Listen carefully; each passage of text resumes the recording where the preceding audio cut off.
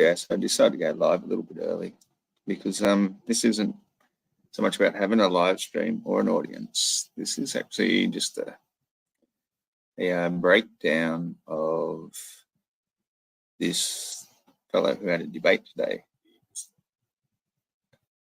It's working. Hang on a second. Wrong button, dude. There we go. Cool. So I know it's working. It's if there's any way of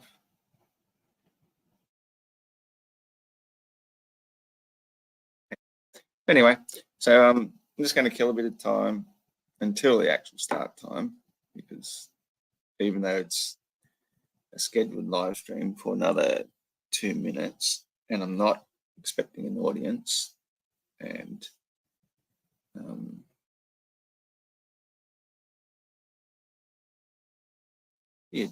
I forget how to do this altogether.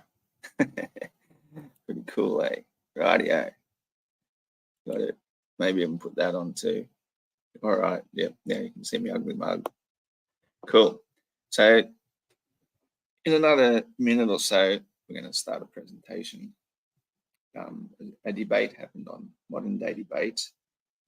I'm not going to go into too much detail about my personal history with the channel Modern Day Debate.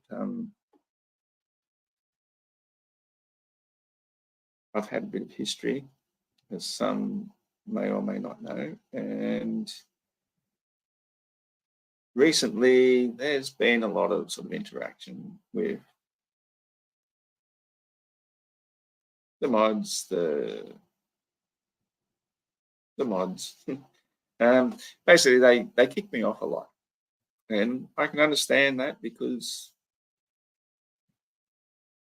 in this world of debate, hello, isn't this what it's all about, debate? I can be a little bit opinionated, and sometimes I express my opinions, and they don't seem to like that very much at all, because it's a non-partisan channel, and despite all of that, and despite being a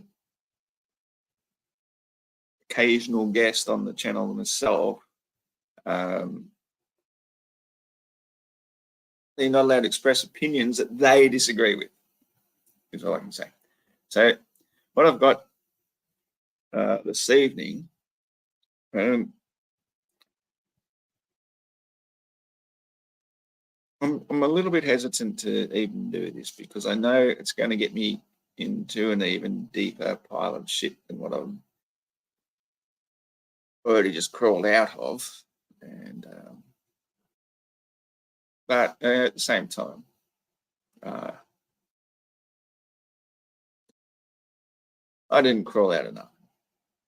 I just told them straight, if it's a non-partisan channel, then basically you're just going to be fair to both sides of the debate. And I'm not even here to argue that tonight. Actually, all I've really done is I thought I might have a bit of discussion about it. And as it turns out, I thought I'm just going to analyze Ozian. I got no idea why he chooses that name. I even forget his last name now, but this bloke, he's called Tony. It becomes pretty obvious to me he's one of the worst types of shills I've ever met. And yet I used to defend the guy quite well. Defend him. I said he's like a nice, harmless teddy bear type of guy. He's there's nothing wrong with him at all. And yet I started taking notes, and then I thought, what the crap, man? Why don't I just take notes as I go, and I'll just speak them to the camera? So that's why this isn't an interactive live. This is just me taking notes. And it starts with his first line, and I think it's quite obvious that this Ozian guy, Tony, is totally into his self-promotion thing. And that's actually one of the things why I got barred from Modern Day Debate by Anathema. G'day, Shane. I'm glad we've made our peace. Anathema, otherwise known as Surgeon General, he'd always be having a bit of a go at me, and I'd always have a bit of a go back. But as soon as I did, it was like, you can't talk to a moderator like that, fucking ban. So, yeah, that's the way it goes. Non-partisan until you disagree with them, and then, oh boy, they're very partisan. But I can't remember where I was going to go with that point now. Just, I don't know. We'll have some brain food.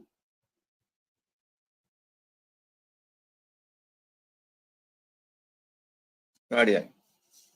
As you might know, I've actually been laid off the grog for quite some time since the new year began, hence why I haven't been making videos, because, yeah, I make videos once I've had grog. That's the way it works. Otherwise, I know better. So, yeah, anyway, so what I wanted to start with was how he goes, hey, everyone, thanks. Oh, hey, everyone, thanks, everyone. Welcome to the debate. So, yeah, he's all about self-promotion. That's where I was going with that. That's where I was going. So Shane, Anathema, tells me that when I'm involved in the chat on Modern Day Debate, I somehow or another end up making the chat all about me. I mean, hey, I'm a personality and I'm a writer. So when I'm writing, I can write much better than I can talk. That's why I'm always losing my train of thought when I'm talking. When I'm writing, it comes to me, if I have to think of a word for a second, I can just, it comes to me, keep on writing. So if for some reason or another the chat ends up happening to somehow center around me, because I become a focal of attention with all the globers and everybody wants to, you know, focus on me and I'll just respond to them, then, hey, that's the way it goes. You know, like, I sense a bit of jealousy. And hello, HE Media. Thank you, mate. Good to see you. As I said, this is just a rant and a rave, and I'm going to get to the opening of Ozian's debate shortly. While I have a little bit of a let off some steam about the way I've been treated by Modern Day Debate myself, is yeah, so what if the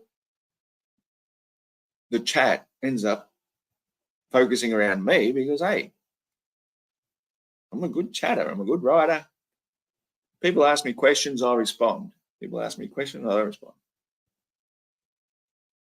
To say it revolves around me is ridiculous, but the way I see it is pretty much everybody who goes on to these debates, and James is all about that, that's what he encourages, is all about, you know, find more about our opponents in their channel, here's the link, go and see more about them. So it's all about self-promotion. That's pretty well what the internet is all about, isn't it?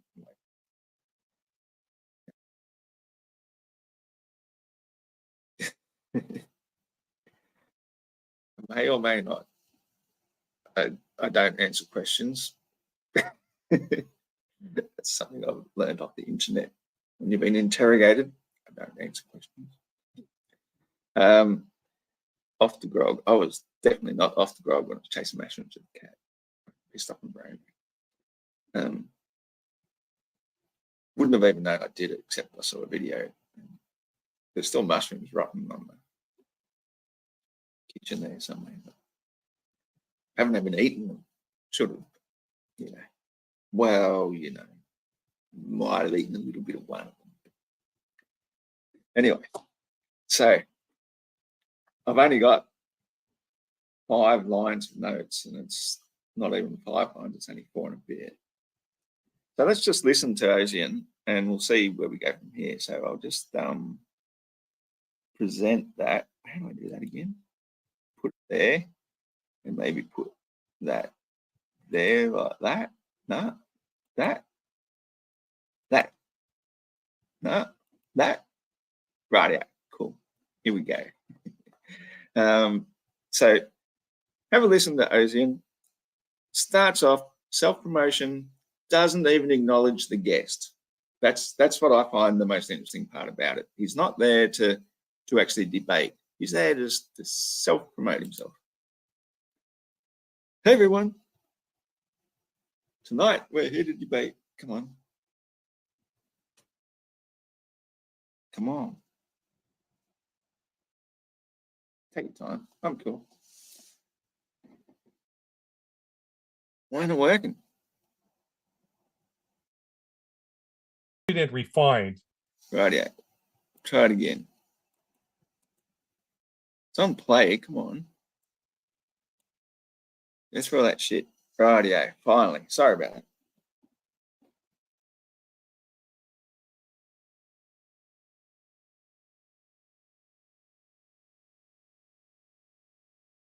Here we go. Here we go. Here we go.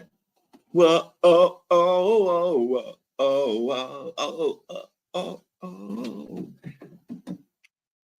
Wow. Goes. Wow. Come on.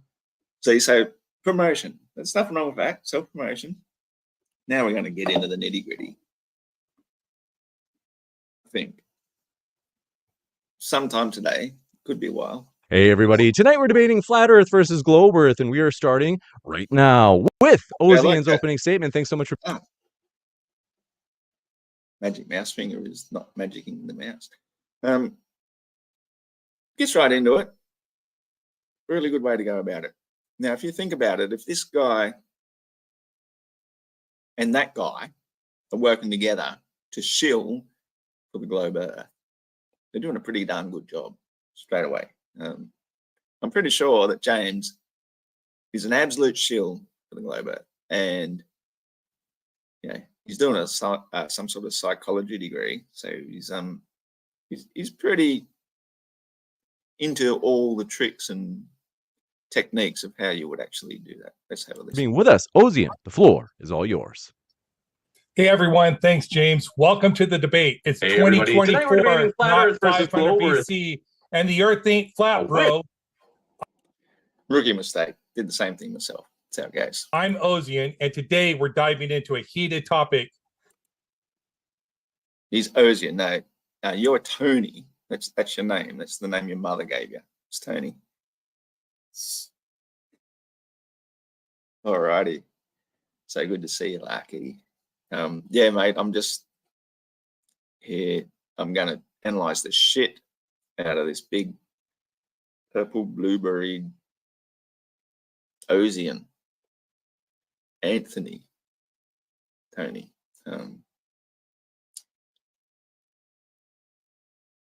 And did you notice that? He did not even acknowledge his opponent.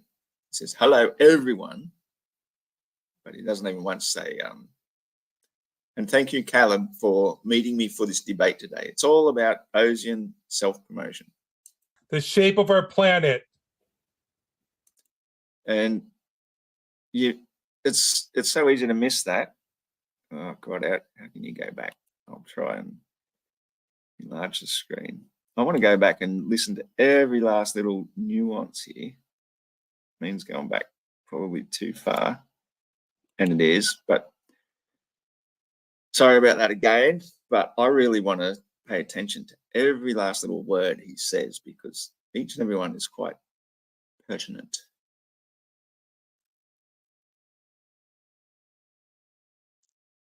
Hey everybody, tonight we're debating Flat Earth versus Globe Earth, and we are starting right now with Ozian's opening statement. Thanks so much for being with us. Ozian, the floor is all yours. Hey everyone, thanks James. Welcome to the debate. It's 2024, not 500 BC, and the Earth ain't flat, bro. And the Earth ain't flat, bro. So look at that. He's so cool and hip straight away. And the Earth ain't flat, bro. It's like he didn't even say, hi, Callum. I'm going to debate you on this. The Earth ain't flat, bro. That's the big thing about the next line he says is Ozian, and today we're diving into a heated topic, the shape of our planet. See, a heated topic. Now, for most people that believe that the Earth is a globe, it's a given It's not even a topic. They just look at flat earthers and shake their heads and say, what the fuck? These people are just insane. It's not even a thing. It's and yet Ozian is straight away saying it's a heated topic.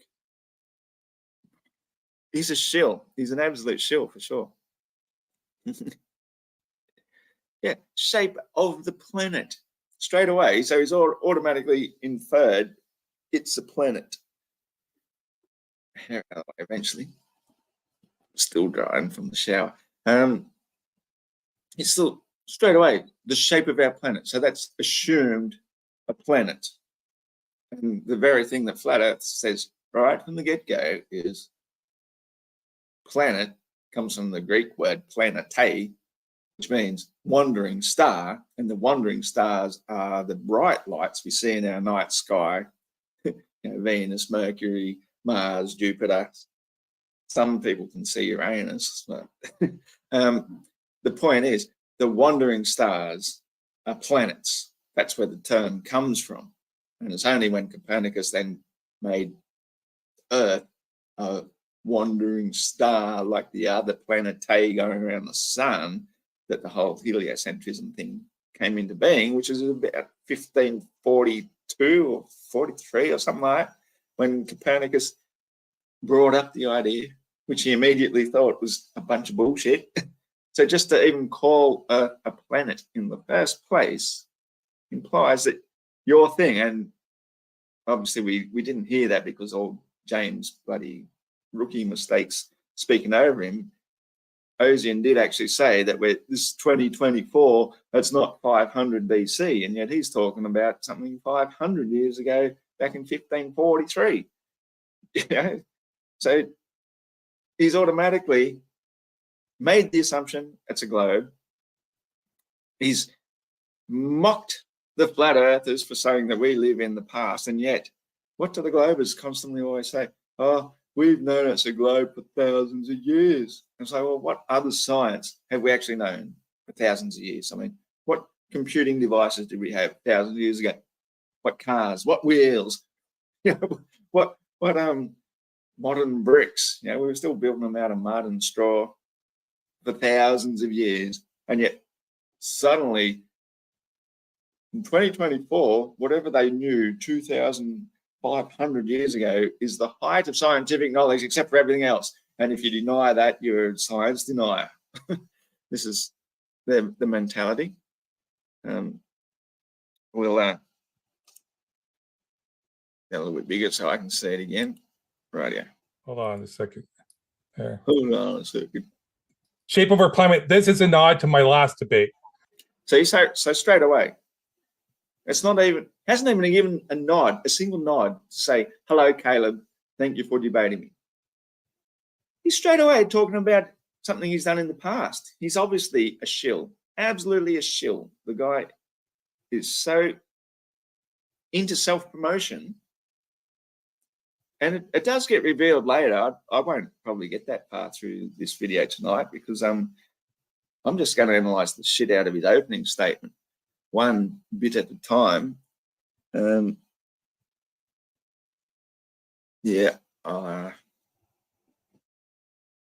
Keep going. Now, you probably heard a ton of scientific evidence pointing towards a globe Earth. No, we haven't heard a ton of scientific evidence pointing towards a globe Earth. It's the whole problem. If we had have heard a ton of evidence pointing towards a globe Earth, we might sort of give you a tiny little bit of, yeah, there might be some. But when we looked into it, no, you talk about a few ancient Greeks and a guy measuring shadows of sticks and a bloke looking at shadows falling on the moon, which Caleb does a good job later on anyway, addressing with the Selenelian eclipse. But apart from that, no, Ozian, we have not seen a ton of evidence pointing towards a globe Earth. There's an angle you might not have considered, the incredible contributions of scientists through history. Incredible contribution of scientists through history we may not have heard. Did you actually hear the words he just spoke that came out of his mouth? He's saying that you probably haven't heard about this incredible contribution. You can't make this shit up. We had to face great adversity. Their work done against all odds has been pivotal in shaping our cosmic. Against great adversity. Did you hear that as well? These heroes of science were working against great odds of adversity. Right from the get-go, he's trying to say that these people are absolute martyrs for science. Honestly, you know, this is going to take me forever to get through this. I should have tried to clip it into a short 10-minute one so that I can go back a little bit. Because honestly, come on, go back just not that far. Fuck yeah. No. There's an easy way to do this. All right, I'm just going to have to. Incredible contributions of scientists through history who had to face great adversity. Their work done against all odds has been pivotal in shaping our cosmic understanding. Their work against all great odds has been pivotal in shaping our cosmic understanding. So, mind-blowing. These people, against all odds, all adversity, put us into the cosmic age, the space age, understanding. Where would we be without them, Ozian? Like, I just love the way you shill for them. You shill for them. Like, here we go. Let's listen to a few names here. First up, let's talk about Albert Einstein. Right now, let's talk about Albert Einstein. I mean, he has been debunked by that many people. Back in his day, there's a book published, 100 scientists against Einstein. For whatever reason, somehow, some people, and this is coming into the age, you know, where we're talking about coming into World War I, we're talking about the beginning of serious propaganda, the printing press, you know, airdrops of papers, the newspaper, you know, talk about people sitting on their phone today and you see a picture of people in the 30s or whatever, all got their face in the newspaper. And this is going back even before the 30s, of course, but we're just talking about the beginning of the era of propaganda. You know, the movies started to come out, the motion pictures. It was all beginning.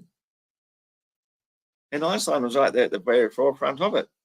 Let's see what he has to say about Mr. Einstein. Einstein wasn't just a genius physicist. He wasn't just a genius physicist. He was actually considered an autistic student who would never amount to anything. So fair enough, you know, that's the way genius works, is you're always going to get a savant. You know, savants will come from the weirdest of places.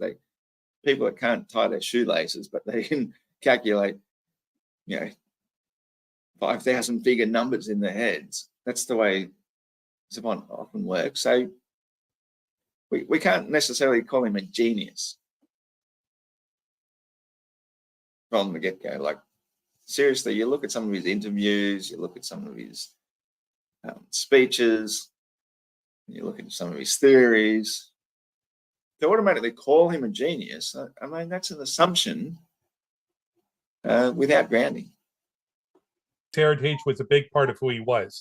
His general relativity theory, a total game changer. It reshaped how we see gravity, space, and time.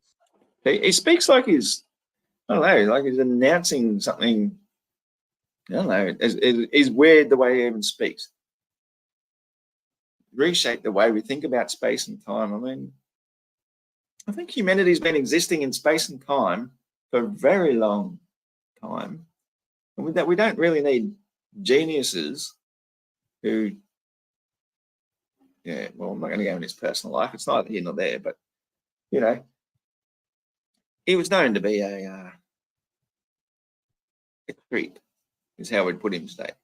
A creep. Anybody that wants to go off with their 14-year-old niece and start a harem, it's not accepted these days. You know, people will put down a lot of shit on past religions for some dude who might have or might not have married a 9-year-old, but when one of the geniuses wants to be with his 14-year-old niece, turn a blind eye to that. It's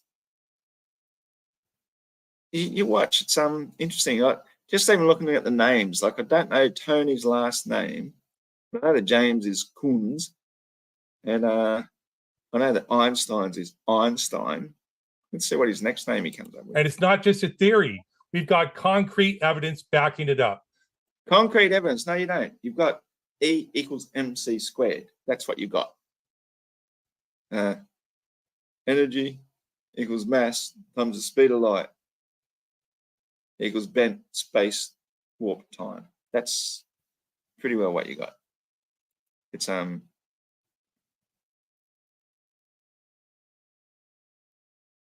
very strange. Got to read some of the Diana Dharma's comments here. He's such a cringy sleaze. Trash, hard to believe anyone fell for that garbage, damn it. Yeah, exactly. And that's the whole thing, is that people didn't necessarily fall for it. That the whole way it works is the propaganda, the armor propaganda, the people that promote it, the people who owned the press. That's what it really came down to. And even today, there are only 6 major families. And even me talking about this is probably going to have my video shut down, because this is what's going to come down to, is that anybody that became a pirate press, or there was pirate radio, anything that was outside of the acceptable got shut down, absolutely shut down. So if you got promoted, that means that you are part of the propaganda system. So to promote Einstein, didn't matter if it was good, bad, ugly, pedophile, whatever, it was neither here nor there. Is if you're part of the system, then you'll get promoted. And anybody else that comes up as viable opposition to it won't get promoted. That's the way it works. It's interesting to look at some of these names, that's for sure. Like how light bends around massive objects like the sun.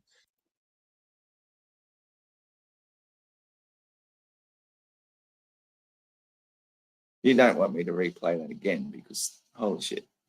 Like how light bends around massive objects like the sun. What the is that, Ozian? What the is that? Light bends around massive objects like the sun? Seriously, I'm going to have to play that again, because when you start with the bamboozle, and you've got people who sort of are following you, they're fans of you, and they hear your bamboozle, they're not going to hear the bamboozle. They're just going to hear you saying stuff, and he sounds really intelligent.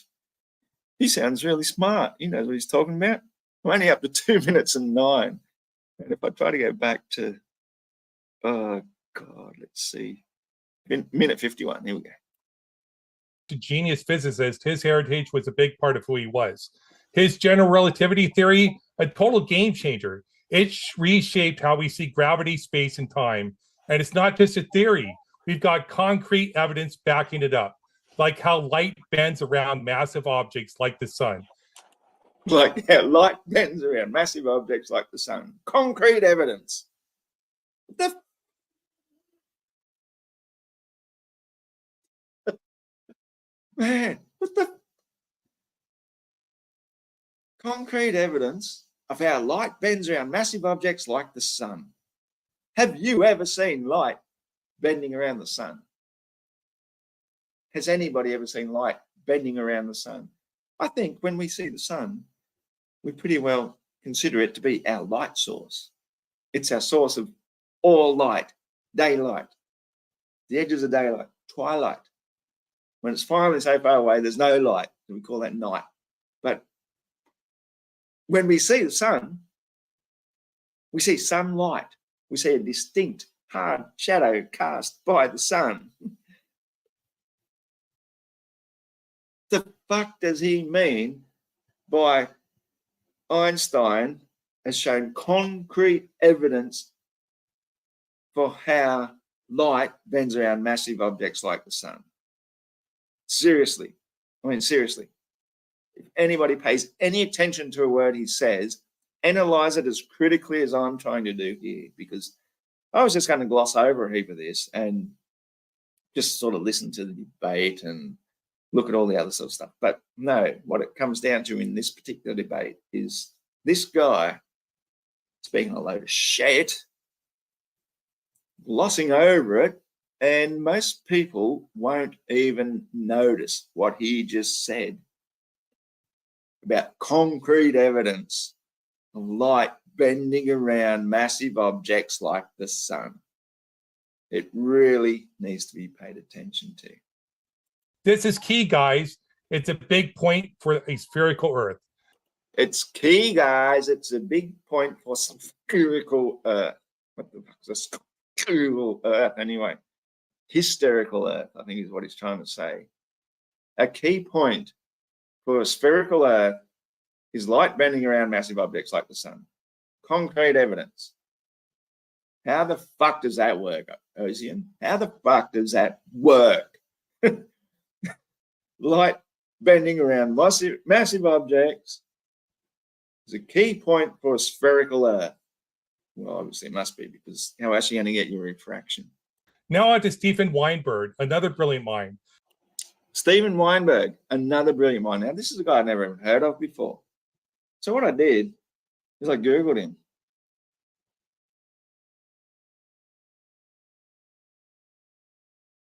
Has anybody ever heard of Stephen Weinberg before?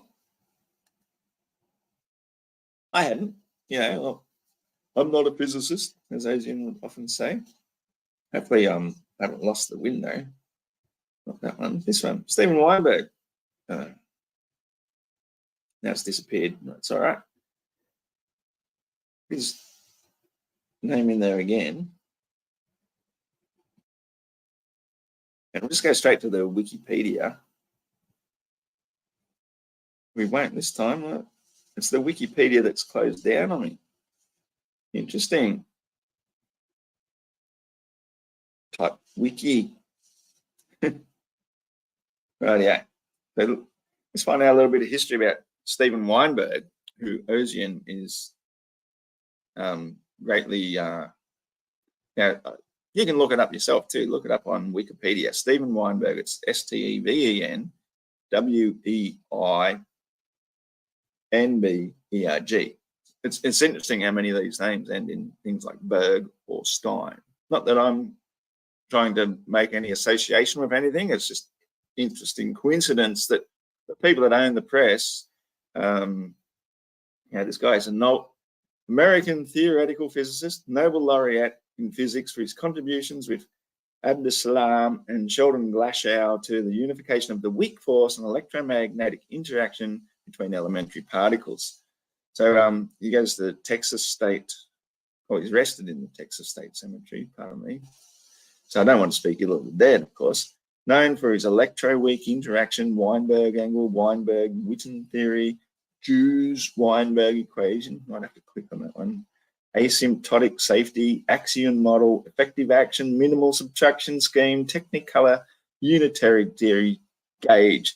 So he's got a lot of shit. He's got a heap of awards, Heinemann Prize, Elliott Crescent Medal, Nobel Prize in physics. That's another name for it, Nobel Prize, isn't it? There is no ball, but let's just make a mockery of everybody that believes we get the ball. Blah, blah, blah, blah, blah, blah, blah, blah. But what I think is really interesting, let's listen to Weinberg's voice while joking with Richard Dawkins. So the only recording we have of him is joking with Richard Dawkins. Just to change. Once in a debate about this sort of thing, someone in the audience said, your view of that there isn't any God is not falsifiable.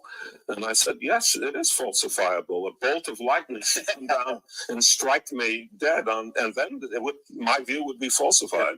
And I suppose listening to the thunder reminds me of it. A soundbite from Mr. Stephen Weinberg, eh? How about that? Proof that God doesn't exist is he didn't strike me down with a bolt of lightning. So that's science for you. Yeah, that's about as much as I want to listen to from that guy, because if that's their attitude, it's a sad state of affairs. Sad state of affairs. His work in particle physics, especially with the Standard Model, fits perfectly with the spherical Earth cruising through a vast universe.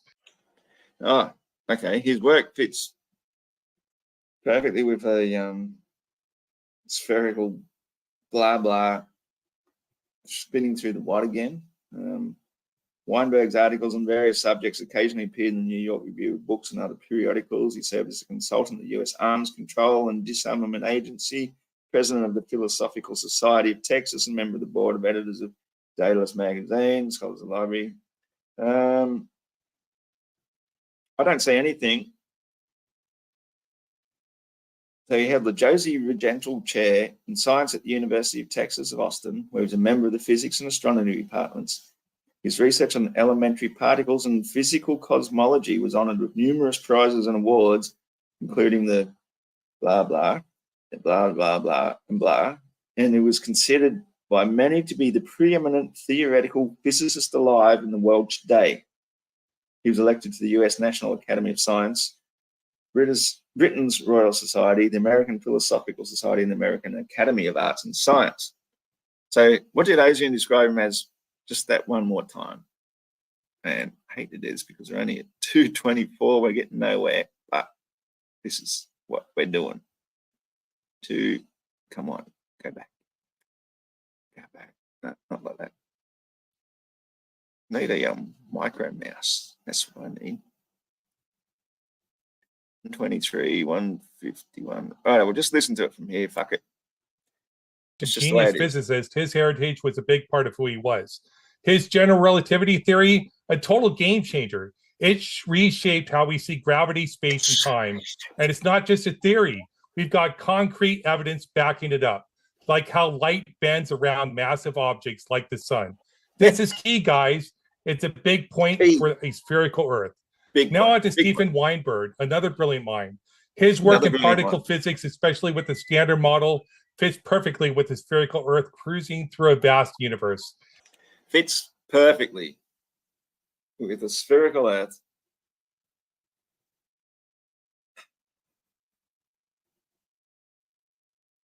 I'd like to know who writes his shit, eh?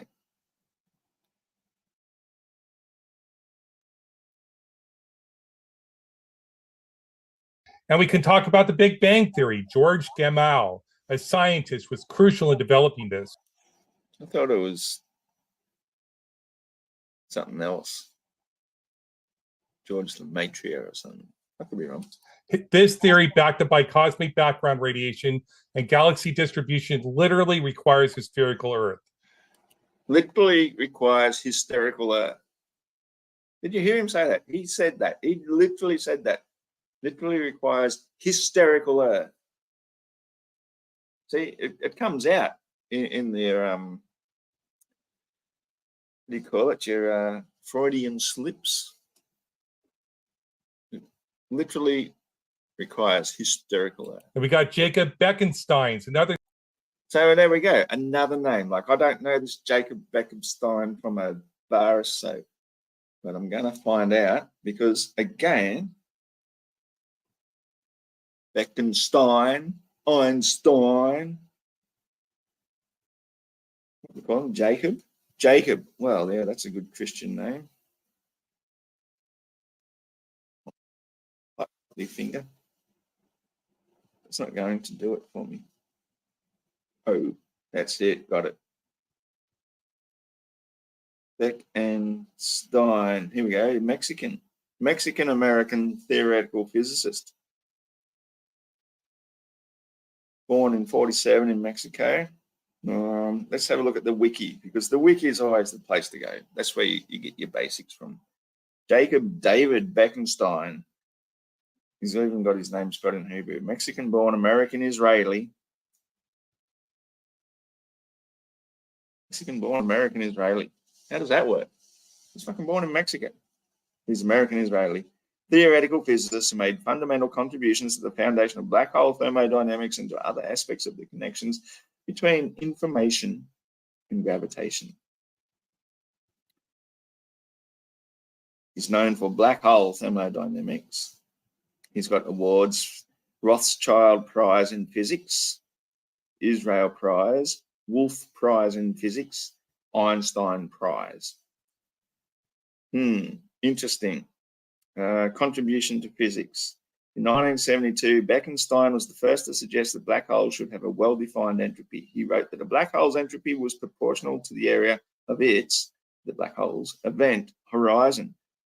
Bekenstein also formulated the generalized second law of thermodynamics, black hole thermodynamics, for systems including black holes. Both contributions were affirmed on Stephen Hawking and independently Zeldovich and others. Interesting. Proposed the existence of Hawking radiation 2 years later. Hawking had initially proposed Bekenstein's idea on the grounds that a black hole could not radiate energy and therefore could not have entropy. However, in 1974, Hawking performed a lengthy calculation that convinced him that particles can indeed be emitted from black holes.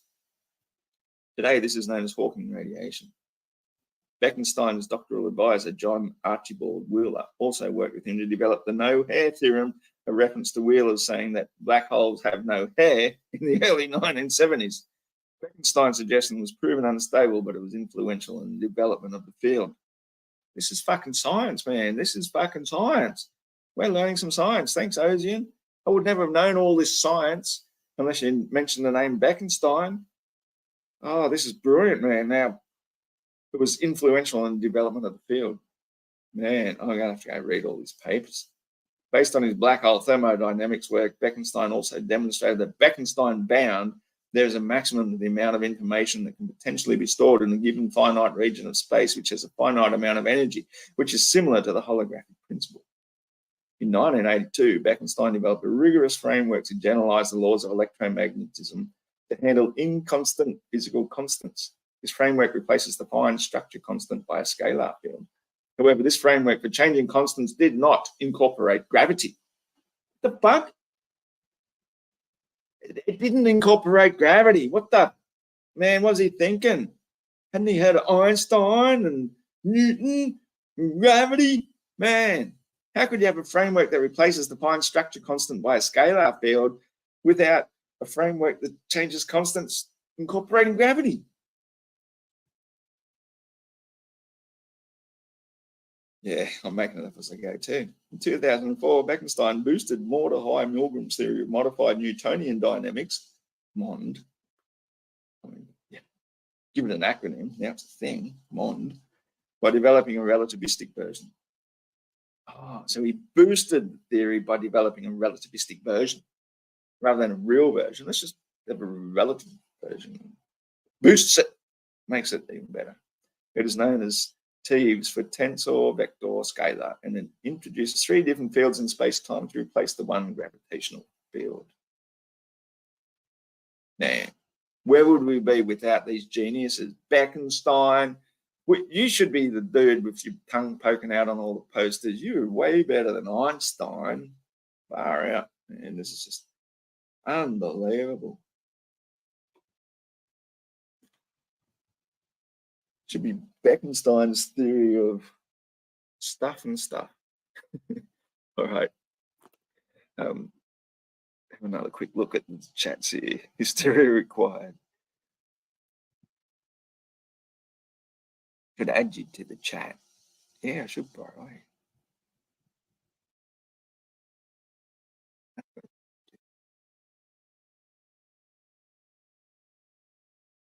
According to the latest science on black holes, says light can escape its grid. Yeah, I was brought up with the whole fear theory of nothing can escape a black hole, not even light.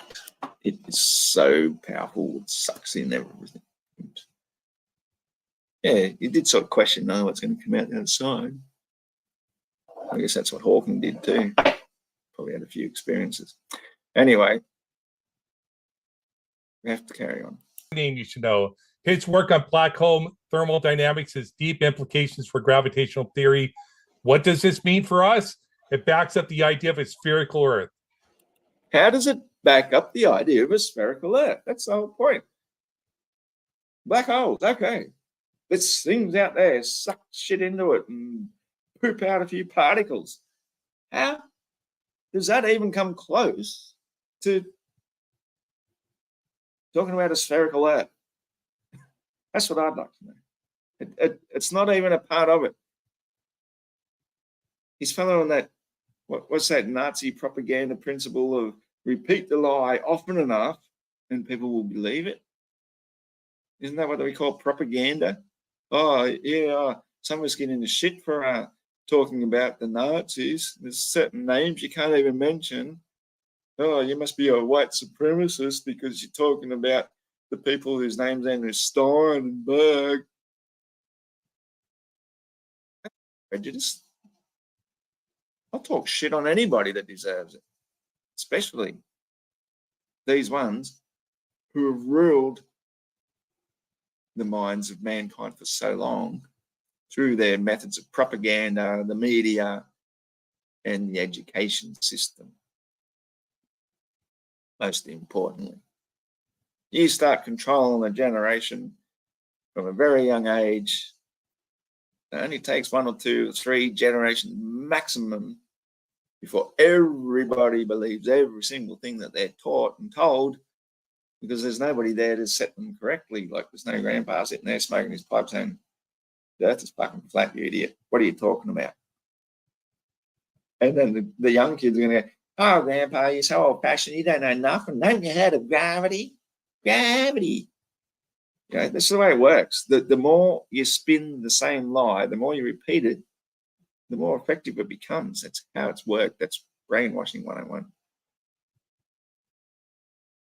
Alan Guth, a physicist, introduced us to cosmic inflation theory, giving us a peek into the universe's earliest moments. Did he just drop another This name? theory, fitting right into the Big Bang framework, supports the idea of... He dropped another name. I'm really terribly sorry about this because we're going to have to listen to it over and over. Like how light bends around massive objects like the sun. Yeah. This is key, guys. It's a big point for a spherical Earth. More you Now hear on to it, Stephen the more you say it Weinberg, full of another shit. brilliant mind. His work in particle physics, especially with the Standard Model, fits perfectly with the spherical Earth cruising through a vast universe. And we can talk about the Big Bang Theory. George Gamow, a scientist, was crucial in developing this. This theory, backed up by cosmic background radiation and galaxy distribution, literally requires a spherical Earth. And we got Hysterical Jacob. Earth. That's what I reckon. I agree with that. It literally requires hysterical Earth. Yeah, I've got the volume up as loud as I can go. Oh, it's as good as it gets. Bekenstein's another name you should know. His work on black hole thermodynamics has deep implications for gravitational theory. What does this mean for us? It backs up the idea of a spherical Earth. Alan Guth, a physicist, Okay, I still can't quite catch that name. I think he said Alan Goot. Did anybody hear it? See what happens if I put that in. You never know. Alan Goot. I guess there it is. GU2H. It's found it for me straight away. American theoretical physicist and cosmologist. Rightio. We'll find his wiki. Come on. Here we go. He looks the same as the other guy too. They all seem to be cast from the same mold. He was born in 47. American theoretical physicist and cosmologist who is the Victor Laskop Professor of Physics at the Massachusetts Institute of Technology, along with Alexei Starobinsky and Andrei Lind. He won the 2014 Kavli Prize for pioneering the theory of cosmic inflation. Guth's research focuses on elementary particle theory and how particle theory is applicable to the early universe. And I don't know if you can see that. We can try it. There's a picture. Come on, turn the light off. Anyway, that's what he looks like. You can look him up. It's on the wiki.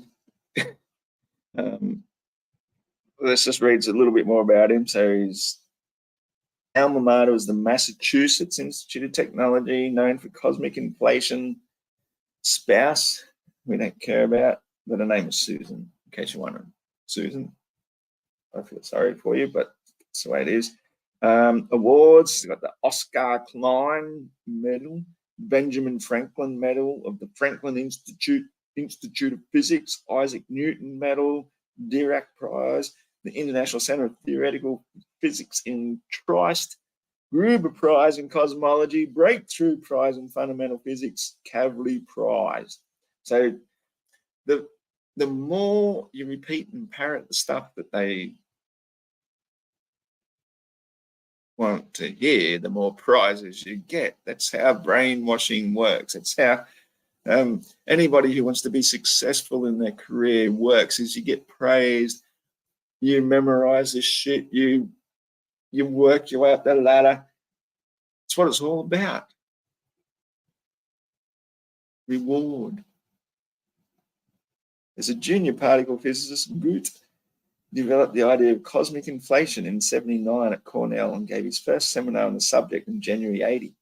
Moving on to the slack theory group at Stanford University, Groot formally proposed the idea of cosmic inflation in 1981, the idea that the nascent universe, not just any old universe, it's a nascent universe, thank you very much, that the nascent universe, is that how you pronounce it even? Nascent. The nascent universe passed through a phase of exponential expansion that was driven by positive vacuum energy density, negative vacuum pressure. The results of the WMAC mission in 2006 made the case for cosmic inflation very compelling.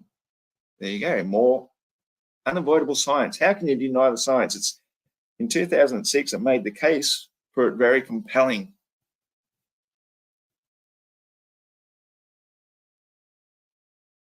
Mind blown. It's compelling. Science. Fucking yeah, man. Very compelling. Very compelling. I feel so compelled. My charger fell out my phone. Can't have it do that. Phone charge all the time. Where was I? I think we was there. No, there. That's the one. Just as the cosmic inflation theory, giving us a peek into the universe's earliest moments. Oh, that's what it is. It's a peek into the universe's earliest moments. That's what positive. Hang on, what was it called again? Cosmic inflation. Earliest moments, birth of the universe. Man, he's like, how could the Earth possibly be flat with the knowledge of these learned gentlemen that have compelling evidence? A case for cosmic inflation made very compelling. This theory, fitting right into the Big Bang framework, supports the idea of spherical planets. Hang on a sec. Even the Big Bang theory doesn't necessarily support spherical planets. I mean, why would it? I mean, it's a pretty hard thing to replicate, of course, and it might take billions and billions of years, but let's assume that we could replicate a Big Bang. My experience with anything in nature, in physics, and things that I've found in my experience, because I've spent a lot of time actually looking for a very, very spherical rock. And I didn't even know why. I used to do it all the time in my teens. I was always looking for the most perfectly spherical rock because I believed I lived on one. Is that nature generally flattens things, you know, like mountains erode flat. Rocks get washed up on the beach, rounded, flat pebbles. You go to the river, you look for a stone to skip across the water. Most of the stones you find are rounded and flattened. So to assume then that a chaotic Big Bang over billions of years, creating all the erosion and all the things that might naturally occur, as we've seen on Earth, is going to cause everything to form into a sphere. It's a pretty big stretch of the imagination. It's a bloody big stretch of the imagination, you know, if you ask me. It's pretty much bullshitting. It's begging the question. Not that I'm really good at those fallacies. I've never memorized them. I didn't do debating in high school. I hated debating. I hated public speaking. I couldn't public speak. Only Flat Earth gave me a voice. Even when I was an exchange student in the US when I was 16, I hated public speaking. Very nervous person. As they say, Flat Earth, the truth sets you free. It wasn't until I realized the Earth is flat that something inside of me finally realized, holy shit, yes, All this stuff he's speaking is bullshit. All propaganda, all supported by the same propaganda agents, the educational system, rewards, do what we say, tell the public what they want to hear, we'll publish papers in your name, you'll become famous. Here he is, Ozian, shilling for them. And me reading their thing and seeing right through. And let's not forget Andre Linden. Andre Linden, radio. Let's not forget Andre Linden. What did Andre Linden do? Ray Linden.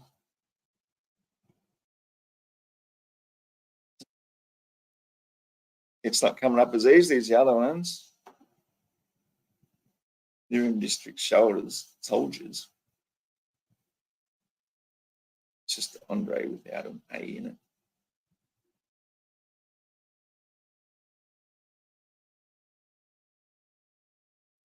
Andre Linden, that looks like him. Yep, that's got to be him for sure. Andre Linden. Then retired Christian minister and teacher. I think we heard your name right there, Ozian. Who cares? His work in inflationary cosmology further supports the spherical Earth through. Further supports the spherical Earth. Nothing you've promoted so far supported the spherical Earth. Nothing. Even Big Bang. It could make big, giant, triangular rocks or any sort of shaped rock. There's nothing to say that they would turn into spheres. Even if you could prove the very, very weak force of gravity. It just boggles the mind. Theoretical physics. To sum it up, these thinkers facing the challenges of hate and racism didn't just advance our understanding of the universe, they solidified the fact of our planet's shape. What the fuck did he just say?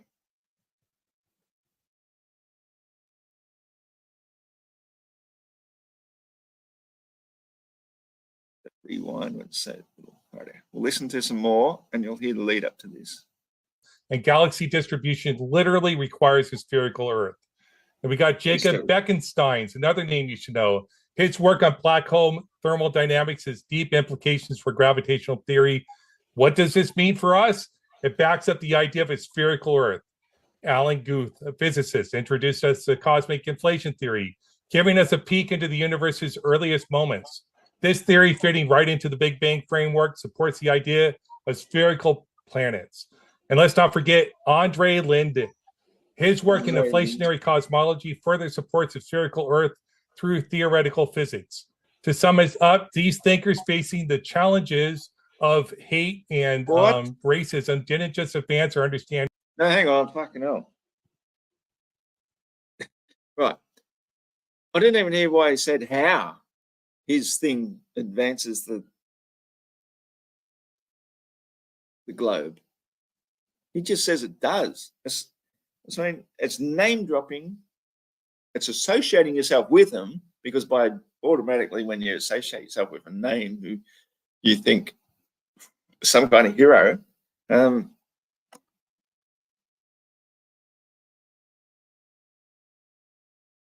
it might have worked.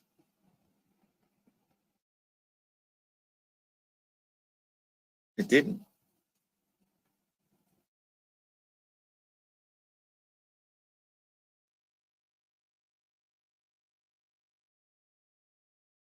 He's published books. But again, I was so gobsmacked by what he just said that I have to listen to that bit about hate again. Okay. Next thing I'm going to do is get myself a video editor. Let's try if that's far enough. Spherical planets. And let's not forget Andre Linden.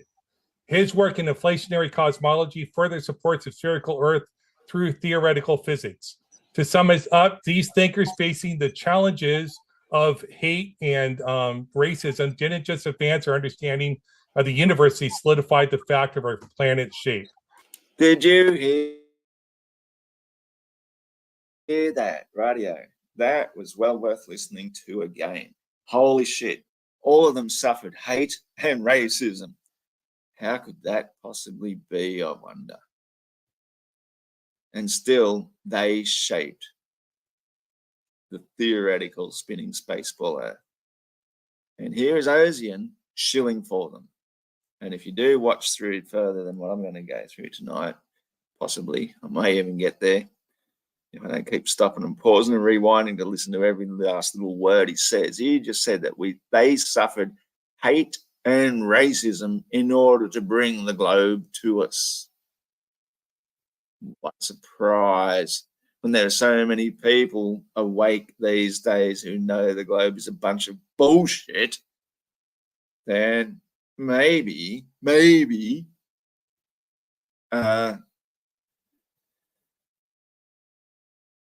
people were buoyed up by some elite society who controlled all the press, who allowed them through despite the beliefs of the people.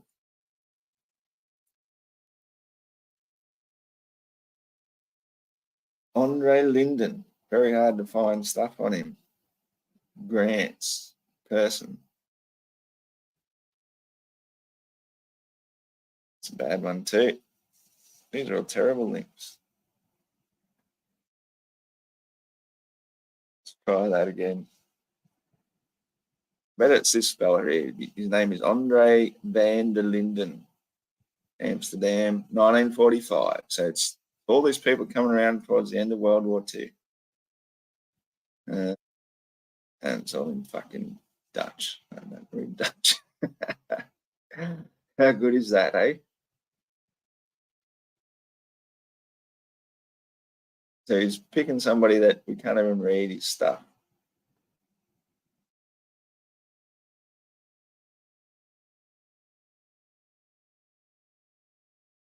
Yeah, well, we'll just have to ignore that one. But apparently, he was one of the ones that overcame all this hatred and racial discrimination. Unbelievable. I feel so sorry for him. Thank God for these great men of science. Ozian, like you, what did I even call this? The purple pimp? I was going to say something a lot worse. Now, why should we trust these scientific sources? It boils. That's a really good question. Why should we trust them? All these people whose names end in Berg and Stein, and in a time of two major world wars, when people are taking over the education system, they're bringing out the motor car, they're suppressing all the alternative energy things, they're making us use wood chip for paper when we've been using hemp forever. Yeah, why should we trust these people who the mainstream are promoting as we go into this era where pharmacology takes over natural healing? Ooh, there's so many things you could mention here. Why should we trust them, Mosian? You tell us again. Let's hear it. Down to the scientific method, observation, experimentation, and repeatability. The works of Einstein, Weinberg, Gamow, Bekenstein, Guth, and Lind have all been through this rigorous process, proving themselves time and time again. Except for all the thousands and thousands of people who actually spoke up against them, who didn't get promoted by your masters.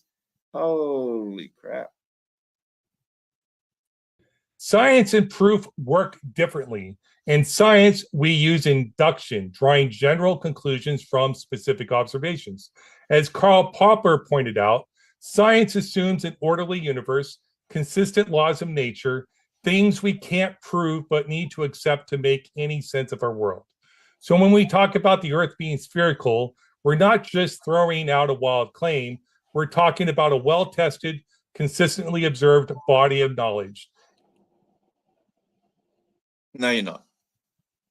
You're talking about a whole bunch of theoretical, assumed nonsense, special theories. You started with the special theory dude to start with. And I must say good morning to Stephanie Maguire. It's only 10, 12 p.m. here in Australia. And it's Saturday evening, so it's my night off for the week. And I wasn't even going to do this at all. I haven't done a video for a little bit, but you know what it happens, you know, when you have a couple of these. And it's very interesting that Stephanie says, and this is well worth reading out loud, says, "Good morning, y'all. I watched Ozian's pre-show. He literally admitted he was going to try and bring anti-Semitism into the debate as he considered Caleb to be anti-Semitic," paraphrasing. Yes, I understand. And in fact, they do the same thing to me quite often too. It's like, just because you speak up against certain people doesn't mean you're against their entire race of people they associate themselves with. You know, that's the whole thing.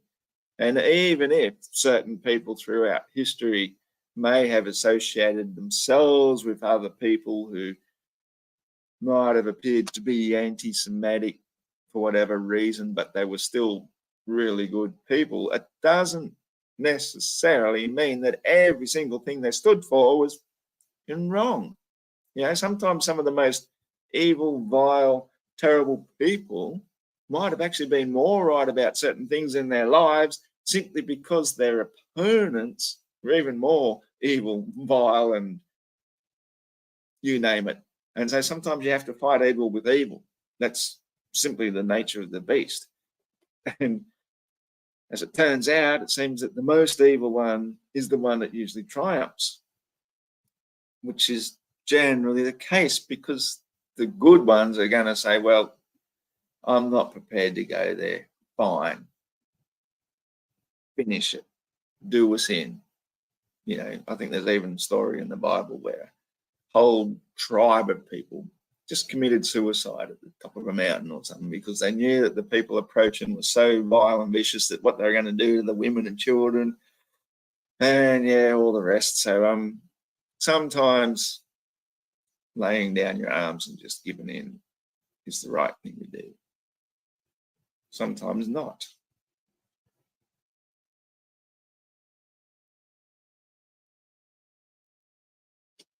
And I had to put up with it. Even through the debate, people didn't get banned for it. They just said, oh, yeah, Caleb and I read Mein Kampf together. Somebody actually said that. Can you believe it? And what did the moderators do? Blind eye. We didn't see that. Nothing. Unbelievable. So, yes, thank you again, Stephanie, for bringing that up because it's obvious that Ozian is getting more and more playing that racial card. He's doing it all the time. It's not anti-Semitic to speak up against powerful people who are against society in general. It's not racist. It's what people do when they're standing up against tyranny of any sort. It doesn't matter where it comes from. Black, white, yellow, green, orange, blue. The Smurfs were doing it. I'd be probably anti-Smurfian if they were trying to repress history, knowledge, who we are, wipe out my race of people. I'd be a little bit against that. And I'd be justified. It's underpinned by logic and mathematics. In short, the spherical nature of the Earth isn't just a fact, it's a testament to human inquiry and the pursuit of knowledge driven by these incredible scientists. Now let's address those flat Earth. What a load of shit. So he's going to jump straight into it as though that's an assumption. What a load of shit. Listen to every last word of what he said then. Science and proof work differently. In science, we use induction, drawing general conclusions from specific observations. As Karl Popper pointed out, science is... I didn't take it back far enough. I thought I did. Must be because I clicked the wrong spot. Let's just listen to the last of this. And galaxy distribution literally requires a spherical Earth.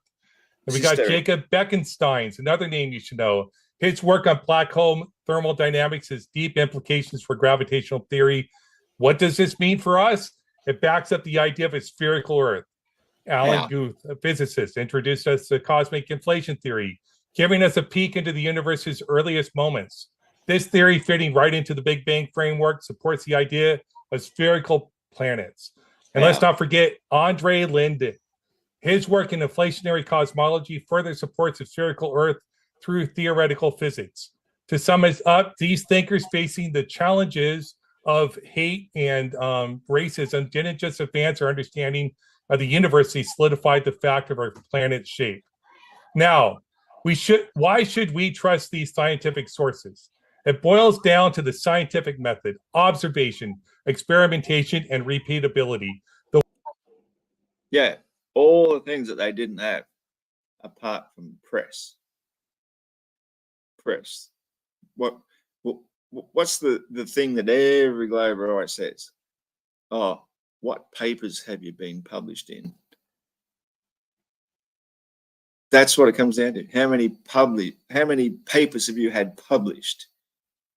If you're just doing it on the internet, well, anyone can do that, of course.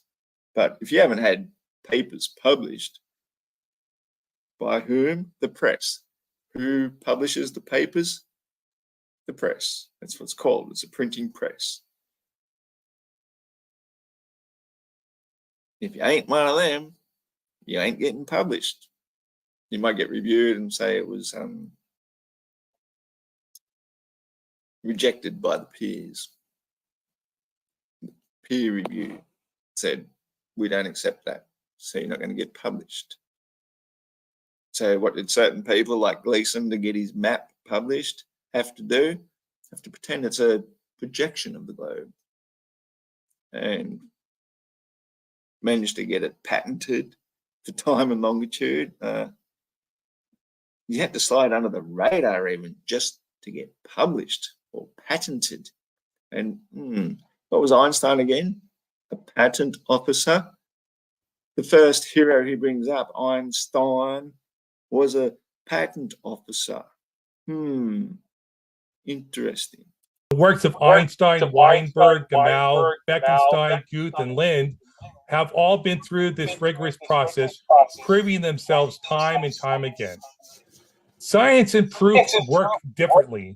In science, we use induction, drawing general conclusions from specific observations. As Karl Popper pointed out, science assumes an orderly universe, consistent laws of nature, things we can't prove but need to accept to make any sense of our world. So when we talk about the Earth being spherical, we're not just throwing out a wild claim, we're talking about a well-tested, consistently observed body of knowledge. No, see, that's the problem. I agree with him that science doesn't actually prove anything. What it does is it comes up with a hypothesis to suggest something, which you then test. And then when you test it, and if you do 100 tests and 100 out of 100 results come back and say, throw something up, falls back down, then you can pretty much say then the hypothesis to say that relative density works to make that work is correct. But if on the other hand, your hypothesis says that the Earth is spinning and rotating and moving, and 100 out of 100 tests show that nothing actually proves it, you throw something in the air, it falls back down, then you're making up another assumption to say, well, the atmosphere is moving with the Earth. That's called then assumption after assumption after assumption, which is what the whole point of Occam's razor is, that says that the explanation with the least number of assumptions is probably the most correct one. So to invoke assumption, atmosphere moves with the Earth. Well, what is wind? Shut up. Atmosphere moves with the Earth. Yeah, but what is wind? Yeah, it's an aberration in the hypotheses of the.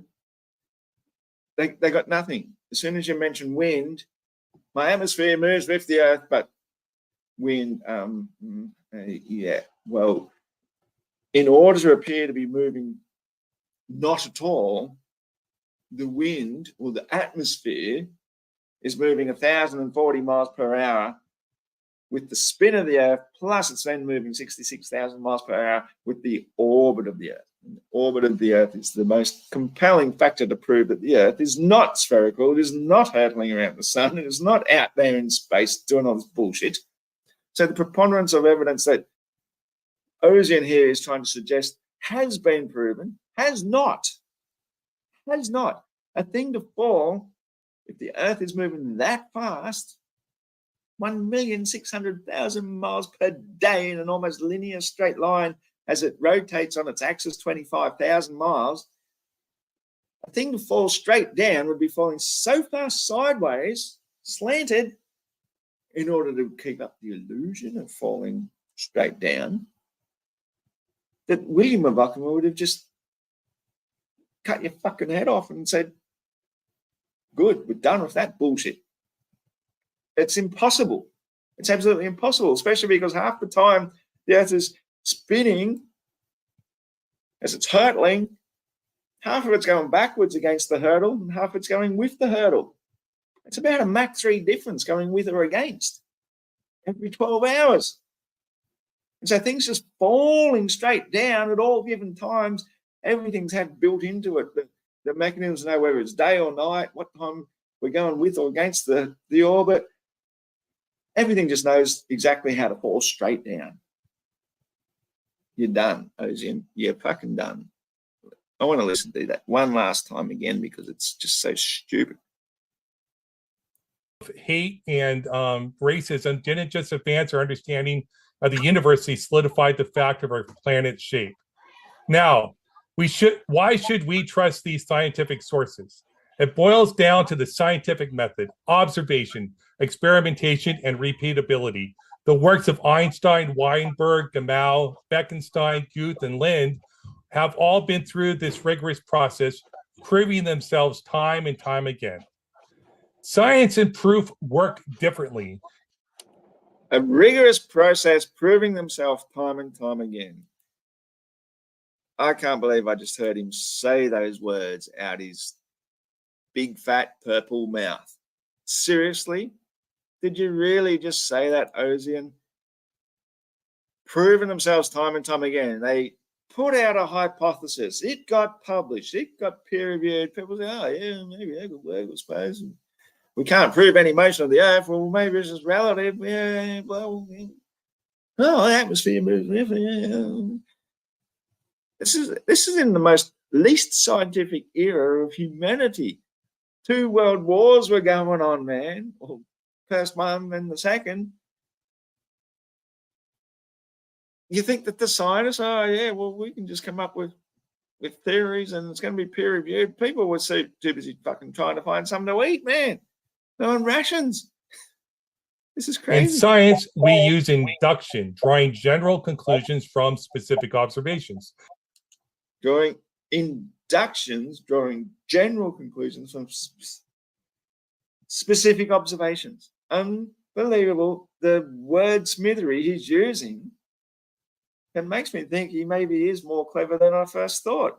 I spent a little bit of time debating with this guy back on the Modern Day Debate Discord before they also booted me from that. And the guy tried to tell me he's like a published writer. And yet when I'm talking with him, he comes across as like a 13 or 15-year-old school kid. He really couldn't put 2 words together very well at all. I mean, he's articulate enough, don't get me wrong, but his mindset was primitive and still is, obviously. I mean, he's still talking about people from 100 years ago, the best part of, as though they're the greatest minds in science ever. But the way he's articulating now, it's obviously comes with experience as well. You know, obviously I've gotten a little bit better of experience myself, but the way he's coming across is he is definitely reading a script. He's being prompted. He's proven himself capable enough to present himself publicly without twitching and carrying on too much. He's reading a script. As Karl Popper pointed out, science assumes an orderly universe, consistent laws of nature, things we can't prove but need to accept to make any sense of our world. things we can't prove but need to accept to make any sense of the world. That sounds really familiar. It sounds like something that Neil deGrasse Tyson dude says is science is right whether you believe in it or not. You just have to accept this so we can make sense of the world. Well, what if the world don't make sense, man? That's a possibility. We're just mere humans, we're not necessarily freaking the greatest minds imbued into a physical body. Maybe there are certain things that we shouldn't know, don't need to know, and couldn't possibly know, and don't have to make sense of shit. Maybe it shouldn't make sense. Isn't that actually better than making sense of everything if you have to believe a lie? Like, to insist you have to believe it so you can make sense of it, you're brainwashing yourself, man. I'd rather not know and guess and hypothesize and say, we don't know, than to say, well, that makes sense. I'm going to believe in that because that's the only way I can make sense of it. It's ridiculous. So when we talk about the Earth being spherical, we're not just throwing out a wild claim. We're talking about a well-tested, consistently observed body of knowledge. It's underpinned by logic and mathematics. In short, the spherical nature of the Earth isn't just a fact. It's a testament to human inquiry and the pursuit of knowledge. Again, Ozian, not a single thing you said, even so much as hinted as a spherical Earth. Didn't even come close to hinting at it. You just want to believe the spherical Earth by quoting all these people and thinking, well, that proves it, that proves it, that proves it. Not a single thing you presented even hinted at a spherical Earth. None of it. None of it. Not a single fucking thing. And you're going to base your conclusion on all that name dropping and all that obviously hatred and bias that these people came up against all odds, despite, honestly, the guy is the biggest shill I've ever heard. Probably wants to take out all of Palestine next, for all I know. Driven by these incredible scientists. Now let's address those flat Earth claims. These often fall into realm of fringe science. No, actually, to even begin to say that they all fall into fringe science, first of all, you have to say what falls into fringe science. Like, I would think that the very first claim that most flat earthers come across is water seeks and finds its level. And we know that it can only flow downhill. It doesn't flow up curve and down curve across thousands of miles over huge humps of a big globe. We're not seeing planes dropping miles per minute to keep up with the curvature of the Earth, as many would have to do. Most observations of the flat Earth are actually pretty logical and straightforward. Water seeks its level. That's science. A plane takes off, reaches cruising altitude, flies straight, lands, doesn't have to account for any curvature, doesn't have to account for any motion of the Earth. A hot air balloon goes up into the air, doesn't have to worry about the Earth spinning underneath it. We can send helium balloons way above the atmosphere. So for all those that say, well, my atmosphere is moving with us, and they still come down and land somewhere on the Earth, not thousands of miles to the west, as you would expect after all that motion. Flat Earth is the most scientific thing you could imagine. Is to stray far from the scientific consensus and lack solid evidence or adherence to the scientific method. Check. These theories often cherry-pick data and don't stand up to serious testing. Here's the deal with scientific integrity. It's all about following the scientific method. The theories about a spherical Earth have been through this, tested and refined, and they align with what we've observed.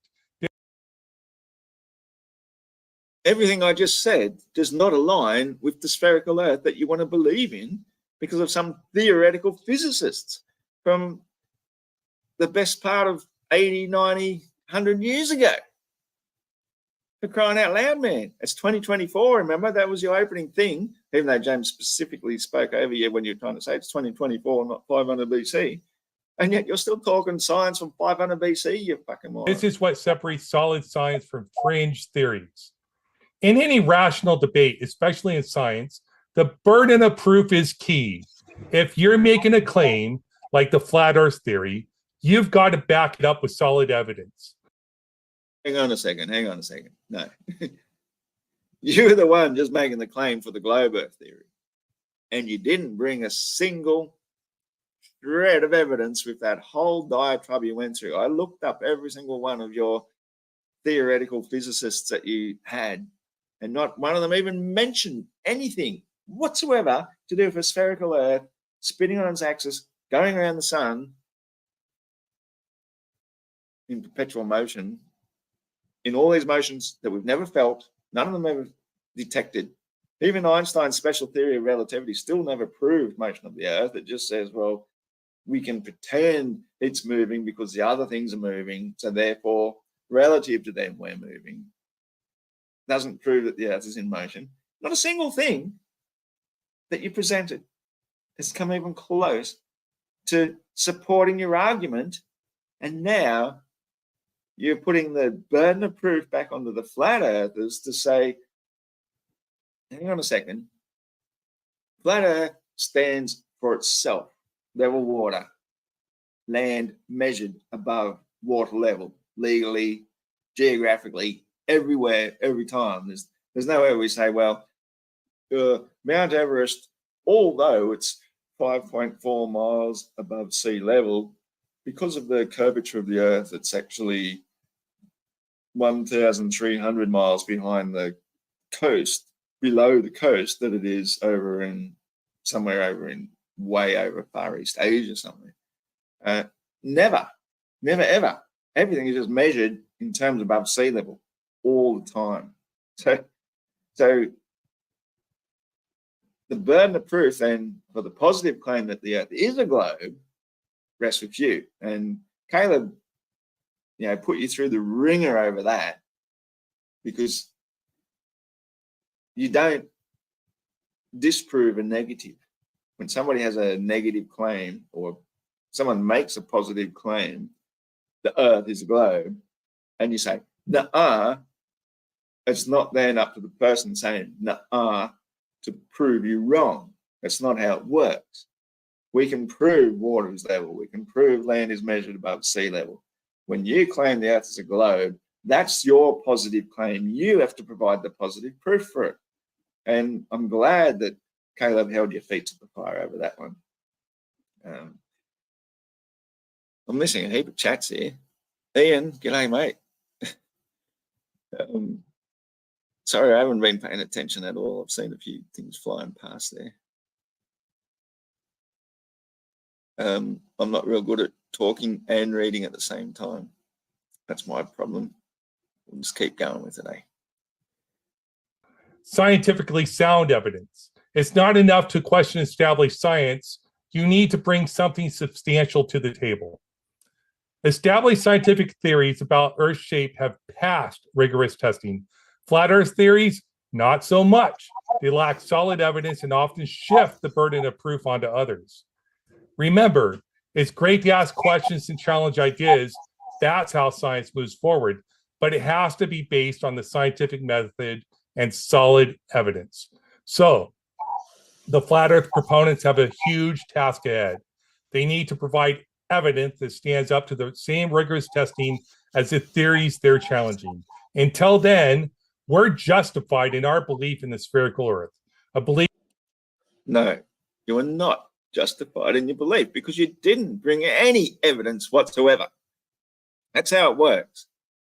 If you're going to justify a belief, you base it on evidence. You don't base it on hearsay.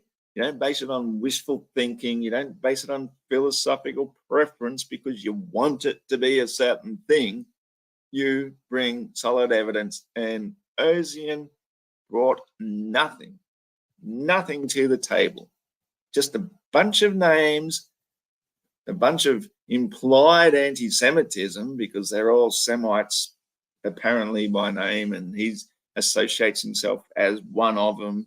and they got their preferential publishing exposure while others didn't. But that is not how proof works.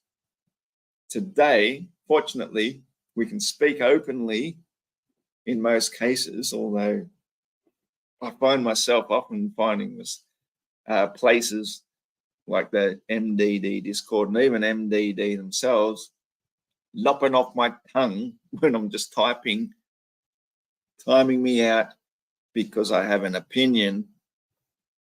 That is true censorship, is stopping people from having their voice. So you watch Ozzy and even try when Caleb does get going. I don't even know if I'll get that far. But the censorship thing is what the press has been doing all along, selective publicity.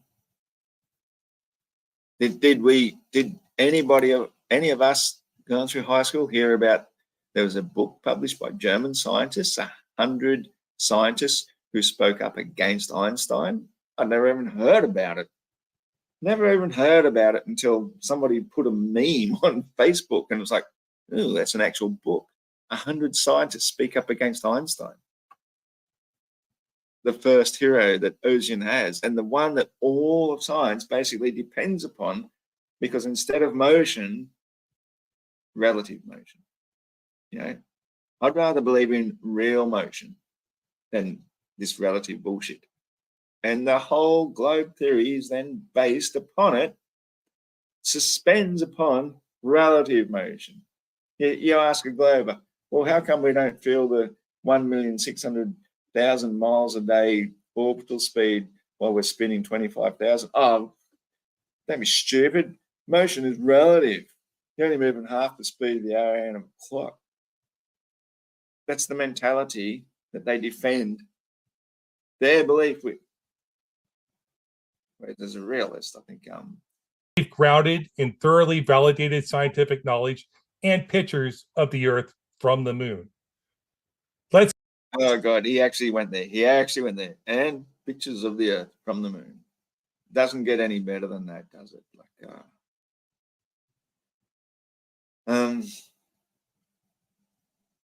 Yeah.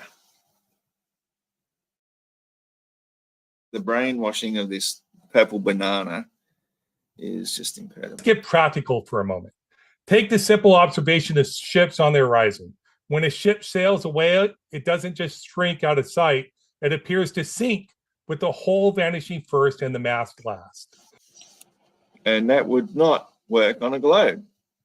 That in itself is a piss poor argument. Like he's bringing in all this. He thinks he's bringing in an armory of old arguments that have been debunked 100 times.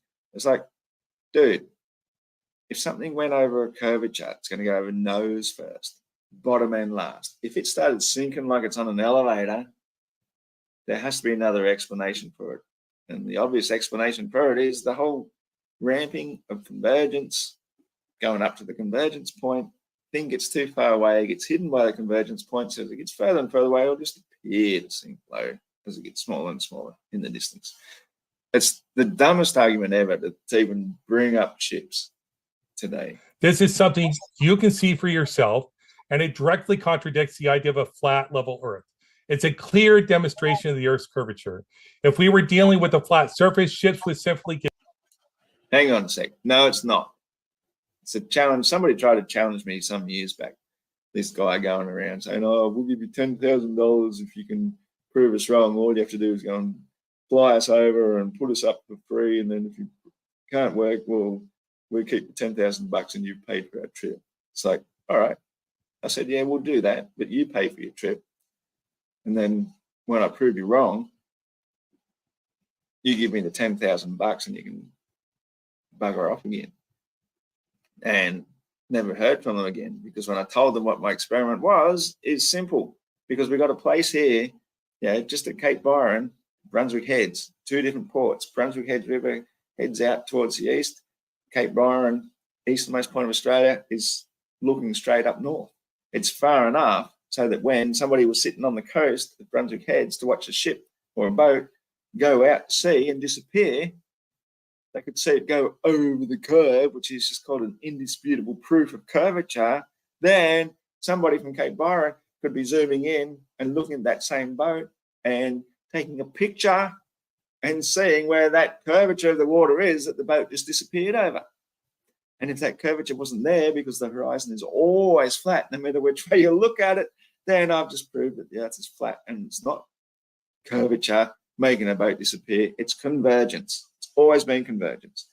So for him to even make that claim after he's been told hundreds of times, Ozian, why are you lying? Why are you shilling? Do you think maybe if you keep on shilling the same old shit all the time, then as long as you've got enough followers, well, that can give you enough of a boost to keep your channel going? Because it's obviously it's all this is. It's just a self-promotion for you. You just only care about continuation of lies to keep the following because there's enough believers. It's the worst kind of preacher. It's smaller and smaller until they're not visible, but they wouldn't appear to sink below the horizon. And that requires testing and predictions, measurements.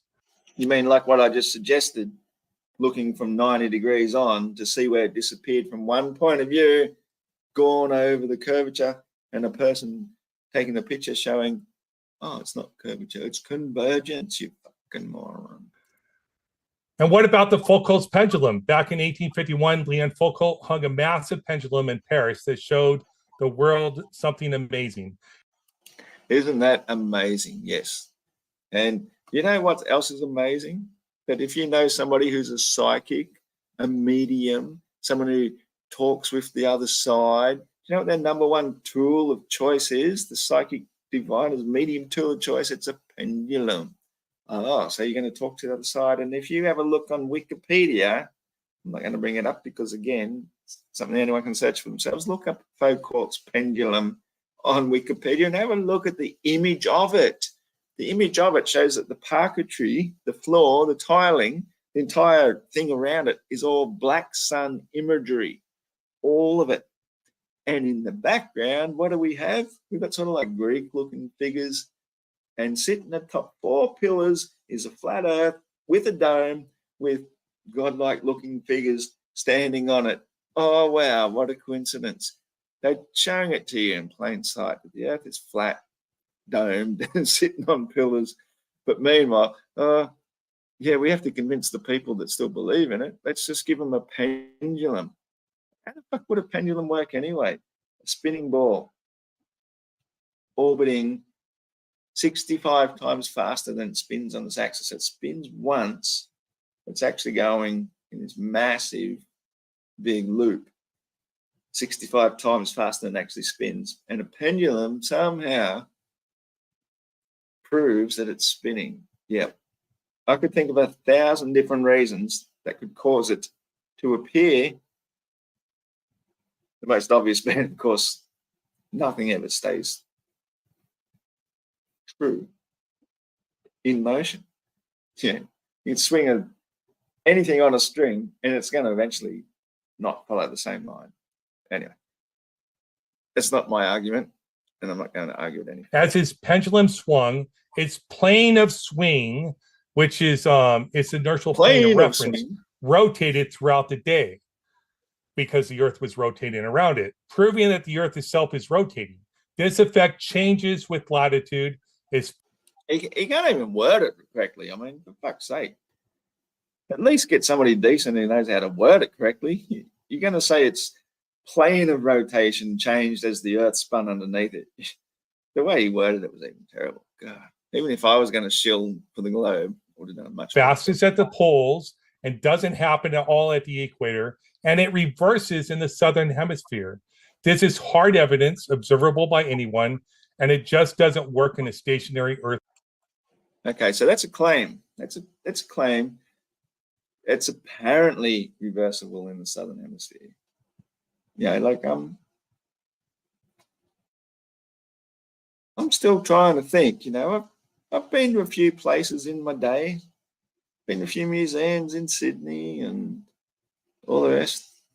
I'll have to do some research on that. But to be honest, I don't think we've got a Foucault's pendulum in the southern hemisphere. And what I heard today is that there's apparently 4 in Africa south of the equator, and none of them work.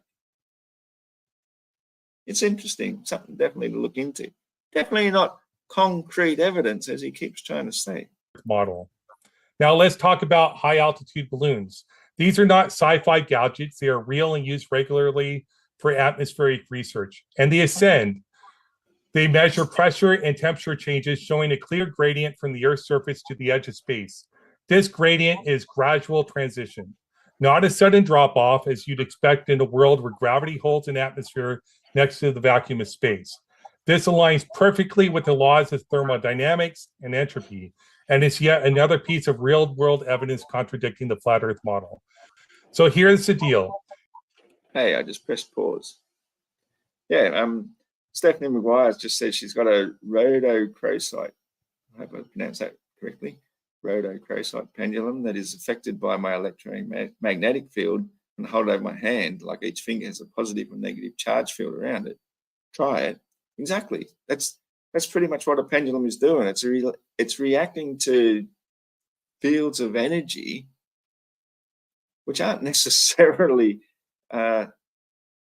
rotation of the Earth. Not even close. Not, yeah. It's an assumption to say that's the rotation of the Earth that causes it in the first place. And when you think about it too, the Earth's spinning at the equator at 1,000 miles per hour, and apparently at the poles it spins next to nothing. The argument is that the pendulum at the poles spins really fast, but hardly, what's the word for it? Hardly changes at all on the equator. And yet we're told that the Earth spins 0 at the poles. And anyway, while this debate was actually going on, my question was, who actually set up the pendulum on the ice, in the ice? Like, these are going to be pretty big pendulums. You know, nobody went there and built a pantheon at the North Pole, because apparently the North Pole is just water, and sometimes it gets ice in winter. So you can't even do it at the North Pole, according to today's standards. Some of the old maps showed, 4 big continents around a mountain Nauru and all the rest. So to claim they've even done it at the North Pole, big fat lie. And nobody's ever been to the South Pole, because they've only got a ceremonial South Pole. So they've never set up a Foucault's pendulum at the South Pole. So another big fat lie. And all the rest in between sounds to me like it's a lot of big fat lies. So I think this the big purple pimp is doing nothing but big fat lies.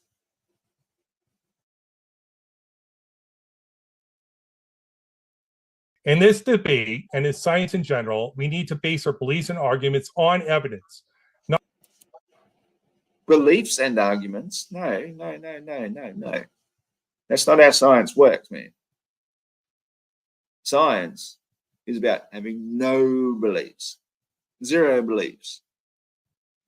It's following the evidence only and saying, considering the current evidence that we've currently got, this is my current best theory for what I think probably is. Beliefs are for religious people, for the faithful, for people who will believe blindly, who say, well, not trying to put shit on anybody here, but saying, well, I've never seen God, therefore I believe in God on faith alone, and my belief is true to me. There's nothing wrong with that, because you admitted it's on faith. It can be a faithful belief in something you've never seen. But to use that in science turns it into scientism. It just becomes a religious belief. You can't do that in science. That's the whole point of science, is to say, well, we don't know. But our current best theory says we think this is it, and as the more and more we test it, then we will soon know which is the most correct way to express what we think is actually happening. You cannot use the word belief in science. And he just did. Listen to this. Oh, there we go. That should be it. Leon Foucault hung a massive pendulum in Paris that showed the world something amazing. As his pendulum swung, its plane of swing, which is its inertial plane of reference, rotated throughout the day because the Earth was rotating around it, proving that the Earth itself is rotating. This effect changes with latitude, is fastest at the poles, and doesn't happen at all at the equator, and it reverses in the southern hemisphere. This is hard evidence, observable by anyone, and it just doesn't work in a stationary Earth model. Now let's talk about high altitude balloons. These are not sci-fi gadgets. They are real and used regularly. Okay. I must have misheard him. I thought he said something about belief. Either way, what he just said then was still absolute bogus bullshit. I wanted to stop that heaps of times and go through each point by point. And so now I'm going to have to do that because that's what I'm doing. Whole vanishing first and the mask last. This is something you can see for yourself, and it directly contradicts the idea of a flat level Earth. It's a clear demonstration of the Earth's curvature. If we were dealing with a flat surface, ships would simply get smaller and smaller until they're not visible. And that is exactly what they do as the horizon gets apparently larger and larger in its way. But they wouldn't appear to sink below the horizon. And that requires testing and predictions, measurements. And what about the Foucault's pendulum? Back in 1851, Leon Foucault hung a massive pendulum in Paris that showed the world something amazing. As his pendulum swung, its plane of swing, which is its inertial plane of reference, rotated throughout the day. So even that, it's plane of swing, and then just throws a phrase out, which is its inertial frame of reference. It's just a phrase, man. It doesn't really mean anything until you say the frame of reference relevant to what? Obviously, it means that the floor, because they put little tiles up that it can knock over. But he didn't even mention that. He's just throwing out terms which prove he doesn't even know what he's talking about. Because the Earth was rotating around it, proving that the Earth is... How can the Earth be rotating around it? It would have to be at the pole for the Earth to rotate around it in the first place. And the thing is attached to the roof of a building, attached to the floor, attached to the Earth. The very statement, because the Earth is rotating around it. No, you should have at least said, because the Earth is rotating underneath it. Itself is rotating. This effect changes with latitude, is fastest at the poles, and doesn't happen at all at the equator, and it reverses in the southern hemisphere. This is hard evidence, observable by anyone, and it just doesn't work in a stationary Earth. This is hard evidence observable by anybody. Well, again, the only time I've ever seen a Foucault's pendulum was when I was in the United States. It was 1988.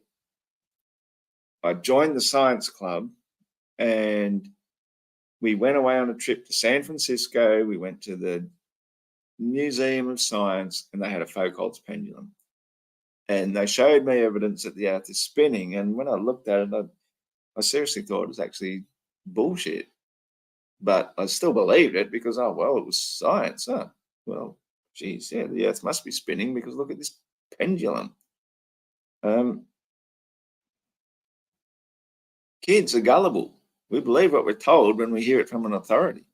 We see a lot of other scientific things and they all work, and some seems to work. Doesn't mean it's actually true, because the reason they've given you for it might not necessarily be true. It could actually be the buffalo always shit in the west because the wind blows from the north. It could be something like that, you know. Model. Now let's talk about high altitude balloons.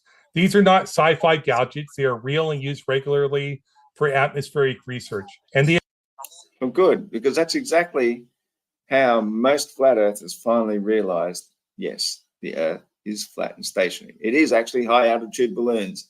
So why you would even want to introduce that into your argument, that prove you wrong.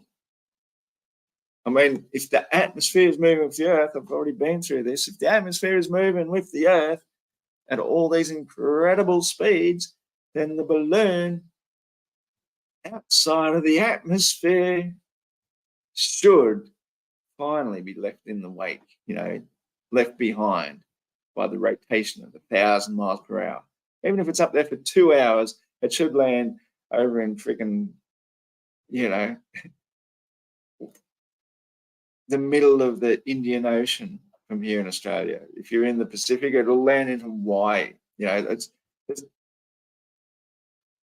the very idea that he's even using high altitude balloons to prove the spinning space ball when they prove the Earth is flat and stationary. ascend, they measure pressure and temperature changes, showing a clear gradient from the Earth's surface to the edge of space. This gradient is gradual transition, not a sudden drop off as you'd expect in a world where gravity holds an atmosphere next to the vacuum of space. This aligns perfectly with the laws of thermodynamics and entropy, and is yet another piece of real-world evidence contradicting the flat Earth model. So here's the deal. In this debate, and in science in general, we need to base our beliefs and arguments on evidence, not just what feels right. Hang on a sec. Did he just say we have to believe it? We have to base our beliefs on evidence after he didn't produce a single one. He dropped a bunch of names of theoretical scientists.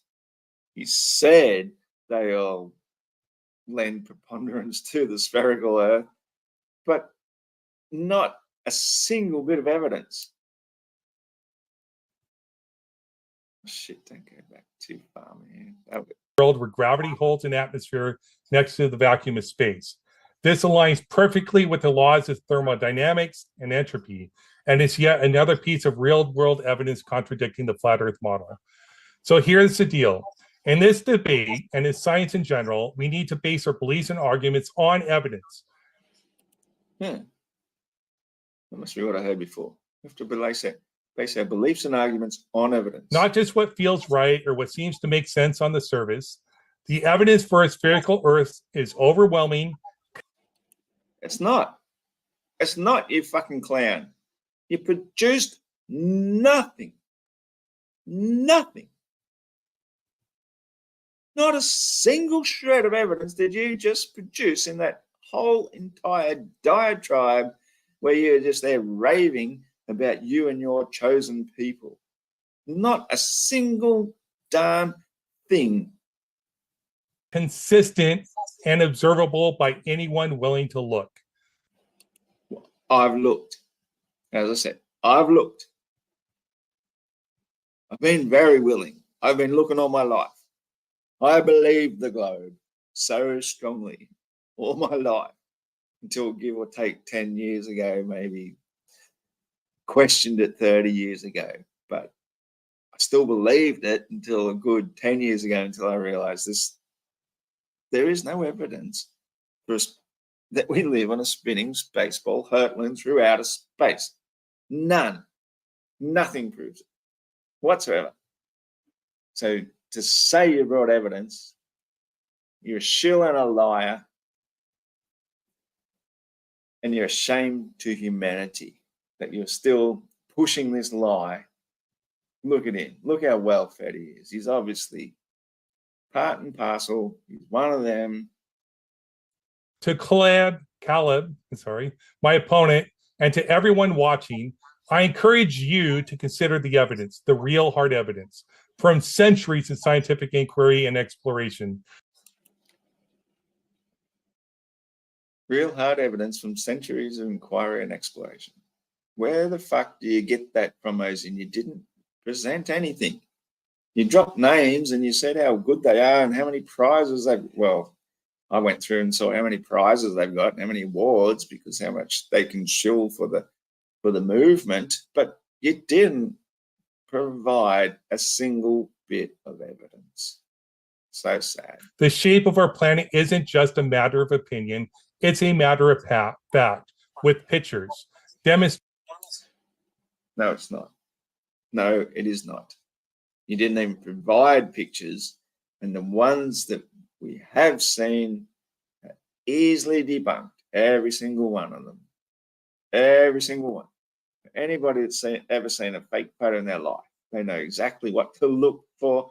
You'll be looking for the shading, looking for the focusing, looking for the clarity.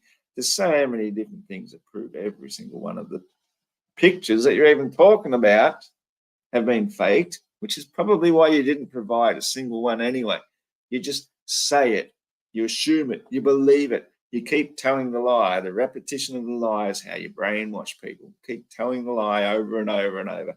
People will believe the bigger lie far better than they'll believe the small one. Like, yeah, you might be able to tell a kid, "Ooh, I got your nose," and a kid, no, you didn't. Yeah, you can. Little lies are hard to get away with. You tell the big ones and you repeat them over and over. That's how propaganda works. You're a propaganda agent, Mr. Purple Pimp. Demonstrated by relentless pursuit of truth by scientists across history, including those who faced unimaginable adversity. Unimaginable in this debate, adversity. It's almost as though they went through a Holocaust or something. Unimaginable adversity. How did they possibly survive? My goodness. They must have been tortured and starved and had their feet sitting on ants' nests or something. This unimaginable adversity. Oh, my heart goes out to them. Oh, no, they're just getting awards, going to ceremonies. Unimaginable adversity. Ozian, what the fuck are you on, man? It's not just about proving a point. It's about respecting the legacy of scientific discovery and acknowledging the hard work, the genius, and the perseverance of those who have dedicated their lives to understanding and expanding our knowledge of the universe.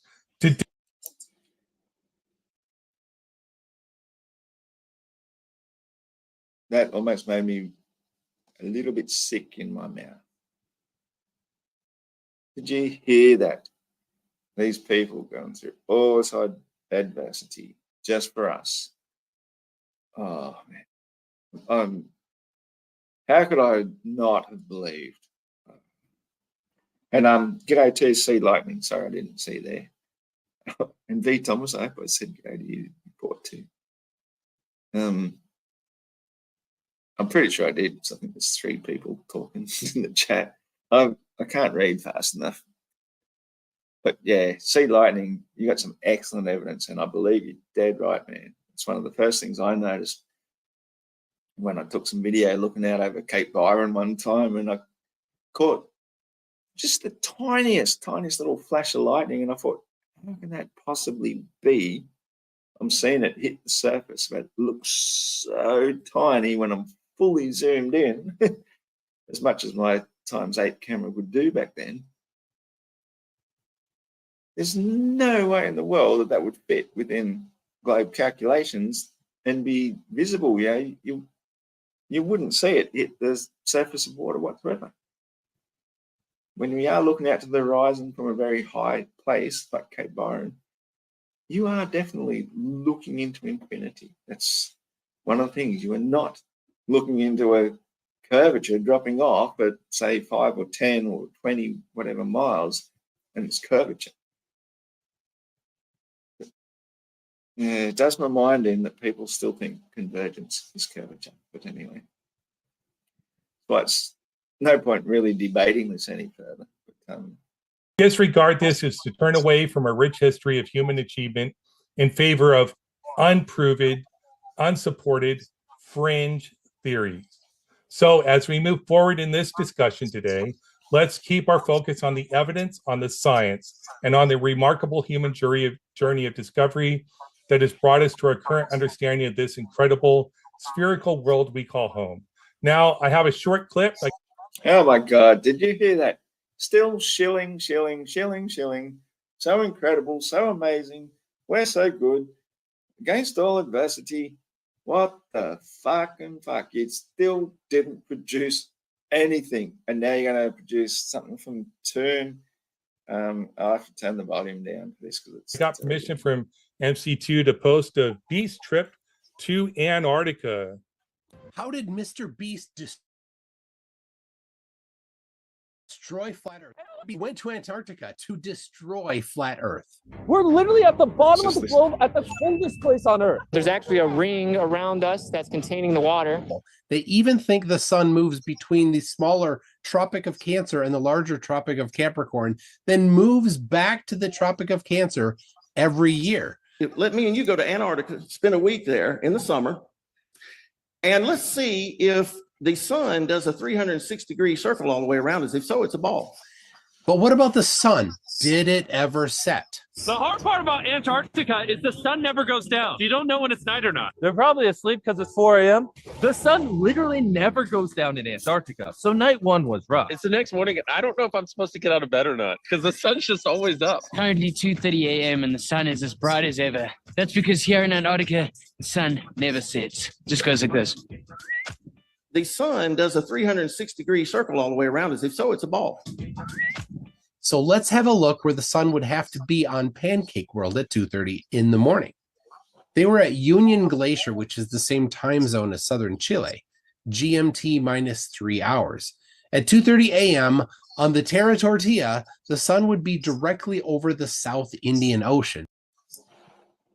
He's actually one of the most detestable trolls on the face of the whole wide world. It's the only way to describe this Turn guy. It's like, can't even understand how a model would work, falsifies it, uses the most despicable explanations. That's why I'm not even going to. That's as far away as possible from where Mr. Beast was if we use the flat Earth map. But the sun was up. At the exact same time, all of North America was enjoying a dark, dark night, even though North America is much closer to where the sun is on the dirt pizza. Thanks, James, for hosting this debate, and thank you, everyone, for tuning in. Let's keep the conversation grounded in science and respect for the work of great minds and in a shared pursuit of truth. So there you have it. See, not even once again addressing his opponent, thanking James, talking to all the shills, just the biggest shill in the world. And if you really look into it, it's not something I was really going to go into, but if you really look into it, isn't it interesting that their current new hero could be called Mr. Beast? I mean, far out, man. Far out. I mean, somewhere through this debate, even though it's been as polite as I possibly could, because I've finally been let back into the modern day debate to be able to actually talk in the chat, because I've been banned for ages.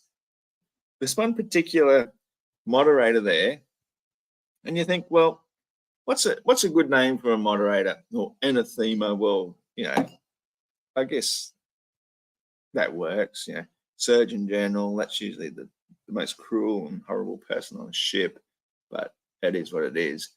So he's okay. Shane and I, we made our peace. But there's one there called, it's not Fairy Princess, or it's not Peace and Love. It's called I Killed Earl. That's the one who timed me out through this thing. So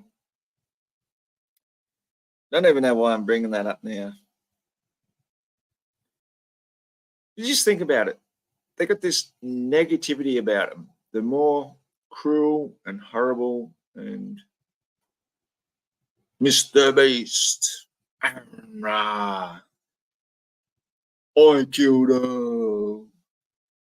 All these people with the most demonic type names, these are the ones that they look up to the most. Mr. Beast? I mean, seriously, can you imagine for 1 second if Mr. Beast was a flat earther and the flat earth says, hey, we've got evidence from this guy called Mr. Beast and he's just proved the earth is flat, the globe community would be all over us like a fucking rash. They'd be like, look at these people, Mr. Beast. We wouldn't stand a chance, but when they do it, it's like, Mr. Beast. Seriously. It's no wonder Toon appeals to somebody with a name like that. The most despicable person on the internet to ever exist appeals to somebody called Mr. Beast. And as Caleb brings up, well, where are the timestamps? Where is them looking at a clock? Where is them using some time-lapse photography to show that the sun stays up and can be viewed 24 out of 7? It doesn't exist.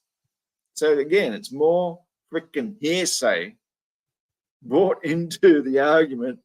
Oh, but this is Mr. Beast. Everybody bow down. And Mr. Beast, he's just proven the globe. How could you possibly argue with Mr. Beast? Unbelievable. Thank you very much for that opening. And folks, if it's your first time here at Modern Day Debate, want to let you know Modern Day Debate is a neutral platform hosting debates on science, religion, and politics. I'm your host, James. Our goal, our vision is to provide a neutral platform so that everybody can make their case on a level playing field. Also want to let you know, if you haven't yet, hit that subscribe button. We have plenty more debates. Anyway, I don't want to really listen to James waxing on. I just saw Sea Lightning say something really interesting, saying, you look at Darwin. I can't hear because from here, I've got a pretty good view to the west and a pretty good view to the south, but there's no way from here. This is like the flattest place. I'm pretty well at sea level here. Yeah, maybe 5 or 10 meters above it. There's no way in the world I'd be able to look at Darwin, even though it's a great idea. Stephanie Maguire absolutely nails it. The whole Mr. Beast routine with McToon was comedic, and I wonder what happens if you do that. No, don't do it. Don't do that. Yeah, I don't want to ban. That one. There we go. It was comedic and it discredited Ozian even more. Absolutely, it did. Absolutely. Like, why would you even think that? This is one I was reading next. Still in that because now I still can't read it because it's got stuff in the way. We've seen towering cumulus clouds during the day at 800 miles, confirmed it on radar. Now, that's awesome, man. Cumulus clouds, they might be high, but they're not that particularly high. To see them at 800 miles confirmed on radar, that's bloody impressive. Sea Lightning. Love your work, brother. And that was actually sent at 11:11 too. So that's pretty cool. Definitely next one says, I killed early is her name, and she brags about her kills when she times out people. Exactly. Yeah, she's a piece of shit. She's one of the worst of the worst. And that's why I probably ended up getting banned from the Modern Day Debate in the first place, is because when I get blocked like that, timed out, to me, that is like being punched in the face. You know, when you're in a debate and all you have is your words and you're typing them and somebody cuts you out in your words, it's like having your tongue cut off. And you should be entitled to retaliate to that, to be pissed off, to be super pissed off, because when all you've got is your words and somebody cuts you off, you want to stab them in the throat. The hidden ring you don't even know you got inside your knuckle, or you probably use your 2 fingers and rip it out. You know what I mean? I'm not a violent person at all, but violence begets violence. And when you go out of your way to shut people down who aren't actually doing anything wrong except voicing an opinion on a debate show, which is what this is supposed to be about. It's supposed to be a non-partisan, open debate. Don't attack the debaters too much. And yet you read the comments and people are 99% of the comments are people attacking the debater personally. Where are the moderators? Doing nothing. But Iron Horse comes along. Iron Horse, you can't do that. What the fuck? What about the last 10 people who did exactly the same thing? What other 10 people? We didn't see nothing. How dare you argue past? Arguing for moderated, time out. That's how they work. They're pieces of shit. They're horrible. Fucking horrible. Read that one too.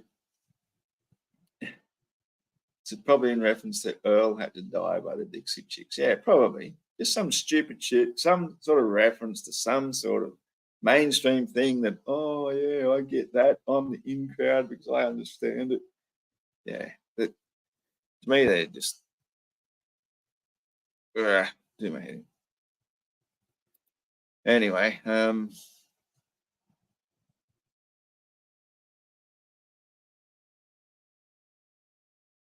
said Diana Dharma, it is a good person's responsibility to hate evil. Don't let it get you down, but despise what should be despised. Lies trying to hurt us all. Well, may the gods have gave you courage to stand. I didn't read that correctly because you did put a comma in there. I know what you mean, bro. Lies trying to hurt us all. Well, may the gods have give you courage to stand. Kenya West. G'day, bro. Good to see you here, and I'm going to get on with it because the only way to do that is to find. Now I'm going to find it. That one. Hide. There we go. All right. Cool. It's coming up. And with that, we're going to jump over to Caleb's opening statement. Thanks so much for being with us. Caleb, the floor is all yours. Thanks for having me, James.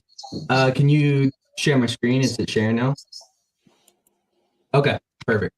So we are debating modern cosmology or the globular Earth claim versus flat Earth claim. And no, I will not be reading from a script. I will be going over a presentation that I made literally yesterday. So is the Earth a ball or is it flat? Let's talk. The Earth is not an oblate spheroid. Is it moved now? Did it move? Okay, there we go. Okay, I'll have to pay attention. There is no accurate empirical way to substantiate the radius and circumference claimed by modern day academia. It is purely just an assumption, usually baked into math equations and then reified into reality, into the minds of very religious zealots that just follow scientism without any question. Basically, people just take scientists' word as if it's just a straight up fact. They don't need to know the details. They can't regurgitate. So yeah, I didn't really come to play all of old matey's Caleb's introduction, but if you will notice, our modern day debate has specifically not opened up the screen, and I've noticed that they've done that several times to me before as well, even though I'm not sharing a screen. Like I might be pointing towards something behind me, and what they do is they sort of zoom in and make your screen smaller, which is something they have in their power. So he's automatically showing a bit of a bias here against Caleb to not even show the full writing, because sometimes when you've got the writing on the screen and you hear somebody narrating it, that's what you're listening to and you're reading with it. And when you don't get the opportunity to actually read with it, it takes away a lot from what they're actually saying. It's another sort of thing that I would do. Say if I was fighting the flat earth and had a guest on my channel, I would do everything in my powers to not let him present my screen properly. And here's what we're seeing James Coons doing from modern day debate. And honestly, if you do watch the whole thing, I'm not going to go through the whole thing, but if you do watch it, you notice how much he is always biased against the flat earther, specifically. I'll just leave it running and let it go for a little bit. The evidence or the academic literature. They literally have no idea what's going on with it. They just, believe, kind of like a religion. Anyway, if the scientific method, which Ozian happily talked about, I think we'll be talking about that plenty. If the scientific method is demanded to be followed, the globe Earth proponents typically cry and claim insane things like the scientific method can be changed based on the field you are discussing. I've seen multiple people do this. It's becoming very normal recently. A lot of globe Earth proponents are saying that, oh, no. The scientific method is relative. You can change the steps based on what kind of science you're doing.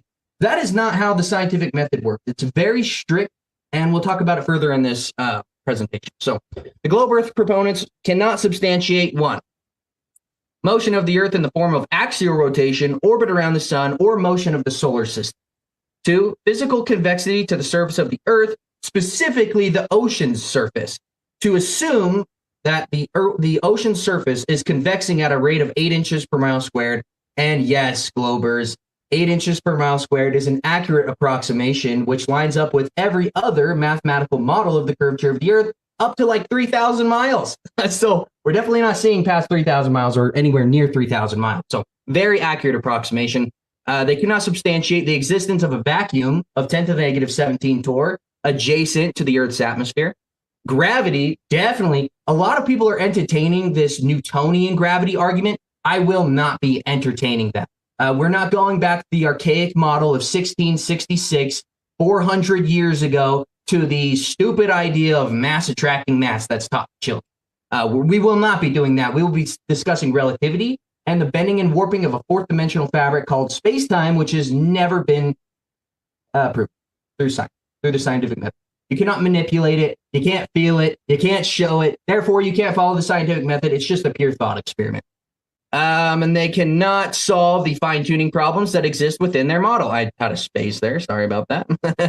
There's a lot of fine-tuning problems that plague all of cosmology. All of the claims about evolution, which we'll not be getting into. Anyway, either way, there's lots of evidence for creation to the Earth, and flat Earth is one of them, as well as distances to quote-unquote planets or the moon or the sun. None of that can be... Hey, I don't want to silence Caleb here at all, but to me, I think he actually did a really piss-poor job on this debate. I might be honest about it. And I just saw a message again from Stephanie Maguire. You know a lot of shit. I think it's great. I think James was already annoyed at Caleb because Ozian said in pre-show Caleb wanted to go on Jaren's, but would only do modern day debate if James moderated.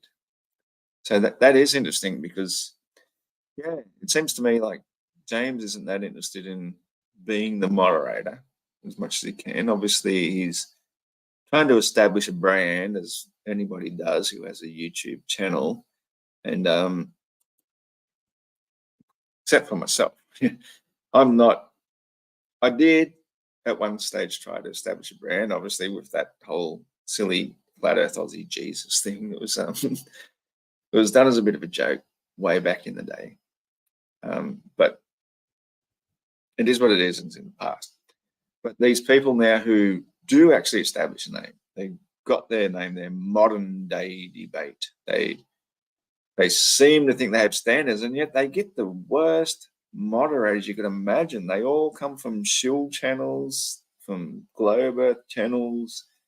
You know, if you're going to be a non-partisan debate channel, what you want to do is get moderators who have no history in any of these other channels. They've got no personal biases. They're not going to express opinions. You just want somebody who's going to be a professional moderator. And if you see somebody acting like a dick or somebody spamming the chat or whatever, you get that person and you boot them out. That's how it works. That's what a moderator does.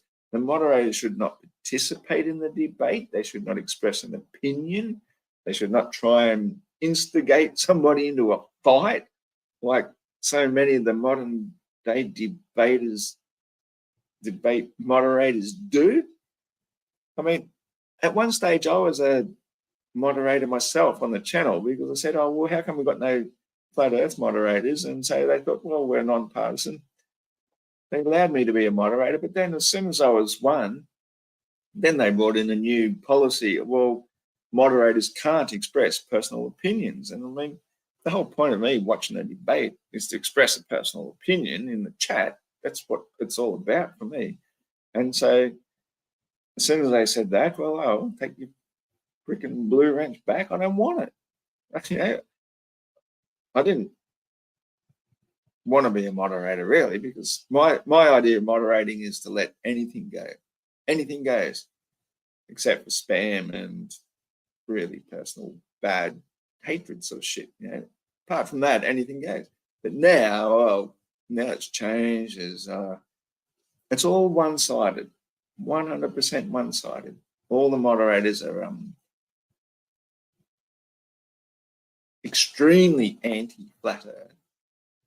So, and it's easy enough to understand. I see it happen at work too. If I've got an offside with somebody, I will personally be a lot less tolerant of little things that they do at work.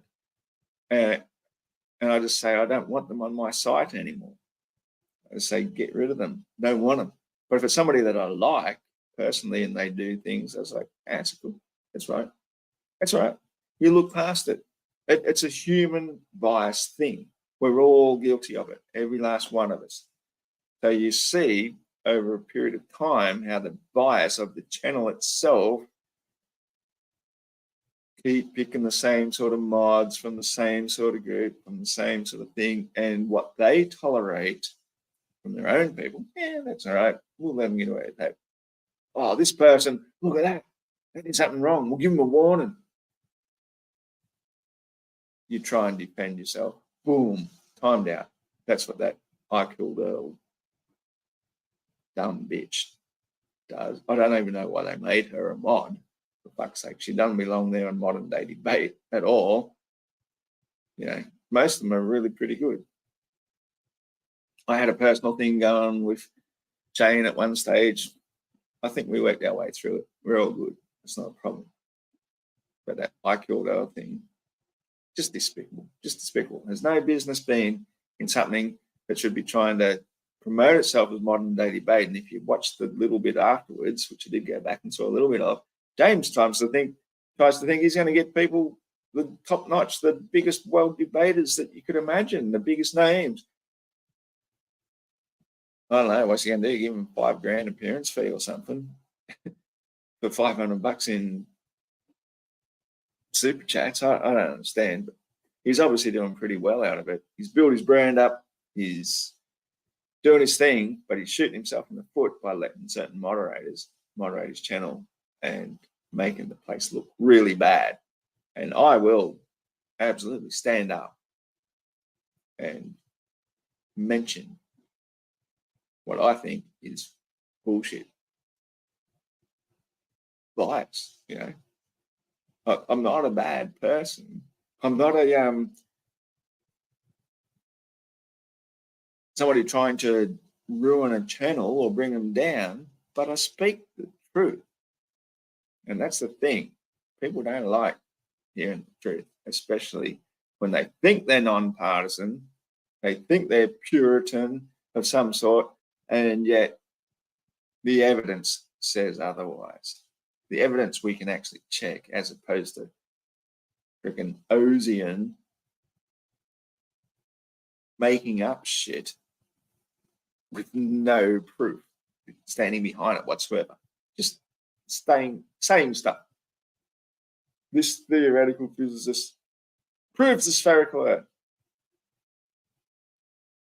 It brought nothing, absolutely nothing, to support his claim. It's so much sickening. I'll read this one here by Sea Lightning. With my eyes and binoculars, I see Sirius changing colours. Telescope shows Sirius as a white dot. Weird. Telescopes are manipulated. Mikey uses 20-80 binoculars, $200 with his phone camera attached. Yeah, it's certainly something in that, man. Not exactly the conversation I'm here for tonight. I'm just here to rip the fucking shit out of modern day debate more than anything else, but but I'm hearing you. And this one, oh, that wasn't the one. That's the one. There we go. From Diana Dharma. Or, I don't know how you pronounce that correctly. Diana Dharma. All I know is a larky fella. And we are all flat earthers, exactly. Some of us know, and some believe stuff. It's a really politically correct way of saying bullshit. Well done, fella. And again, Stephanie McGrath, you're always onto it. Appreciate your input. Channels claim open discussion welcome, but they only tolerate a certain degree of disagreement. Exactly. I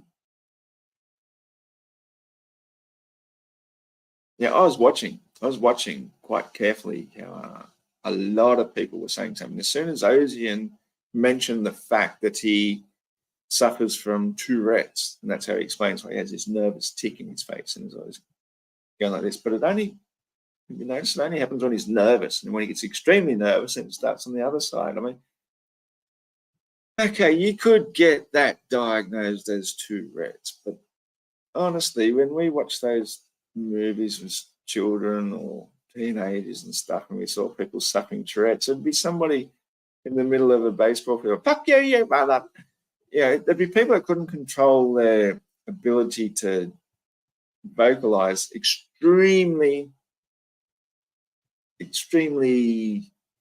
over the top, perverse or inappropriate things. It's not just like a nervous tick. Yeah, anyway, hello. I think a lot of them are actors, that people that say they got the Tourette's, and I guess if I practice, I could probably do it too, you know. It wouldn't be that difficult, and you could get into the habit of doing it. And then you could get away with saying a lot of shit that you probably shouldn't say. And so what Ozian says he's got is a very mild form of Tourette's. To me, it's just a nervous tick. So when it comes to diagnosis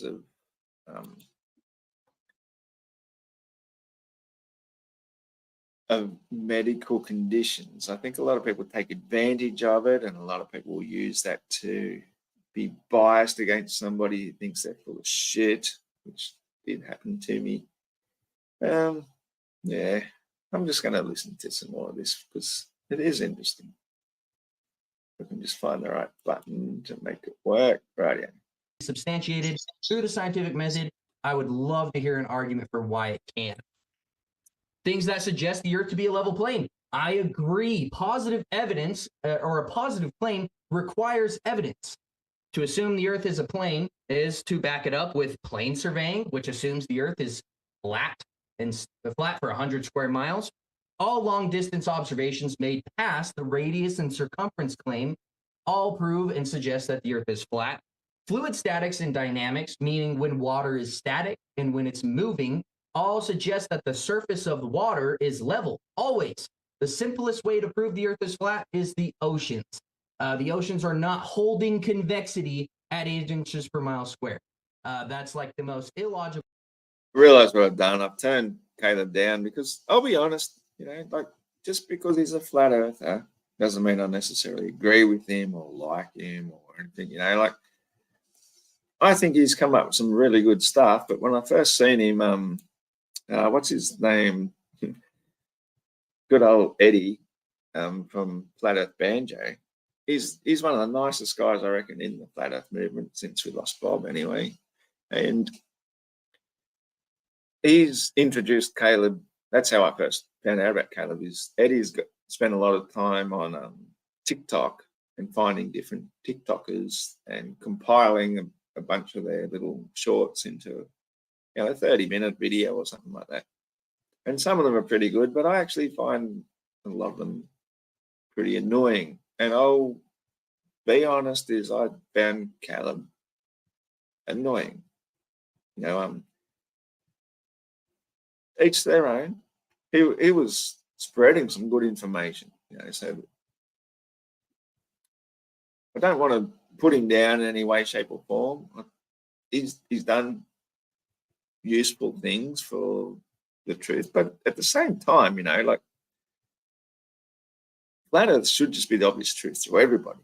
We shouldn't need people promoting themselves on TikTok or Facebook or YouTube just to promote the truth, man. The truth is just the truth. We shouldn't really need influential influencers to sprout it for us. Which, you know what I mean?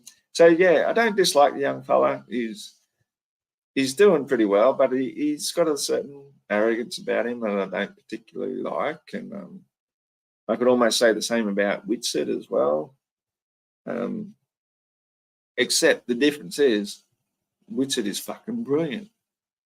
He is that next level in intelligence when it comes to the scientific way of expressing things. And so as much as I find him annoying at times, when I listen to him, I go, holy fucking shit, he's brilliant. I have to listen to that twice so I can understand it. So you can tolerate a person's annoyance, but what I find with Caleb is he's got the similar level of annoyance without bringing the goods, if you know what I mean. So yeah, this presentation's pretty lame. To me, it doesn't do justice with how far we've come down the track, what we know about the flat Earth. But again, I don't want to put him down for it. He's having a good go at it, and good on him. I pretty much just wanted to rip the shit out of that introduction of Ozians. Anyway, might just listen to it. Thing anyone can assume, and there's absolutely nothing to back it up. And all the pictures are literally admitted to be Photoshop, other than a couple which they could be using trickery with models and things like that, taking out of a freaking aircraft on the surface of the Earth. It's secondary evidence. You can't just suggest, oh, NASA has a picture of the globe. They said they got it in 1972. You weren't there, first off. Nobody knows who took the picture. They can't even decide who took the picture. So even the ones that are claimed to be real could literally be them making a model and on the surface of the Earth taking a picture of that model on the Earth's surface. No evidence otherwise. Again, long distance laser observations, which FE Corps has done plenty. Lasers shoot and they do not curve around the curvature of the Earth. And whenever we shoot them over bodies of water, guess what? They show it's flat because water is always level at the surface, proving the Earth to be a level plane. Long distance mirror flash observations. We have observations of mirror flashes like over 20 miles from a 0-foot observer, right? Globe's dead. Just there. Literally there, you can just move on knowing the Earth's not a ball. And I would also argue common sense suggests that the Earth is flat. All right, cool. So Sea Lightning is always bringing up some really cool stuff here. As he says, yeah, the flat Earth debates and talking debates are okay, but we're exposing the truth with evidence. Lightning bolts, chemtrails, Sirius Star. Exactly. I think that's where we are going. And yeah, I appreciate you saying that too, is that we've come a long way with the flat Earth, and now we're at the point where there are so many other things that they've been debated 100 times before. Like Caleb's not bringing anything new here. He's just arguing the same old, which is great because that also needs to be pushed out as well. But it is. We've got to look beyond the ordinary. And as you're saying, most people aren't really looking out at lightning bolts. We're not really looking out at chemtrails. I mean, a lot of people have. But to me, one of the biggest proofs, and I'm sure I had a video on my channel somewhere. I can't find it anymore. I took one on my phone one time. And I'm at work. I was standing there and it's boring as shit. And I watched a chemtrail plane flying straight towards me. And as you can see, right, this one of my fingers, when you say straight towards, it looked as though it was a jet flying straight up in the air. That's how it looked in perspective. And then as it got above my head and I turned around and kept filming, it looked as though it was going straight down again. So in perspective, it was doing this massive pyramid line thing towards me and beyond me. I think this is something that the ancients probably knew about. That's why we have the pyramids as part of the whole sun worship thing, because they understood perspective. That's how it looks. But the thing with the chemtrail is that nobody's ever seen before is that in 10 or 15 minutes later, the chemtrail had drifted across the sky because the wind was just pushing it across. That entire line that I saw was definitely perfectly flat and parallel to the ground. 100%. There was no bend, there was no curve, there was nothing in it. It was perfectly flat, which tells you parallel to the ground, which means that the plane, even though it looked like it's going up and looked like it's going down, was still flying parallel the entire time. Once you understand perspective, obviously chemtrails have helped with that. We didn't need them, we didn't want them, but in a roundabout sort of way, they've given us a clue. Yeah, I remember years back showing a picture of one I took my son, because I took a picture of a chemtrail going straight up, because he used to argue all the time, well, chemtrails don't exist. And I was like, yeah, they do. Have a look at this picture. And he looked at it and goes, well, how does that work? So it looks like it's flying straight up. And I just said, well, that's perspective. And eventually he worked it out, because he's a really, really, really smart kid now. Really smart guy. He worked it out. He goes, oh, yeah, I can see how perspective can do that. Sometimes you just need an analytical brain to be able to work out the most basic, simple things. And once everybody sort of understands the most basic, simple things, that's when they become basic and simple. And you don't need that super analytical mind to be able to work them out. But in the meantime, that's what we're here doing. We're working shit out.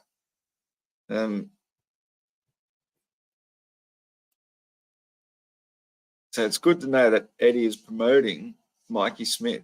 Is Mikey Smith that guy who goes, your old pal Mike? I hope so anyway, because he's a really cool dude. And whoever Mikey Smith is, he sounds really cool too. Shorty B says planes look like they're crashing into global Earth. Damn straight, mate. It's amazing how for so long we've been bamboozled by perspective. But it's simple enough to understand, because we've always been so low to the ground, we didn't know any better. It would seem like, because of the way the horizon ramps up to high level, that it would seem like things that get past the horizon seem to disappear, getting lower and lower, bottom first in the distance, because we didn't have a lot of choice to believe anything but. But now that we do know better, we've got high altitude balloon footage, there's really no excuse for why the heck we can't understand. The Earth is flat and stationary. It's pretty darn simple, sensible. I need a drink. Amount of like mental gymnastics and just ad hoc assumptions you have to make to believe in this religion of globular Earth is astounding to me sometimes. It actually blows my mind that people just blindly believe this crap. I want to talk about math, because I don't entertain math conversations when talking to globe earthers. A lot of people think math is a definitive way of deducing something existing or not existing in reality. Math is descriptive. Science explains. You have to use English to suggest something exists in reality. You can't just do a math equation of m1, m2 over r squared. Oh, there we go. Gravity's real, law of gravitation. No, it's a mathematical model describing the downward acceleration that we observe in mass. Well, I have to agree with him there. Yeah, it can be really annoying sometimes. Like, you can have a mathematical formula to describe something. That's all well and good. But the mathematical formula is describing something in an abbreviated form. So if you understood the mathematical formula correctly, you would then be able to extrapolate the symbols, the symbolism, and just explain it then in normal English language. If you don't understand it, you're just going to be quoting theta r squared m minus x to the value of y squared, blah, blah. Shit. You know, you can obscure ignorance in garbled jargon, if you wish. If you understood it, then you would just say, you wouldn't say m equals mc squared and say everybody knows. You'd say, well, it means that the mass, which we don't really know what mass is anyway, but we'll say that it's energy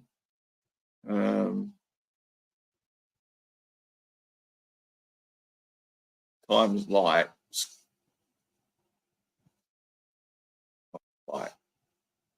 So if you really understood it, say light times light, what does that mean? How can light be the top speed but be squared by itself? That's what the C means, is light. So C squared. Sorry, so it's E equals mc squared. So energy is mass times light. Makes energy. But, you know, you could just grow potatoes and get some energy out of that. Hardly what I'd call mass times light. But, you know, so if you really understood something, you'd just be able to explain it in simple terms that the person can understand. But as soon as you say equals mc squared, you've obfuscated it and say, this guy doesn't even know what c squared means, or this guy just said mass equals energy c squared, because he's a fucking moron. It's like, shut up, did not. Okay, I did. So it happens. When you obfuscate truth in formulas, it means only those able to interpret the formulas and know what you're meaning. So you're not really telling the truth at all, are you?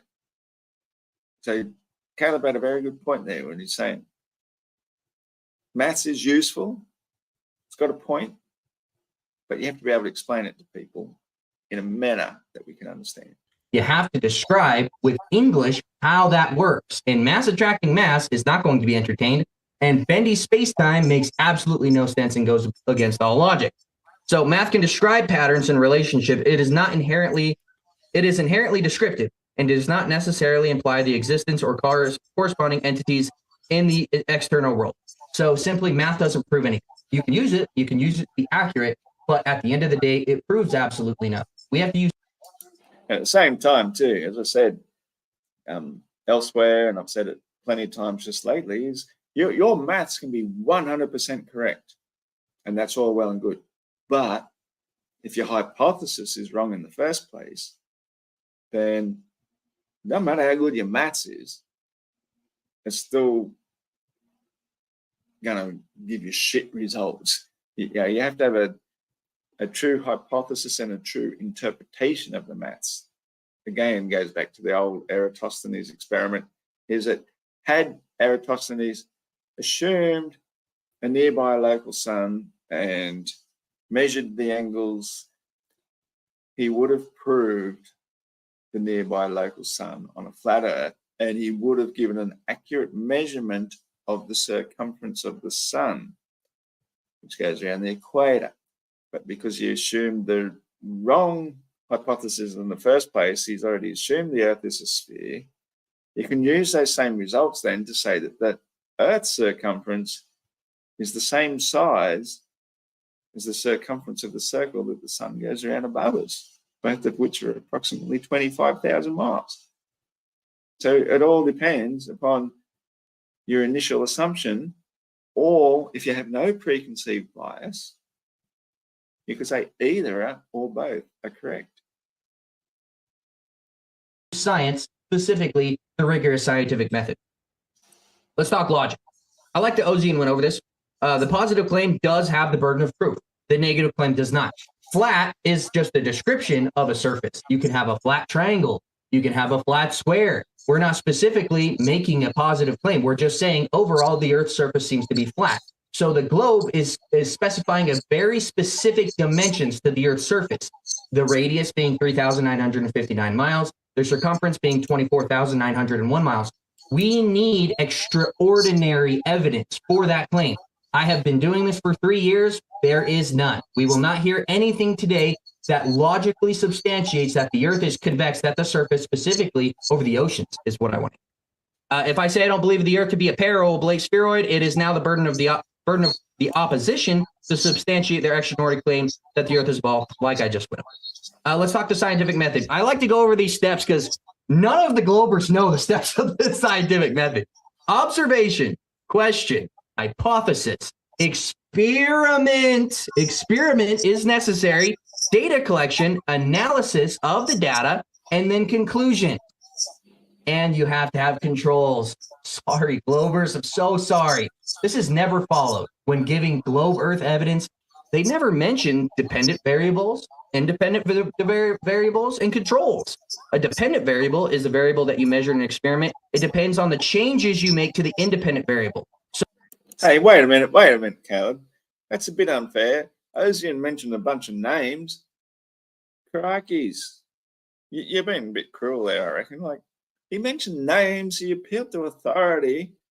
What are you doing trying to do this science stuff to somebody who's claiming the greats of science? That's so unfair, man. You shouldn't bring that to a debate. Like, you're dealing with a globe, man. That's just cruel. So it's static, the dependent variable. The independent variable is the variable that you manipulate. I will need independent variables described. I will need dependent variables described, and I will need controls described, and all of the evidence that is claimed to be evidence for a globe. I'm sure we will get none of that. More evidence of modern cosmology being wrong. Emergency flight path landings. When we're flying from Auckland to Peru, we're flying on the bottom side of the ball if we assume the Earth's an oblate spheroid. And good enough, they cross the equator thousands and thousands of miles during an emergency flight path landing to land in Los Angeles. And then as you see here, if you map it over a flat Earth, right on course. Right here. Vacuum next to non-vacuum.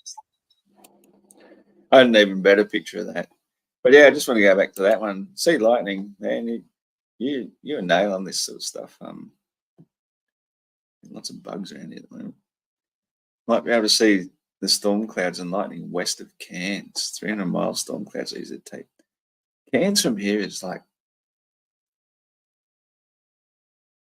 let's say, better part of over 1,000 miles away.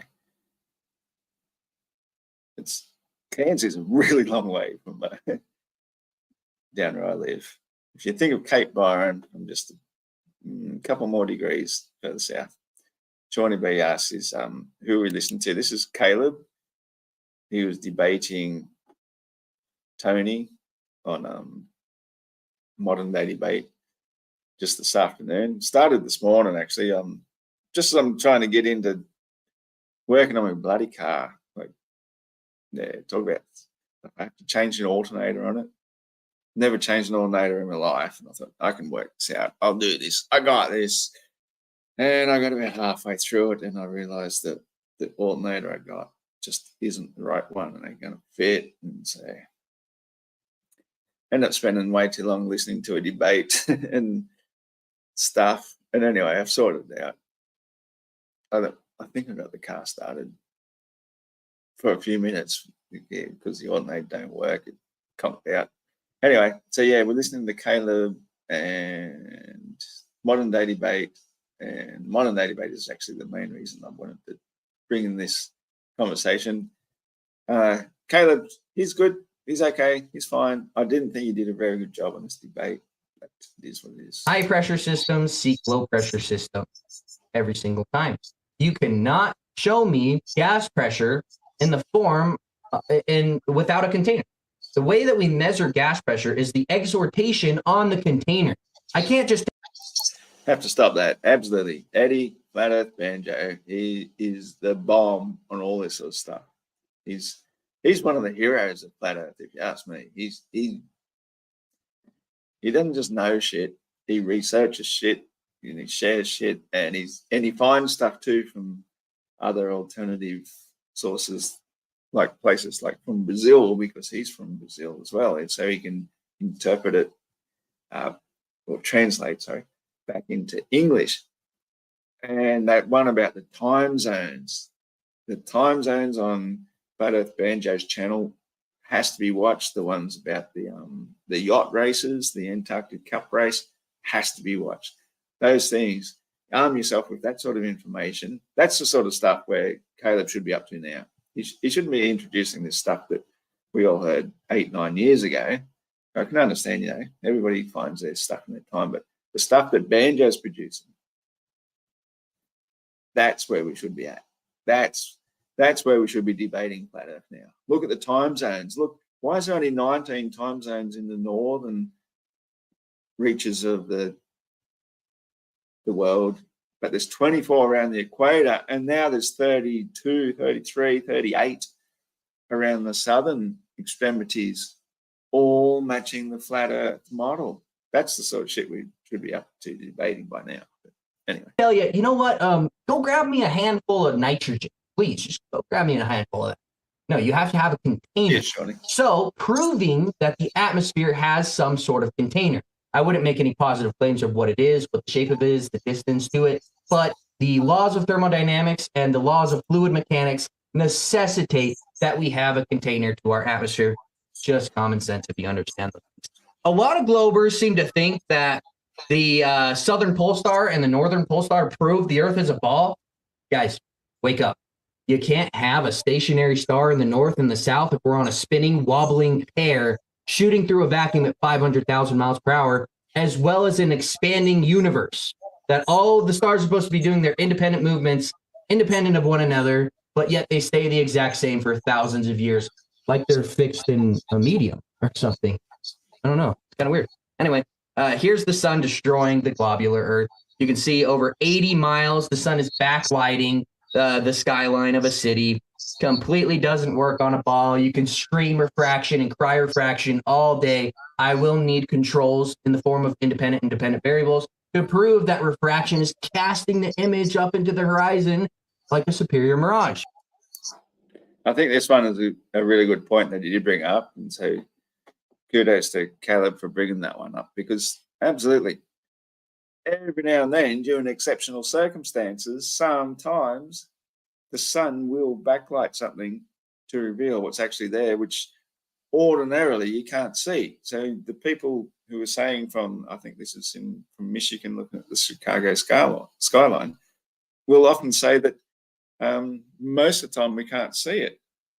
And that's the way normal atmospheric obscurity is working. But during exceptional circumstances, like when the sun itself has gone so far behind at a certain distance that it appears to backlight it, silhouetting those buildings, like you can't make out much at all, that is 100% proof of flat Earth. So that was a really good one to bring up, because it would never, ever be possible on the spherical Earth if, in fact, the sun was going below the horizon. Because you know what you'd be seeing if the sun was actually beneath them? You'd see the shadow of those buildings coming across the sky, making crepuscular rays all the way through the sky, all the way to the viewer. Every one of those buildings would be making crepuscular rays. It proves that it's actually a perspective thing. It's not reality. The sun is not physically going beneath those buildings, because any time anything physically hides the sun, like a tree, you'll see the shadow. You can stand in the shade, you'll be instantly cool. The sun goes behind a building, you can stand in the shade, instantly cool. Behind a telegraph pole, shade, instantly cool. Sun gets far enough away, behind the horizon, where's the shade? Where's the shadow? Where is it? It's not there because it's an optical illusion, which you can prove by getting higher with either a drone or whatever it takes to get higher and bring the sun back into full resolution again. It's not going physically below them otherwise, if it was, it'd be casting the shadow, making the crepuscular rays and all the rest. So that's a really great point you made there. That's nonsense. Another long range observation was made. I can't remember the specific name of the guy, but he made an observation from Palestine to Crete, over 616 miles. There would need to be 40 miles of physical curvature between the 2 points, suggesting, again, the Earth is over water, specifically. Obviously, there's topography, right? Heisenberg, but water is flat. Every time that we observe it in reality, that's just common sense. There's the evidence for it. You can fill a large body of water in the form of a pool, and guess what? Unless a force is acted upon the surface of the water, it will be level. And last but not least, Globers, they always cry, dude, lunar eclipses, man. Dude, if we're on the dirt pizza, as McToon would say, if we're on the dirt pizza, we should see a flat shadow. We see a selenilian eclipse where not only the shadow cast onto the moon comes from the top to the bottom, debunking the globe can't work. As again, I've got, it's the typical meme that's been going around Facebook and stuff, but I think it's a great one because it shows that exact same process where if the sun is setting beneath you and the moon is setting in front of you, or there's no directions on a globe or a flat earth really, but one is in front, one is below. This is only happening because as you look at the sky, how it's getting lighter, and yet the shadow is going further down on the apparent moon there. That's what they call the selenilian eclipse, and that's why it's called the impossible eclipse, because the shadow goes down, and yet when the sun casts a shadow of anything, the shadow is cast the other direction. So if the sun is just rising, the shadow should be cast up. But as the sun gets higher, the shadow is going to go the other way. So it's in a heliocentric scheme of things, the selenilian eclipse destroys the globe. And even the lunar eclipses I've watched several, gone out of my way to watch several of them. And the shadow always comes from the completely wrong direction, as you would assume, if we were on a spinning ball going around the sun with the moon. Generally speaking, most lunar eclipses I've seen is the moon is actually still rising. So, the sun's setting behind us, but the shadow just comes from completely abstract directions. In this particular case, it's getting early in the morning, so the moon is setting. I did go to watch a selenilian eclipse some years ago, but because of where I live, the light was getting so bright that when I looked to the west where the moon was setting, the orange glow and that everything coming off the east coast of Australia was so bright, could see nothing of the moon whatsoever, and rising sun was too bright. So I didn't get that advantage here where I live, but it's pretty clear that the selenilian eclipse debunks the globe. So that's more of the preponderance of evidence that Ozian is going out of his way to ignore, while he just quotes theoretical physicists who win awards for theorizing things which could possibly add to the evidence to support their theory. You've got real world evidence you can actually see, real world stuff that we don't need to add to the evidence. It is the evidence. You can see it. It's impossible on the globe. It makes no sense on the globe. But as well as we're seeing the sun and the moon at the same time. And it's an often eclipse that is observed in reality.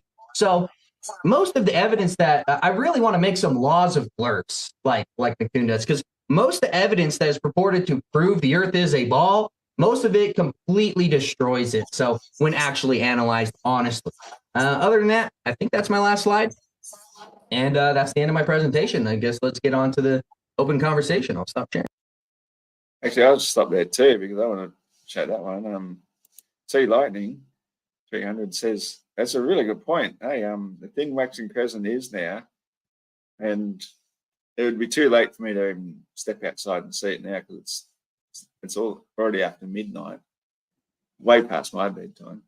But the last few days it's been flogging down with rain and really overcast, so I've been unable to see it. I mean, I always really appreciate sometimes when it's nice and clear in the mornings just before the new moon, just to be able to see the tiny sliver just before sunrise as I'm driving. But yeah,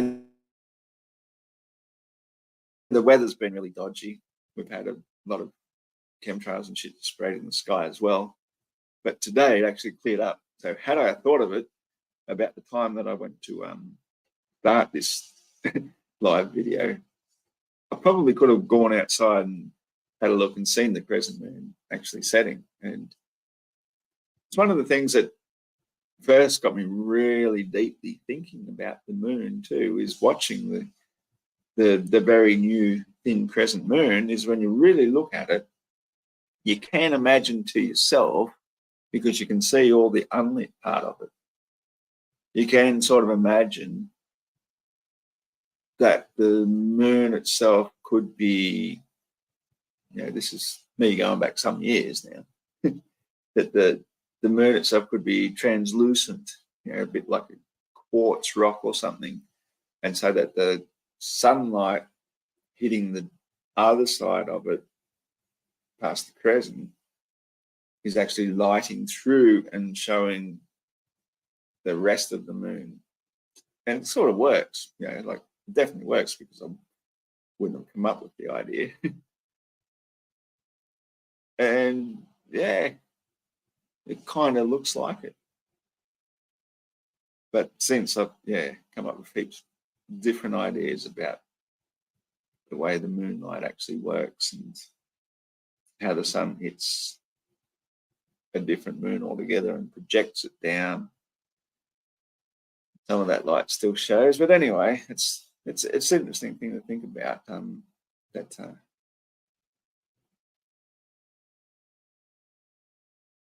I think it's worth paying attention to the moon phases.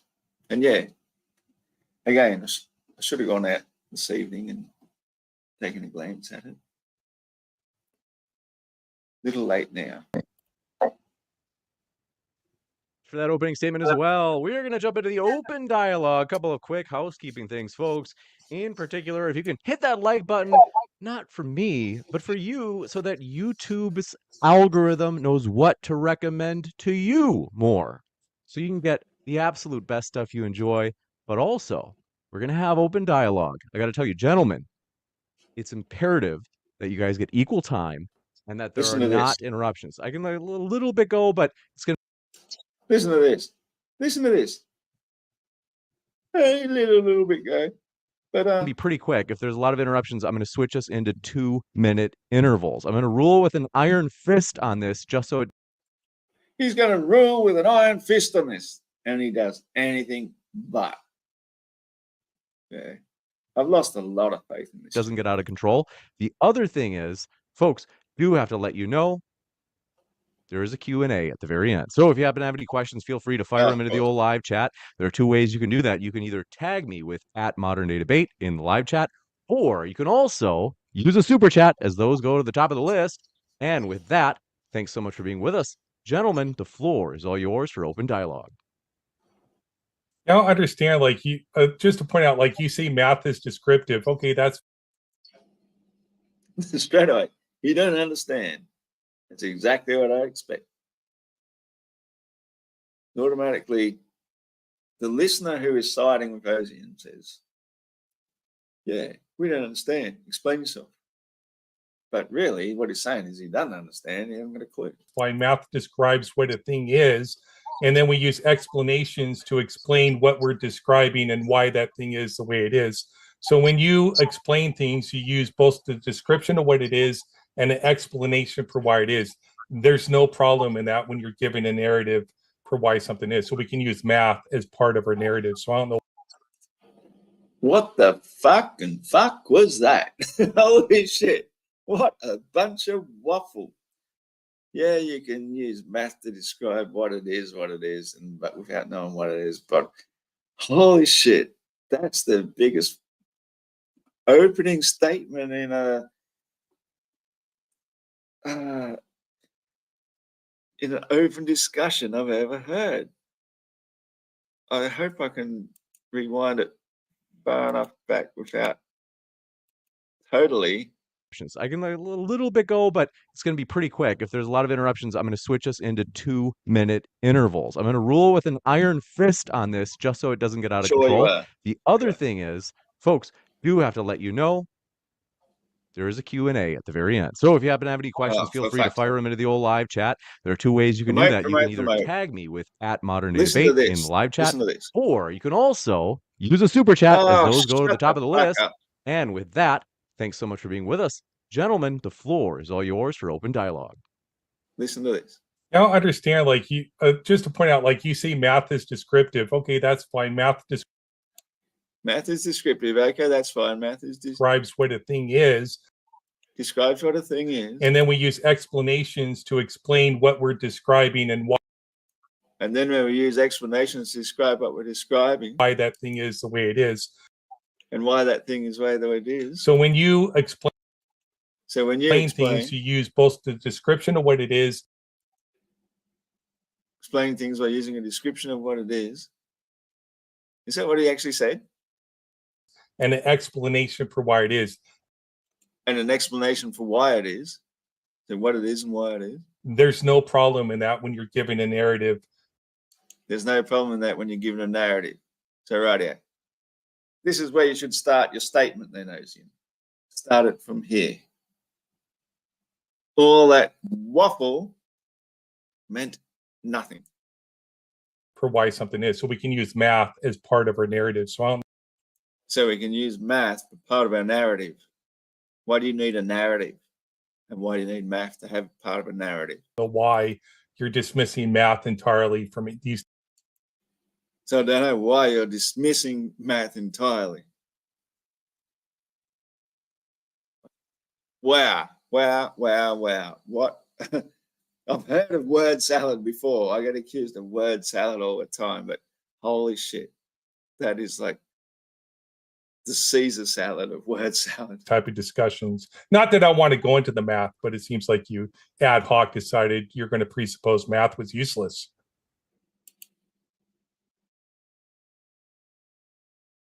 Ozian, you just said nothing. Except to say that you have presupposed that Caleb is going to meet your predictions and be useless. That is it's ingenious. That was fucking incredible. I mean, yeah, you said it yourself. You need the explanation, right? You need the science. You need to use the scientific method as well as the math. A lot of people just think they can throw out math and prove something. So I'd like to hear, what is your best evidence? Hold on. What is your best evidence for the Earth being a ball? Please go. That's right. Ozian just presented nothing, a bunch of wiffle waffle. And so Caleb says, well, let's just cut the chase. What is your evidence for the ball? You watch here. This is where he starts turning into a tomato. He's already starting to go red. His face will start twitching. In a second. You need both. You need both the math and the explanation. Well, we weren't done with that. You responded. I'm going to rebut what you just said. So you. Is that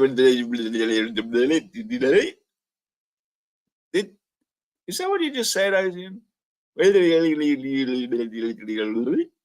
Fuck me. That's unbelievable. Like, that's not how you debate. Need both the math to describe what this thing is and an explanation. No. So you don't need the math at all, just an explanation. So you don't need to say that it's 5 miles away and if we're going 60 miles per hour. It's help. most of it completely destroys it. So when Oh, fuck, not that far. I mean, yeah, Sorry. you said it yourself. You need the explanation, right? You need the science. You need to use the scientific method as well as the math. A lot of people just think they can throw out math and prove something. So I'd like to hear, what is your best evidence? Hold on. What is your best evidence for the Earth being a ball? Please go. So you need both. You need both the math and the explanation. Well, we weren't done with that. You responded. I'm going to rebut what you just said. So you need both the math to describe what this thing is and an explanation. No. So you don't need the math at all, just an explanation. So you don't need to say that it's 5 miles away, and if we're going 60 miles per hour, it's helpful. How long it's going to take to get there. You don't. That's not an explanation to describe how long it takes to get there. You just go. You just need the yibbity. That's God damn, Ozzy. No wonder Caleb got so frustrated. See, I wasn't paying that close attention when I was watching this in the first place, because I was sort of watching the chat and stuff. But when you listen to him responding, he's trying to say Caleb didn't even respond to what he said, but he didn't actually say anything. He just said a whole bunch of yibbity. Caleb says, rightio, well, okay, math can be useful. Let's apply it. Let's use it for something. And immediately he's jumped back into yibbity mode. Unbelievable. It just took me a period of time. I'd like to discuss the actual topic instead of math. Do you have any proof the Earth's a ball? Well, this was part of your opening. So brilliant. He just wants to get on and debate. What is Adrian doing here? Oh, part of your opening statement. He can't even address an actual question. Part of your opening argument was that we should ignore math. I want to get past that. We're not going to ignore math if it comes up during the argument. Is that correct? See, Caleb, he's just looking left and right. He's going, what the fuck? Are we in the same conversation here? Are we in the same conversation? Because he's trying to listen. Ozian's just off in his own little world. He honestly is. He's in his own little self-promotion world. Everybody come to my after show. Everybody's come to see my pre-show. But when it comes to the actual debate, he's not here. He's not here. You could see Caleb just looking left and right. So what the fuck is he on about? Do you have any proof the Earth's a ball? Can we discuss the topic at hand? Again, let's get to the topic. And Ozian, well, you want to talk about a fucking topic? We don't talk about topic. Yeah, we're going to obfuscate. We're going to talk about the heroes and how much we've been persecuted against all odds. Oh, how dare you try and talk about the topic? Yeah, I just showed a video of it. So obviously, what about that proof the Earth's a ball? Well, Dean Otto specifically said if you're at the South Pole, am I him? Dean Otto specifically said well, let me ask this: if you're at the South Pole, should you see the sun go all the way around you in a great circle? The fuck? The fuck? Caleb asked a specific question. A specific question. He's living in the past. He even said that from the start. He's working on the strength of his past debates. He just wants to build on that. He's not even here. He's not even here. Let's take that back. Just not that far. Try from describe there. What this thing is and an explanation. No. So you don't need the math at all, just an explanation. So you don't need to say that it's 5 miles away, and if we're going 60 miles per hour, it's helpful. How long? What's he even talking about? It's 5 miles away.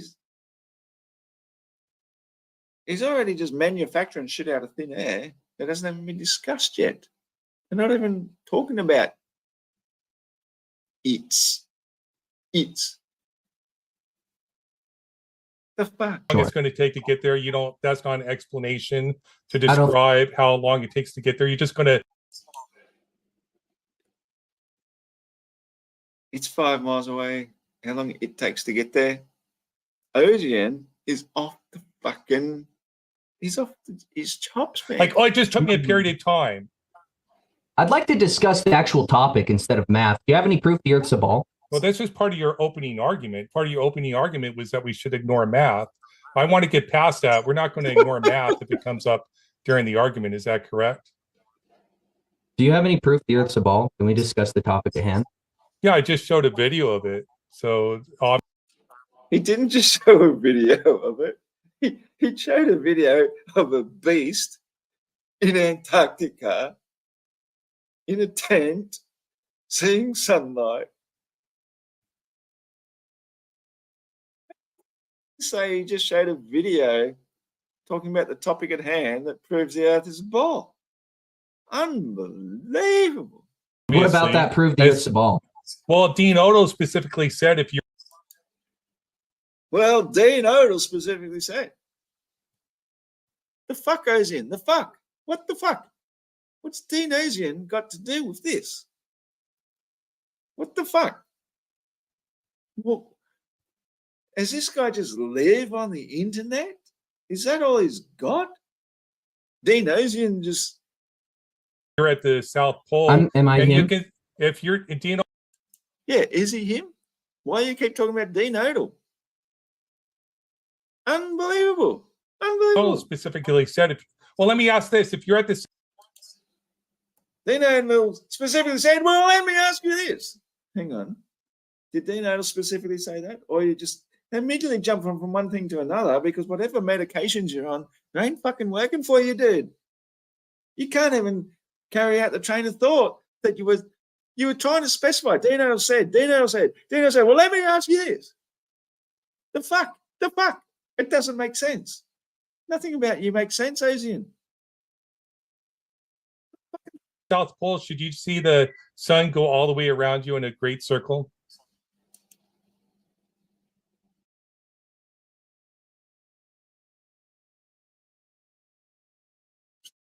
I'm doing it, Caleb. What the fuck? I didn't see a time lapse of them showing a 24 hour I asked sun. you a question. Can you answer the question? He was addressing your question. Why would anybody expect that? That's what you expect. I didn't see a time lapse of them showing. So you can't answer the question. He's addressing your question by saying he didn't see the evidence that you are saying you expect we should see. I'm not asking you about the results of their test. I asked you a question. Yeah, that's never observed. If you're at the South Pole and you see the sun go all the way around you in a great circle, would that mean the Earth is a globe? No, it wouldn't.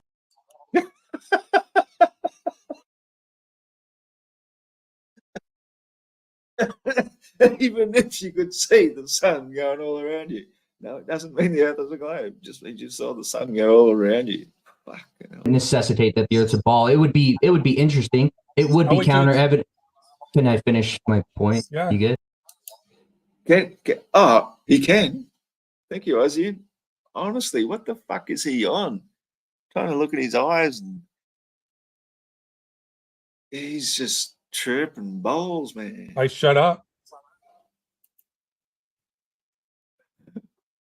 You shut up by shutting up, not by saying you shut up. You seem to be talking. Anyway, so if there were a 24-hour sun, which has never, ever, ever been observed, never, there's not a time lapse out there of a 24-hour sun. Mr. Beast didn't show it. He showed multiple clips and he said, "Oh, guys, believe us, it's 2 a.m. He didn't show a clock or anything. That wasn't evidence that the Earth's a ball or that there's a 24-hour sun. Simple as that. So it's called testimonial. They testified the Earth was that the sun was up the entire 20. That's called hearsay, and it's dismissible in court unless you have actual evidence. Then, as Caleb has already said, hearsay ain't evidence. 4 hours they were there, which is just fine. I have no reason to doubt Mr. Beast is lying. Why would He's got no reason to doubt Mr. Beast is lying. And I haven't really been looking at the chat, but I just happened to see that one. And thanks heaps, Shawnee B. I don't take them that seriously. I didn't intend to even go this far. I just wanted to smack down Asian's opening debate or opening statement. And but hey, here we are. So And thank you also, Stephanie. And sea lightning, 300 miles. You're so wonderful, bro. You're dead right. Is that debates are okay, pictures tell 1,000 words. When the videotaping evidence need flat earthers to duplicate. I'm sure he meant our videos. He did. See, look, our videos. See, people. Yes, and Stephanie says, I like debates and analysing too. Sometimes that's what it's all about, is listening really carefully. And I wish I had a more accurate way of just rewinding just the certain little bits that they say. I hate to have to listen to it all again, but sometimes putting it back into context, as I accidentally do, even more gets revealed, and you hear something that you even missed even more. So this Ozian is so desperately, like, it's really hard for me to find a timestamp to just go back, like, just 30 seconds. Just 30 seconds, that's all I want. We'll try that.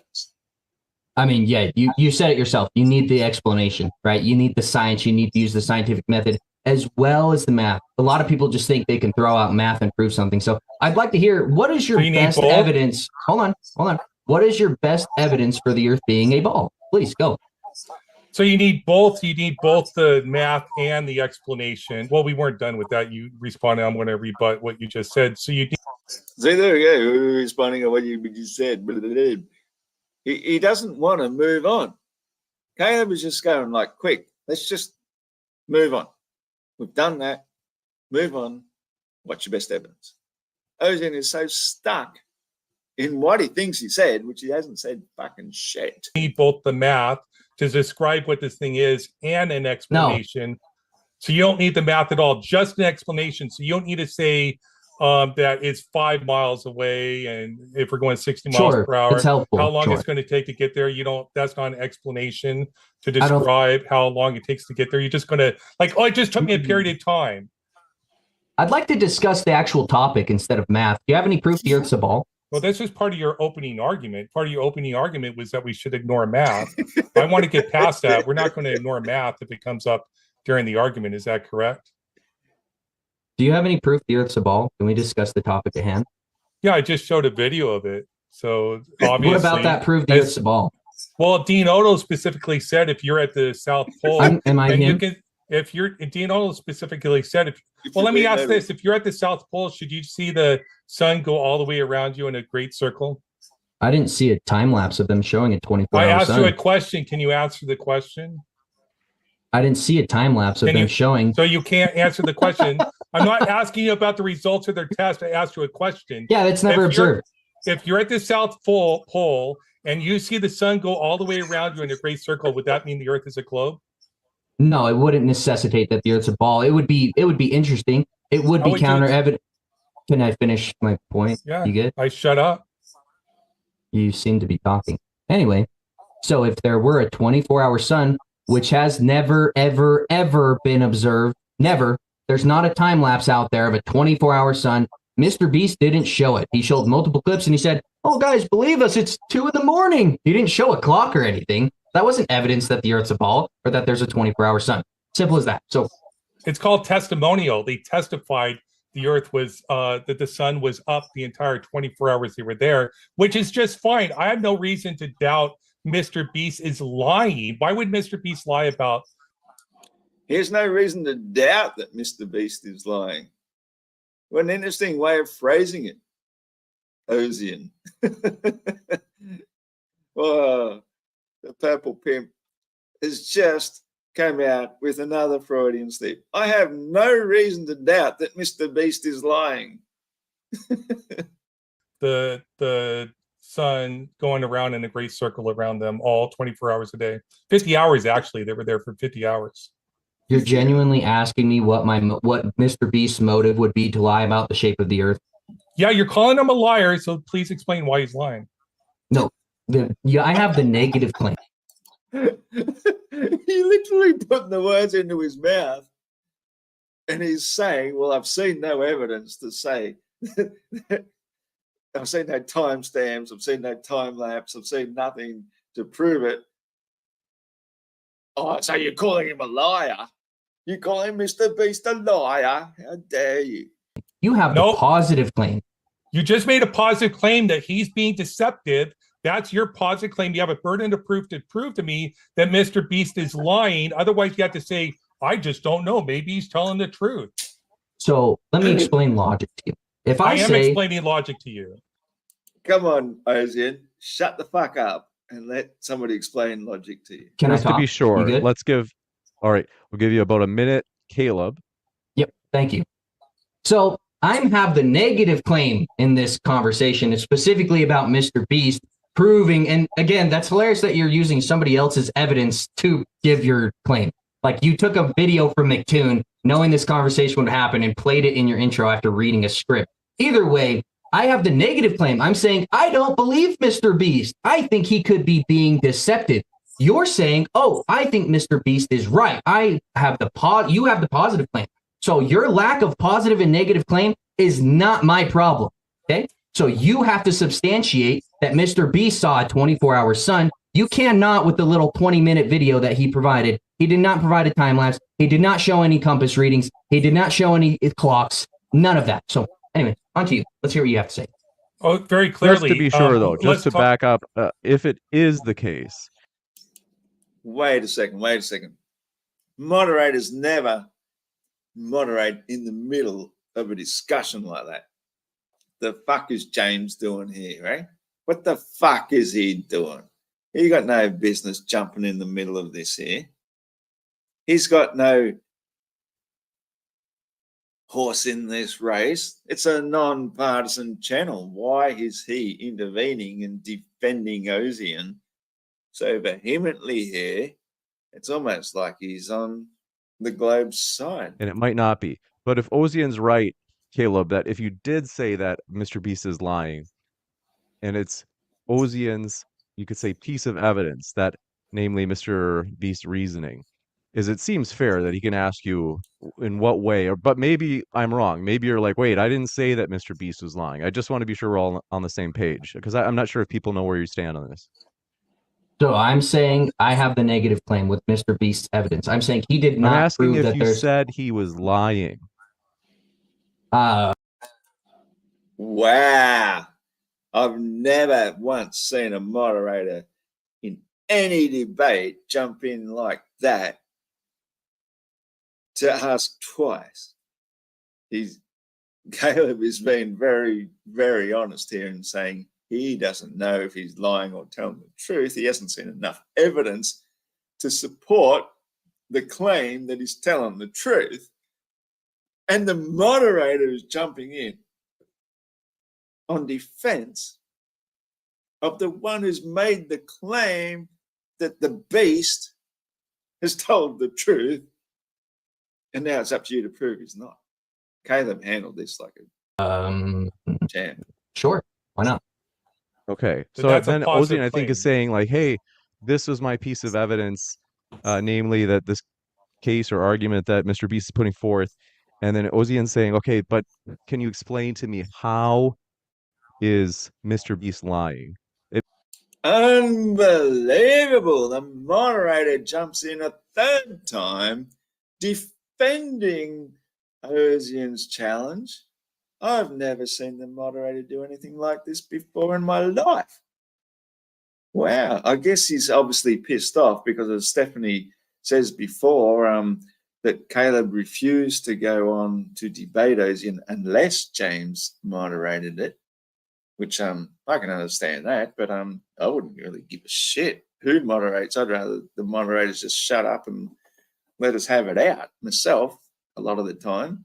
But for the moderator to jump in a third time in a row, unbelievable. Let's just take a little squeeze at this. Was that the sun was up the entire 24 hours they were there, which is just fine. I have no reason to doubt Mr. Beast is lying. Why would Mr. Beast lie about the why would Mr. Beast lie? Going around in a great circle around them Why all is he 24 hours a day? Mr. Beast? 50 hours actually. They were there for 50 hours.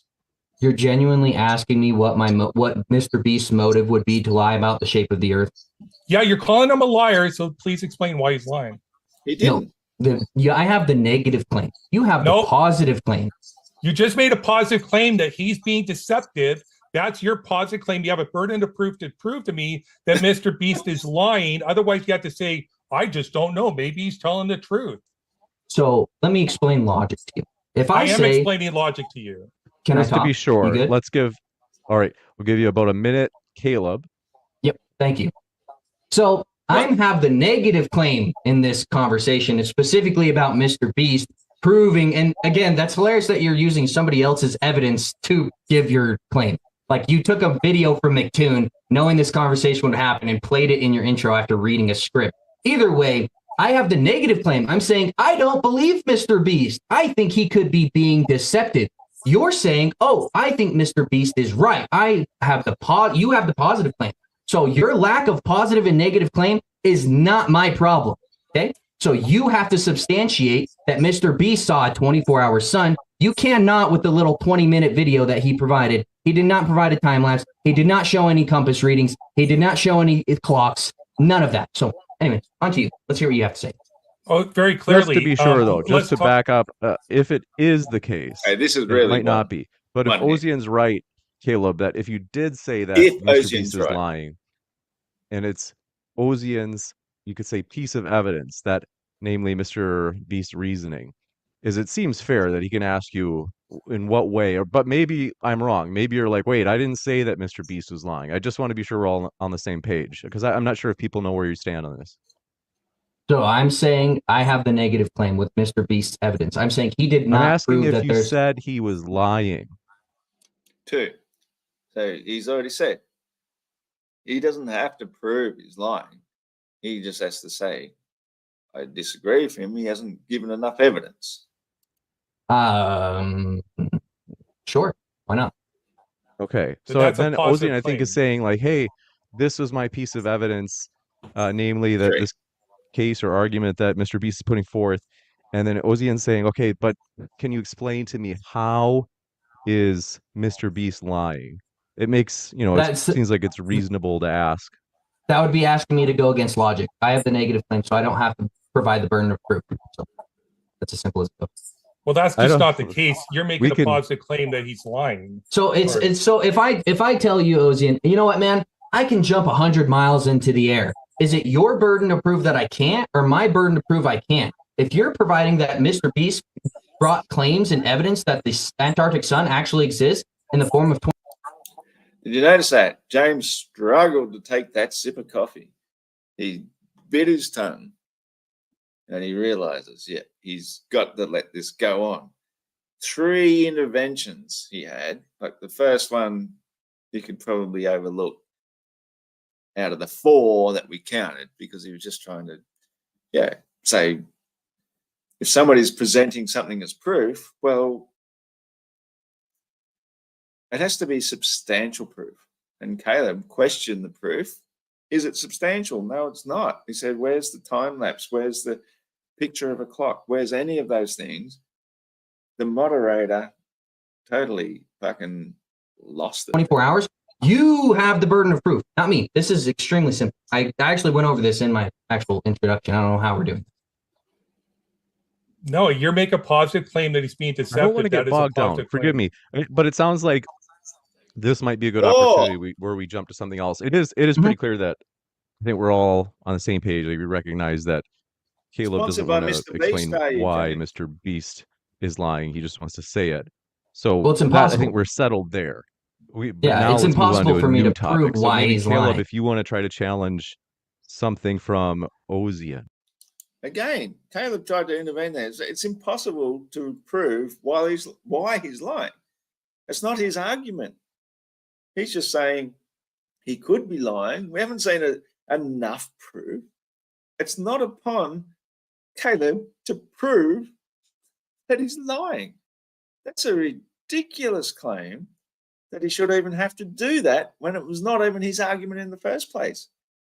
When somebody brings up the positive argument in anything, it's up to them to provide the burden of proof. And so the person then questioning it say, well, I don't believe it. It's not very convincing. Have you got something more convincing to me? Oh, you don't believe me? You must say I'm lying. No, I'm saying you might have a good argument. You might have a good case. It might be rational, might be reasonable. But I can see these holes and this hole and this hole and this hole. If you can provide enough proof to convince me that it's genuine, absolute proof, I'll just sit back and say, okay, that's fine. But if I'm going to question it and say, where's the time lapse? Where's a picture of a clock? Where's anything to actually prove anything apart from the hearsay, which is inadmissible in court anyway? That means then I have to prove you're lying. No, you just have to prove you're telling the truth. Caleb was right onto this. I think he just did. He just challenged me, asked me for some evidence that the earth. I want to get on something new because you guys can just change saying the over and topic. over, I have the negative. I don't have that position. I don't have the No, I know. positive or the negative. It's just if you guys just say it over and over, people in the chat will give me hell. They'll say, James, this is freaking boring. They just keep repeating themselves. So let's. Yeah, listen to that, James. Oh, you're presupposing what your crowd now is going to think. Who gives a fuck? Your crowd is always giving you shit. You are always boring. You're always not moderating when you should be moderating. But now you've presupposed, because somebody doesn't match what you want to support, Mr. Beast. Let's be honest here. That's the only time you've really interjected is, how dare you question Mr. Beast? What the fuck? Come on, get your shit together. Oh, yeah, but the people in my crowd might think that I'm really boring and I'll never hear the end of it. That is absolute fucking poppycock, man. Listen to that again. Fuck me. Beast Listen to lying. James excuse himself. And it's Ozian's, you could say, piece of evidence that, namely, Mr. Beast's reasoning, is it seems fair that he can ask you in what way, but maybe I'm wrong. Maybe you're like, wait, I didn't say that Mr. Beast was lying. I just want to be sure we're all on the same page because I'm not sure if people know where you stand on this. So I'm saying I have the negative claim with Mr. Beast's evidence. I'm saying he did not I'm asking prove if that you there's. said he was lying. Sure, why not? Okay, It's got so no then doubt. Ozian, I think, is saying like, hey, this was my piece of evidence, namely that this case or argument that Mr. Beast is putting forth, and then Ozian's saying, okay, but can you explain to me how is Mr. Beast lying? It makes, it seems like it's reasonable to ask. That would be asking me to go against logic. I have the negative claim, so I don't have to provide the burden of proof. So that's as simple as it goes. Well, that's just not the case. You're making a positive claim that he's lying. So it's so if I tell you, Ozian, you know what, man, I can jump 100 miles into the air. Is it your burden to prove that I can't, or my burden to prove I can't? If you're providing that Mr. Beast brought claims and evidence that the Antarctic sun actually exists in the form of 24 hours, you have the burden of proof, not me. This is extremely simple. I actually went over this in my actual introduction. I don't know how we're doing. No, you're making a positive claim that he's being deceptive. I don't want to get bogged down. Forgive me, but it sounds like this might be a The fuck? He's even going to talk over Ozian and take his place for him. This has gone to the next level. This has gone to the next level. This is not a non-partisan debate site at all. I can't believe he's jumped in because he can see Ozian is just losing his shit because whatever he's tripping off on, whatever drugs, he can't handle himself at all. So James is trying to intervene here. Unbelievable that he started speaking over him. Ozian just immediately, yeah, sure, man, we're on the same thing. Thank you for saving me. good opportunity where we jump to something else. It is pretty clear that I think we're all on the same page. Like, we recognize that Caleb doesn't want to explain why Mr. Beast is lying. He just wants to say it. So it's impossible. I think we're settled there. It's impossible for me. James, fucking James. He didn't once even say outright that he was lying. How the fuck are the two of you ganging up on him like that when all he said was it's impossible to prove what he has stated is conclusive, and without conclusive proof, it's left there as inconclusive doesn't mean he's saying it's a fucking lie. And you jumped on board and specifically said that Caleb can't prove it's not a lie. Mr. Beast was lying. I just want to be sure we're all on the same page, because I'm not sure if people know where you stand on this. So I'm saying I have the negative claim with Mr. Beast's evidence. I'm saying he did not I'm asking prove if that you there's... said he was lying. Again, the moderator has no position doing that. It's the opponent's call to say that. The moderator has to moderate, not adjudicate. Sure, why not?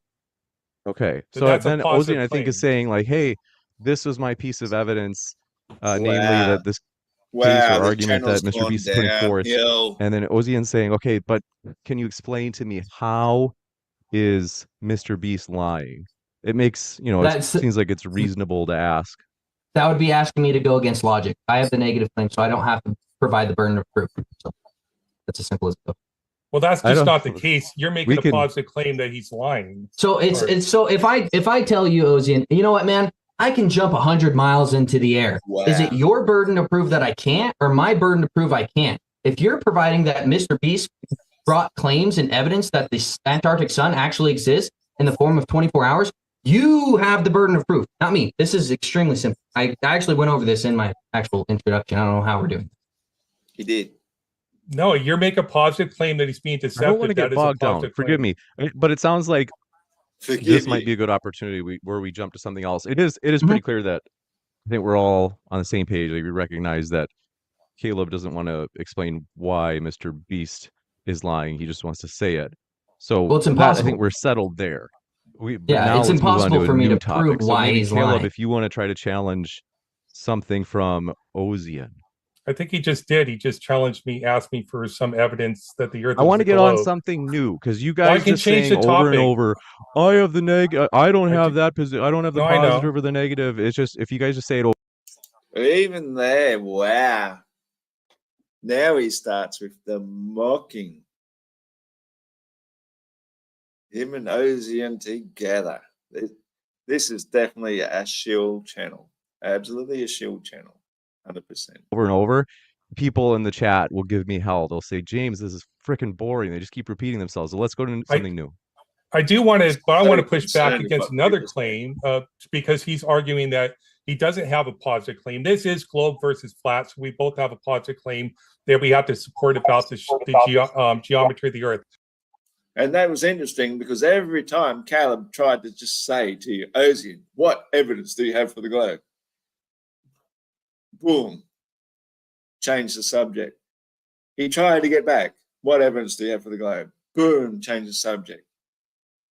Now you're trying to get back to it after James has very, very cleverly moderated on your behalf. Caleb was consistently trying to get it back on the topic, and you would not let him.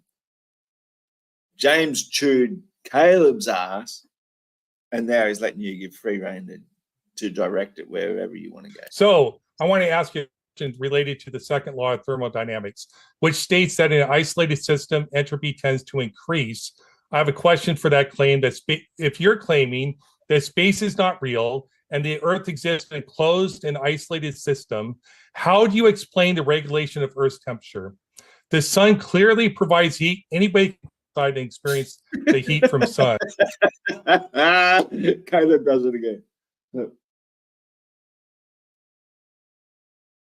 What the fuck?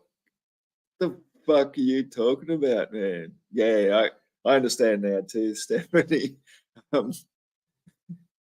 Yeah, I didn't quite get it when I was watching. I was like, he's been a little bit over the top dramatic, but now when you actually really seriously look at the way James and Ozian are working together, and Ozian is now talking about oh man, let's see how this pans out. Well, if intelligence was measured in sarcasm, I think you just won a Nobel Prize. Congratulations, Caleb. See that? How rude was that? He's actually going to let Ozin get away with doing that, doing little sound bites, pre-recorded, in a debate, and not even get up him for it. That's just like, that's fucked. That's just bullshit. So the sun clearly provides heat. That's your facial expressions, anyways. Playing a Don't you talk about facial expressions, Ozin. I was already ripping the shit out of you for your facial expressions, mate. If you want to talk about facial expressions, you are going to get your fucking ass torn red raw. So, of course, Caleb is just going to be a natural, normal human being and make facial expressions at your antics. You moron. You want to talk about that shit? You are going to get fucking shredded. crucial role in our planet's energy balance. Without it, Earth would rapidly cool. Similarly, human activities release heat. In a closed system, as you would have to have if you don't believe space exists, how does the Earth not overheat from these internal sources or freeze to a lack of external heat from the sun? How does the flat Earth model account for this apparent contradiction, I might add, with the second law of thermodynamics? I actually spent a little bit of time in the chat talking with people, and that's probably not too long before I got timed out by I Killed Earl, the fucking hero of the globe world. But I don't want to get too much into the pedantics of this and the science of it and shit. But let's think about it coherently for 2 seconds and think a vacuum flask is a perfect insulator because what you got is a glass bottle inside a tin bottle and it's sealed so perfectly and they extract all the air, so it's a vacuum flask. That's how it works. If you drop it and break it, well, you've lost your vacuum and don't work so good. The vacuum works because it cannot conduct heat, because heat needs to transfer into something like a molecule of air in order to dissipate. And because the air is so full of air molecules, it dissipates quickly. That's how entropy works. Heat comes from the light hitting the ground and it dissipates into the air. It's really pretty well straightforward. On the globe side of things, where they believe they've been to the moon and they've flown through the vacuum of space, when the sun is hitting their little tiny tin can capsule, what are they dissipating that heat into? Nothing. It's just going to cook them. And that's the exact pretty well same reason why they say that if a meteoroid falls to Earth in the globe system, is that there's nothing for it to transfer the heat from, and the friction of it hitting the atmosphere creates so much heat there's not nothing else to do but to burn up, because it can't transfer the heat off fast enough to overcome the friction. Either going into or coming back into, we suffer the same conditions. So anybody that believes they've been into space has nothing to transfer the heat to. They're going to cook. At least on Earth, we have a logical explanation, which isn't my argument. My argument is just against his idiocracy that ignores the facts that he should have to accept if his argument is even valid. Does that have to do with the shape of the Earth? Yes. How?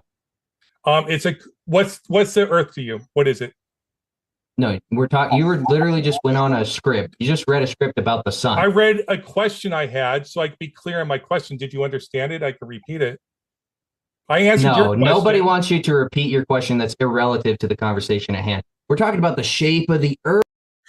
I have to mention. Yep. Okay. irrelative probably isn't the word. It can come out because he's a little bit stressed, because he's having a hard time finding an actual debate to have with some moron who's just up on an agenda. So, sorry to say that, Caleb. Irrelative is not a word. I really do, though, have to go back, because the important thing is really listening to Ozian. Doesn't matter that Caleb made a little linguistic error. It's the way that Ozian... Over and over, people in the chat will give me hell. They'll say, James, this is freaking boring. They just keep repeating themselves. So let's go into something new. I do want to, but I want to push back against another claim because he's arguing that he doesn't have a positive claim. This is globe versus flat, so we both have a positive claim that we have to support about the Listen to him carefully. Does he even make a coherent sentence throughout the whole diagram? Geometry of the Earth. So I want to ask you a question related to the second law of thermodynamics. So I want to ask you related to that's not even English. Which states that in an isolated system, entropy tends to increase. Which states that an isolated entropy tends, again, it's not coherent. He's skipping from something to another thing so fast, he doesn't even realize how incoherent he's being. I mean, I'm guilty of it myself. I do it all the time, but I'm not analyzing myself here. I'm analyzing this. I have a question for that claim. If you're claiming this, I have a question for that claim. If you're claiming space is not real and the Earth exists in a closed and isolated system, how do you explain the regulation of Earth's temperature? How do you explain the regulation of Earth's temperature? Well, it's pretty simple, really. Like, you know, not that I'm going to answer for Caleb, because it's not really my debate. But if it were my debate, I would try and shut him up right there and say, well, how would I do that? It's pretty simple, is that when light hits something tangible, like the material stuff, the water and everything of the Earth, it creates heat because it's interacting. There's a sort of amount of friction happening. And the more intense the light, the more it's interacting with certain molecules, the hotter it feels. Yeah, they call it electromagnetic radiation and all that sort of stuff. I try not to bog myself down with the details of that sort of thing.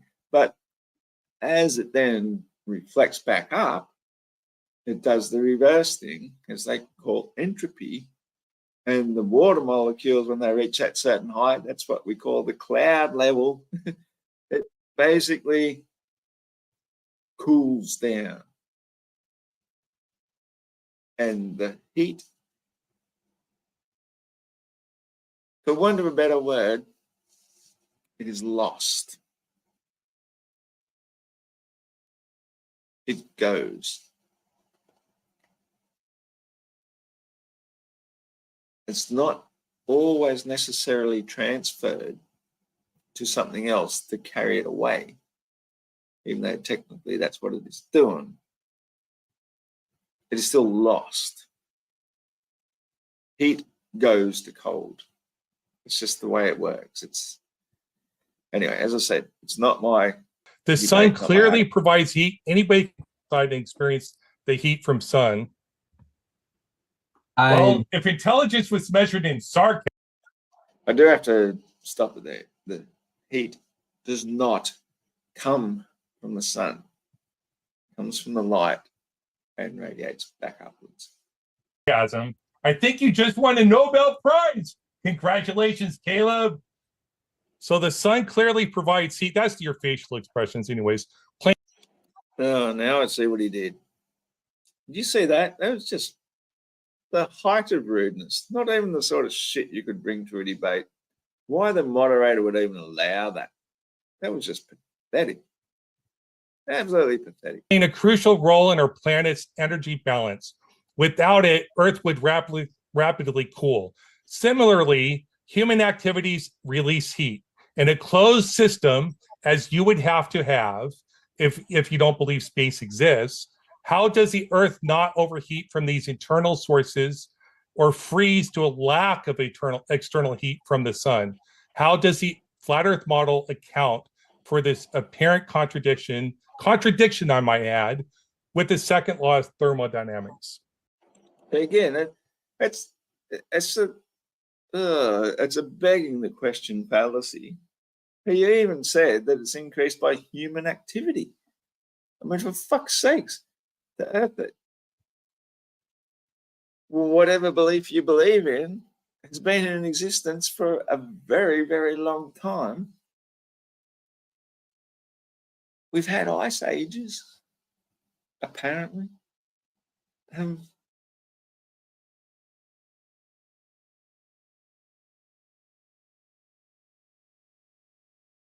If you stood outside, even on a warm day, and you didn't eat or drink anything, your body is still burning calories. And calories are a unit of heat. Joules, kilojoules. You're burning off heat. Eventually, your body is going to burn off so much heat that you'd either dehydrate in a warm day, or in a cold place, you would still actually dehydrate, but you'd lose so much thermal energy, you'd end up freezing, and you'd freeze to death. That is just how it works. Anything of energy is giving off thermal energy. That's why we have to take in calories. Entropy is a thing. We're always giving off energy and losing it. You can't say that the atmosphere or whatever is sucking the life out of you, even though technically, in a way, that would be a poetical explanation for what's actually going on. It's not. You are just losing your life force without putting more life force back into yourself. Entropy is the most Does that have to do logical with the answer. shape of the Earth? Yes. How? It's a what's the Earth to you? What is it? No, we're talking. You were literally just went on a script. You just read a script about the sun. I read. He's dead right. Yeah, it's got nothing to do with the shape of Earth whatsoever. Nothing to do with it. Flat, round, square, banana shape. It's got nothing to do with it. So even if he's making a point, which he isn't, it's got nothing to do with the debate, globe versus reality. The question I had, so I could be clear on my question. Did you understand it? I can repeat it.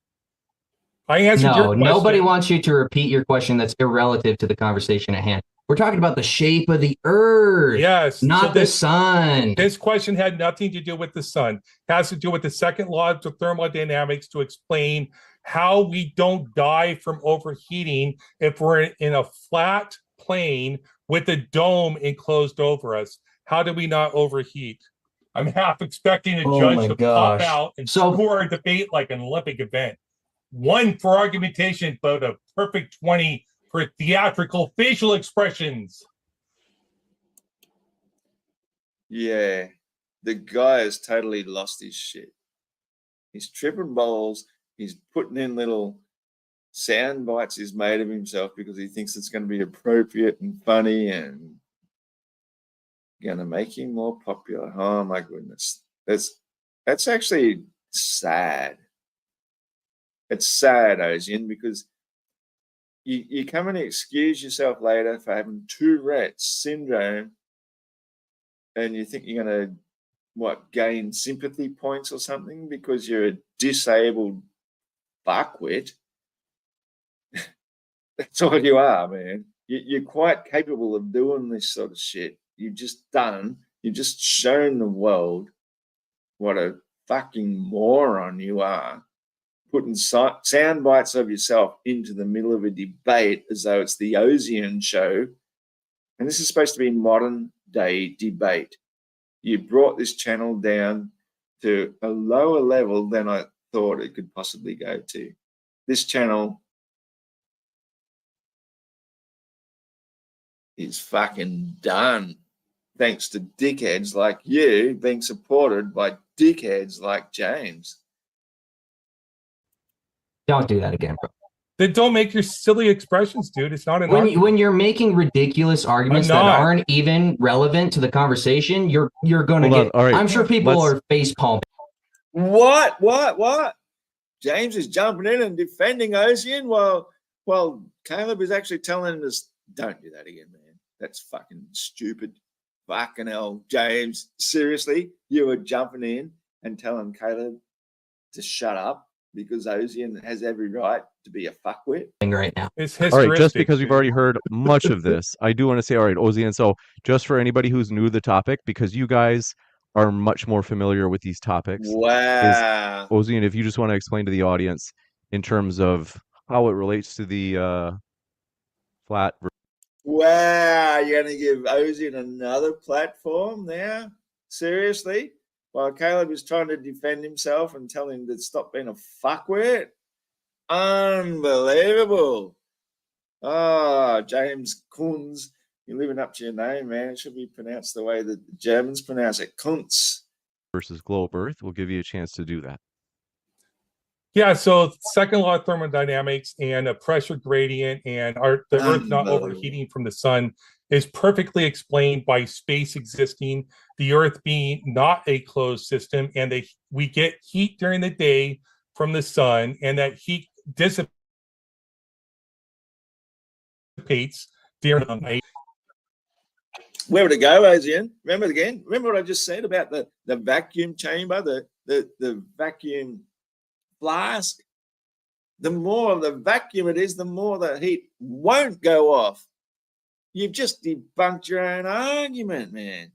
At least in ours, heat just dissipates due to entropy. But in yours, even the Earth should just heat up and heat up and heat up and heat up, and the heat should go nowhere because it can't go out into a vacuum, you fucking moron.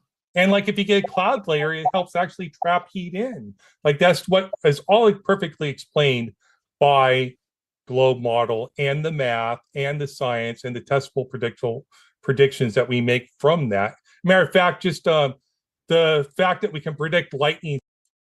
Is he really letting him still waffle on with that bullshit? What the fuck? James has fucked up, sold out, proved himself. Absolute shill.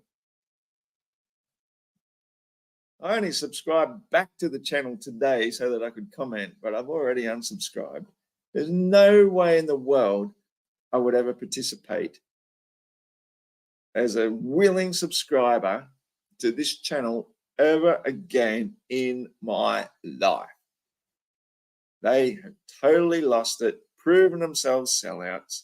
Look at him in his fucking fluorescent orange tie. What a bunch of bullshit. It's like lightning strikes on the Earth if we use a slightly oblate spheroid model versus a spheroid model. So my question to you, Caleb, I hope you can answer it now.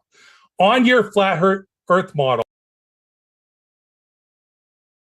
Look at Caleb.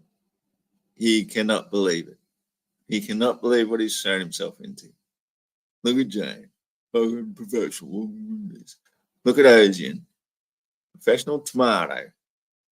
The purple pimp. Given extra time, even though Caleb was trying to defend himself against the claim. James was giving it to him, letting him run with it. This is a joke.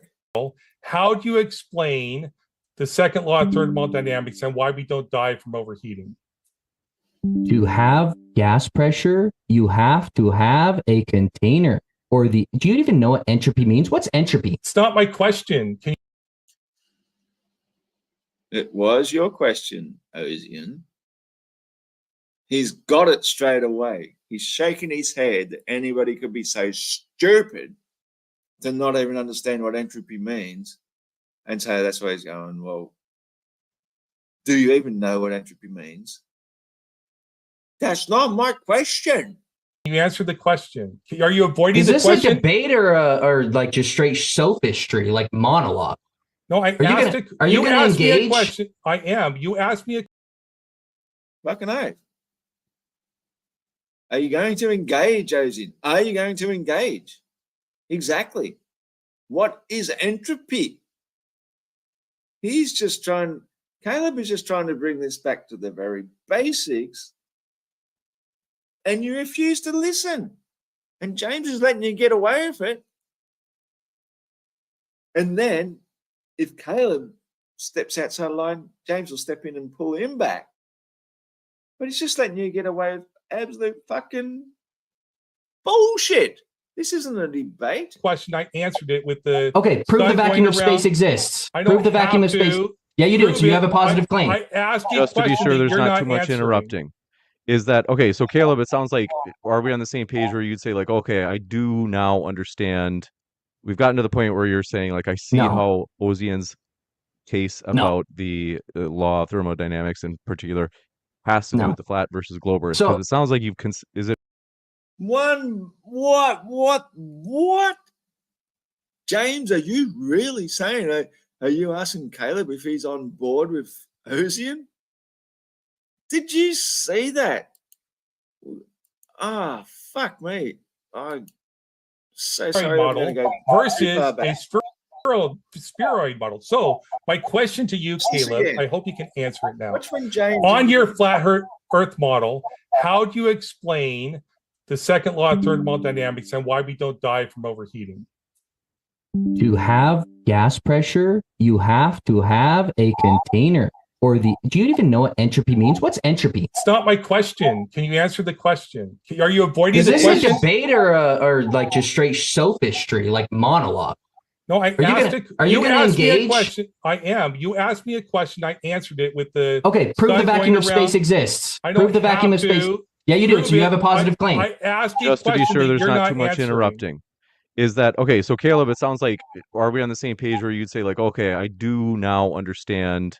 We've gotten to the point where you're saying like, I see No. how Ozian's case No. about Look at him trying to the law of direct it. thermodynamics in particular has to do No. with the flat versus Globerist. So- Because it sounds like is it fair that we're on the same page there? No, we're not, because he's not understanding positive claims. He's claiming that entropy in the form of gas pressure, it proves somehow that the space vacuum exists. No, you need evidence. Do you have any evidence that there's a vacuum of 10 to the negative 17 torr coexisting adjacent to the atmosphere? Please, any evidence, go. Wait, I think I Right. asked you a question. Why are you asking me a question in response?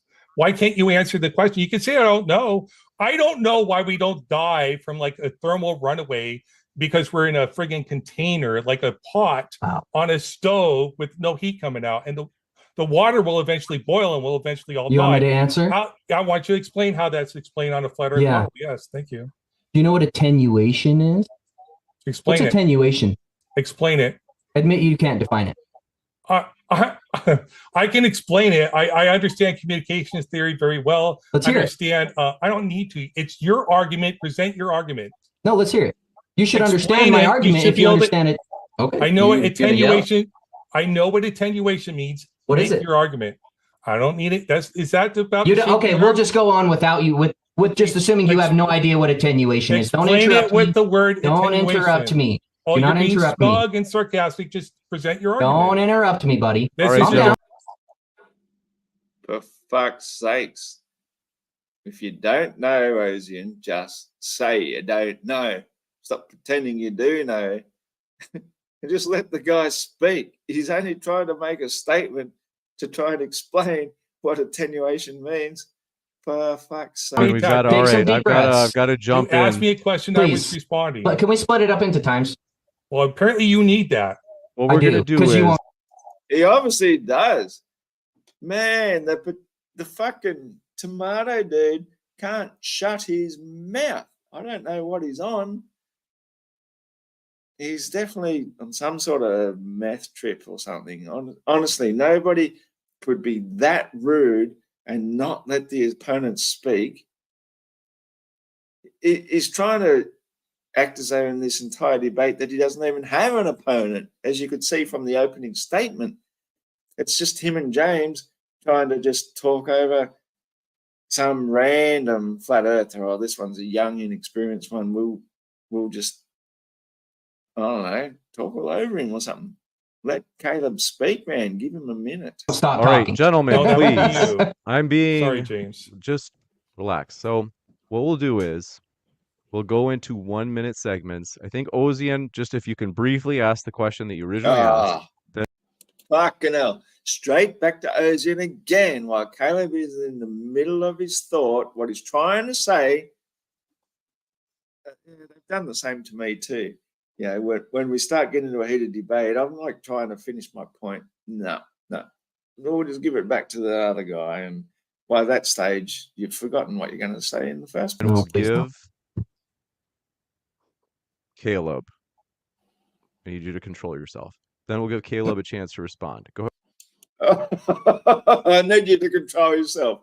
Stop reacting to being treated so unfairly. But Ozian, if you can ask it very quickly and succinctly, and then we'll give 60 seconds to Caleb. Caleb, how do you explain the regulation of Earth's temperature? All right, 60 seconds. Go ahead, Caleb. It's not relevant to the conversation, but there is dissipation to EMR and EMF over distance. So the sun goes around the Earth and that signal gets weaker. That heat signature gets weaker as it gets further away. Not relevant at all to Flat Earth versus Globe Earth, just so we know, but I'll entertain it just for the conversation. We'll kick it over to Ozian. Go ahead, Ozian, for 60 seconds. Yeah, so you're seeing that we release light like EMF and that cools down the Earth? Is that what I said? You said EMF. There's dissipation to EMR and EMF and heat signatures over distance, yes or no? So light. Yes, light will like dissipate. Yes, but where does it go? Oh my gosh. What What's does the word EMF? dissipation mean? I don't think it's possible to have a conversation with you. I genuinely don't. Where does it go? Where does it dissipate to? It dissipates in the atmosphere. So it just vanishes? Yeah, it gets weaker over distance. Do you have any evidence why that doesn't happen? Yeah, because power is not, it's first law of thermodynamics, right? Power and energy cannot be created or destroyed. So where does it go? How do you prove that? Well, you don't accept the laws as thermodynamics. That's okay. You don't accept that it dissipates over distance? It expands, but it doesn't vanish. Wow. This is incredible. It can't be destroyed. So as you get further, can energy be destroyed? Holy cow, dude. You're much more unbearable than usual. Is everything okay? Well, that would be the person I'm debating with then. What we're going to do is we'll give both Caleb a chance to answer Ozian's last question. And then Caleb, if you have any questions for Ozian. Yes, I do. Yes, I do. Okay. So over distance, the heat signatures get weaker. You can prove this in your car. If you're in the front seat and you're closer to the heat source, it's hotter. As you get further away, it gets weaker. It gets colder. This is like extremely basic. Again, I'm pretty sure he's using a tactic to just like not talk about the entire argument at hand, which is globe Earth versus flat Earth. The shape of the Earth, not the sun. So I don't know how we're here. Yes, I agree. Heat dissipates, but it doesn't vanish because heat cannot be created or destroyed. It can only change form. Heat, energy, and matter cannot be. Yeah. So ask me a question.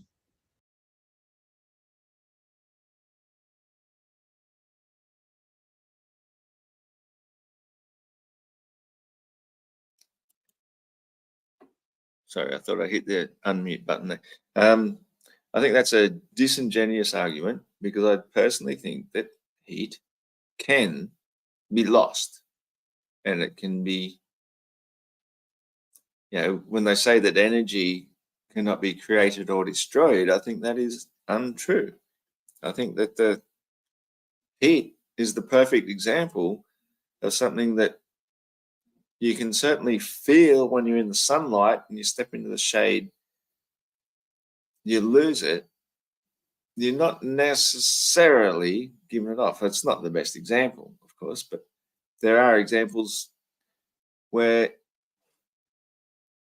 I think entropy itself, they basically call it the law of thermodynamics because it's heat, which means that a perpetual motion machine is technically impossible because something is always going to be given off as heat. So it's given off, so it's lost. You can lose heat. Not that that's my argument again, it's not my debate, but I just thought it's worth mentioning. Can you prove the vacuum of space exists? Yes. How? We go up with weather balloons. We see that the pressure goes down to a torr that we consider to be a vacuum, especially when we send aircraft to space, such like the moon. Like we know there's a vacuum in space. Like we have Who's pictures we? from people that were there. Humans. Who's we? Experts in the field, people I trust, people that were veterans in the U.S. Navy, like Neil Armstrong, who went to the moon, who was a fellow shipmate. I mean, look at that. Fellow shipmate. Look at Ozian. He's so tripping balls so much. He's so indoctrinated. He's calling himself a fellow shipmate with Neil Armstrong. Now that takes an extraordinary amount of brainwashing and belief and indoctrination. He's actually said he's a fellow shipmate with Neil Armstrong. See, he's expressing how much of a Freemason he is, which says quite a lot about James's red tongue there when you think about what the whole when you swear your oath as a Freemason, one of the things you will swear is, so help me, or cut my throat and pull my tongue through it. That's where the expression tongue-tied comes from. That's why they wear ties, to remind themselves that they are tongue-tied. They cannot speak about the secret oaths they've taken. And look at James. First time he's appeared in, what, months? He's had other people moderate for so long. And he comes out with the reddest of red ties you could imagine coming straight out of his throat. He is tongue-tied. They're sworn to an oath. And here is Ozian admitting right in front of our faces that he is on the same ship as people like Neil Armstrong. I didn't serve with them. It would have been a great honor to actually serve with Neil Armstrong. It would be wonderful to meet him as a person. But people like him, yes, I trust his word and his testimony that he actually did go to space. What's wrong with that? Yeah, that's how they do it. I trust it. What's wrong with that? I'm not saying I know it's true. I'm asking you, what's wrong with that? That's how they do it, by deception. Shall we do war? Any primary documentation of the vacuum of space existing from yourself, or no? You just believe other people?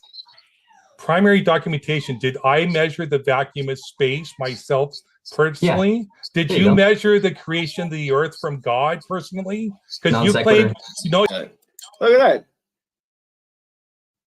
Look at that. Reversing the burden of proof once again. He was asking a direct question. You don't turn around and then answer it with another question. Unbelievable.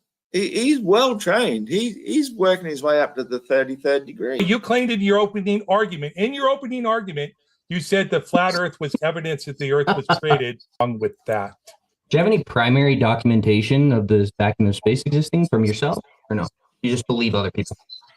Primary documentation. Did I measure the vacuum of space myself personally? Yeah. Did you measure the creation of the earth from God personally? That's a question. You claimed, you claimed in your opening argument. In your opening argument, you said the flat earth was evidence that the earth was created. So it is not a non sequitur. Non sequitur. Part of the debate because you brought it up in your opening argument, Caleb. No, it's a red herring fallacy. It's not a red herring fallacy. Otherwise, you wouldn't have presented it. I'm not mad. Otherwise, this is another debate tactic. Just if your facial expressions were any more skeptical, they need their own. Dude, like I'm not going to deal with your friggin' idiocy there, dude. You can be polite. Ad hominems. All right, let's jump in. Let me jump in. We're going to. Are there any topics we haven't covered that you guys would like to discuss? The shape of the earth. I would love to get evidence the earth is flat. Plane surveying. Plane surveying is about close-in situations. You want to actually read about how they do Plane surveying. I mean, I got it all written up if you want to talk about it specifically. No, I don't want to hear you read a script. So- I'd rather you try to not read a script and have a dialogue. Oh, so okay. Tell me, why do they not use 8 inches per mile squared for longer distances? Why is that? Do you think they make long distance observations in surveying? Yeah, they use 8 inches per mile squared in Who? surveying Who? for a long when they surveyors. Okay, do you have any evidence of that? Yes, Show it. from surveyors. Oh, you Show told it. me not. You told me not to. No, show your evidence. I don't want to hear a monologue. I want to see Okay, your I'll- evidence. Go. Show. No, it's a what I wrote up. Where did I put it? Peter McToon put it for me. G'day, LJ. Folks, Thanks, want to mate. say Good to see while you. you're out there Sorry. watching, we do appreciate you being here. If you haven't yet, hit that like button as it lets YouTube know what you want more of.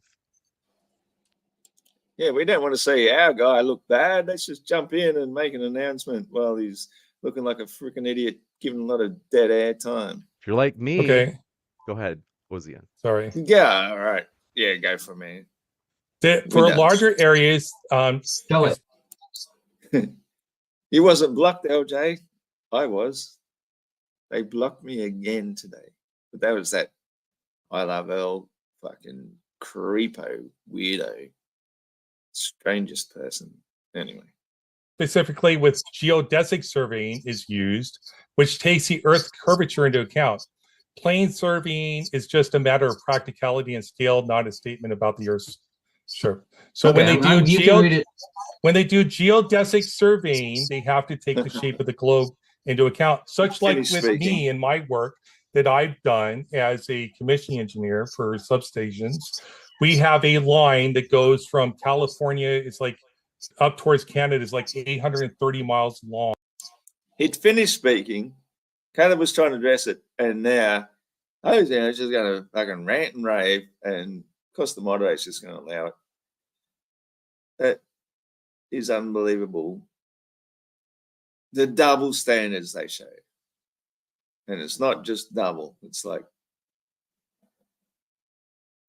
When they had to calculate the ground fault returns for that DC line to make sure it trips off correctly, they had to take the curvature of the Earth into account for the calculations, or the line would misoperate. That's you can see the way Caleb's shaking his head.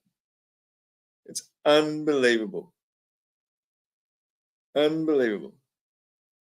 They had to take the curvature of the Earth into account. And yet,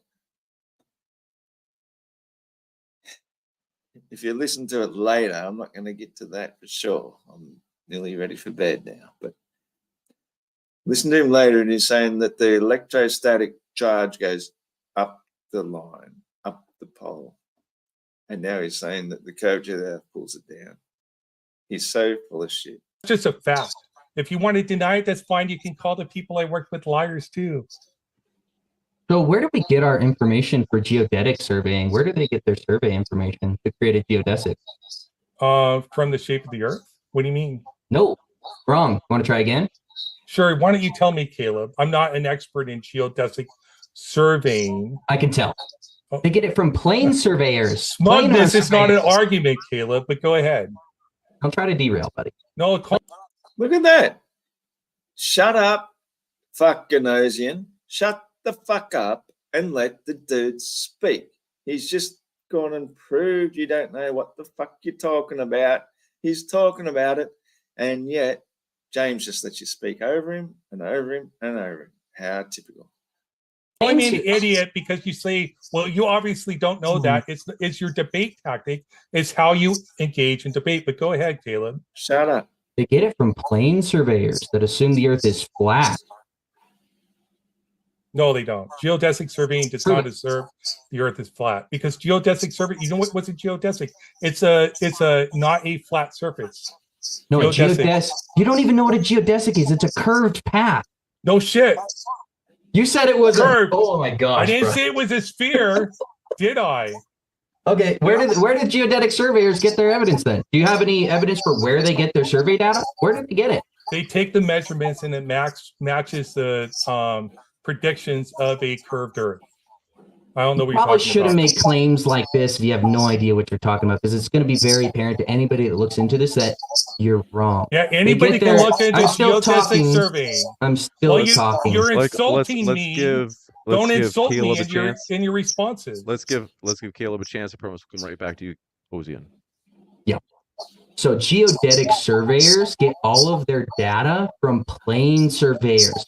And then they stick those short observations, those short distance observations together, and then reify that the Earth's a ball with math. All you did is commit a begging the question fallacy, unassuming the consequent fallacy. Plenty of the fallacies I hope that you're aware of you're committing. So if you look up where geodetic surveyors get their information, they get them from plane surveyors that assume the Earth is flat. Oh, man. How could you be so rude, Caleb, to insult him by telling him facts? Oh, no wonder he wants to interrupt you. That's so insulting if you're going to interrupt somebody with facts and prove them wrong. Oh, geez, no wonder he wants to shut you up. Wow. Good, you're committing a reification fallacy. You're actually taking their claim and seeing it proves something else and other than what they're actually claiming. You are committing the reification fallacy. How? By taking their claims, the knowledge they're presenting, the information they're presenting that says this validates that the Earth is a globe, and you're saying that they're wrong. You're committing the reification fallacy, Caleb. Not me. Saying somebody is wrong is not a reification fallacy. Can you define a reification fallacy? Yeah, I have. No, he can't. And in fact, if somebody asked me, I probably couldn't either. That's not the point. But getting attacked by bugs again. Shawnee B says he's done concrete construction many, many times and never accounted for curvature, even over miles of a level plane. It's exactly right. Anybody who's ever done any amount of long distance, anything, whether it be concreting or road structure or drainage especially, anything to do with the actual flow of water downhill, can show that nobody ever takes into account sphericity of the Earth. It would be impossible to do such a thing. Drains flow downhill to the ocean, to the sea level, every single time. If you put it on a globe and then you twisted the globe to put a certain spot on the top of the globe, then that means the water is flowing up before going back down. Wherever you twist and point your globe, it's simply illogical and impossible and not even debatable. How this debate is even happening, it beats the shit out of me. But I'm a sucker for punishment. I have it written up too. You want me to go over it? No, dude, you got to read a script for everything. Do you have like anything No, up in here memorized? Unlike you, Caleb, if you want to be insulting, unlike you, I like to be precise. So so now I think I can ask you a question. Would that be fair? No, I asked you to define a reification fallacy because you're using. No, you've been asking me tons and tons of questions. We want to talk about fallacies. I thought this was a debate about the shape of the Earth. Okay, prove the Earth's a ball. Okay, let's go over your debate. Yeah, exactly what he's been saying from the very start. Show us some evidence that the Earth's a ball. Show us some evidence the Earth's a ball. Okay, prove the Earth's a ball. Let's get back on the topic. Prove the Earth's a ball. What does Ozian do? Anything but prove the Earth's a ball. Debate? What are you talking about? You mean introduction? Yeah. You okay? Yeah. So your first thing you talked about. Let's go to the next one. What's the next one? What the fuck? Dude, can you go off can we like have a dialogue off the top of our head instead of No, just, you like, can't looking to because write? you're just insulting, dude. Ozian, join the fucking debate or go the fuck home. You useless piece of shit. Oh, dude, dang, interrupting again. You're pretty good at doing that so far. You asked me a question, I answered it. I wanted to evidence the Earth as a ball, not to go over my introduction. Please, evidence the Earth to ball. Go. No, you have to. No, it's my question. Is it not? You've asked a question. I answered your question. Can you You answer didn't my answer it. question? God. You red herring way off And just topic. because you didn't don't answer like it. Let's the go- answer doesn't let's mean go I back. can answer the question. Caleb will give you a chance to ask your question, but first, the question that Ozian had asked, I want to give him a shot. If you can reiterate that question, just re-say it, and then we'll give 60 seconds to Caleb to answer your question. Okay, Unbelievable. so I have a question, new one. So Another how one. does the flat Earth model Ocean. explain the observed reversal of the Foucault's pendulum swinging in direction when crossing the equator? Can you show me evidence that happened? Are you denying it happens? If you deny it happens, that's fine. Do you know how positive? Dude, we went over positive claims, Ozian. You got to show me. Show me a video, please. Show me, Ozian. Show me a video of that. Spud condensation is not an argument. Anybody can go look up Foucault's pendulum test in the southern hemisphere, and they can see that it changes direction to show your latitude on the Earth. You can do the math to verify your latitude. So, do you have an explanation for why Foucault's pendulum changes direction when you cross the equator, and why it doesn't? Well, there might be a little precession one way or the other at the equator, but if you're perfectly at the equator, it shouldn't precess at all. So can you explain why it changes direction in the southern hemisphere? If not, that's okay.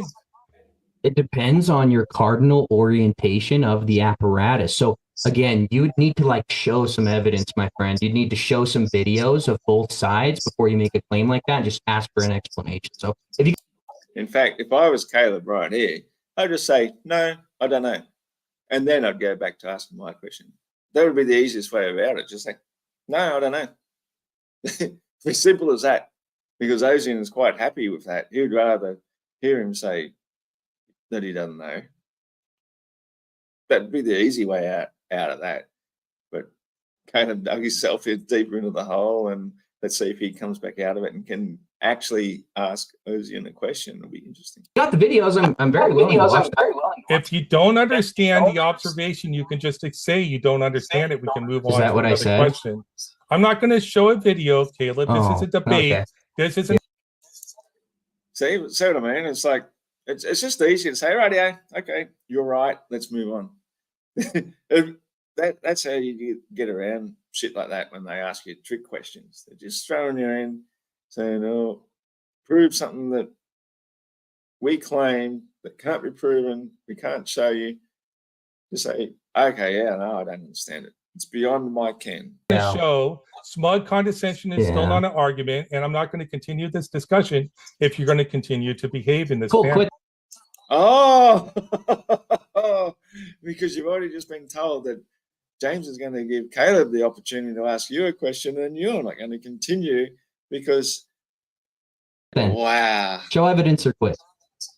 It would be you driving the quitting, Caleb. That'd be your choice. Smug condescension is not an argument. All right, let's go think you're into. like- I can go to the next question if you want to.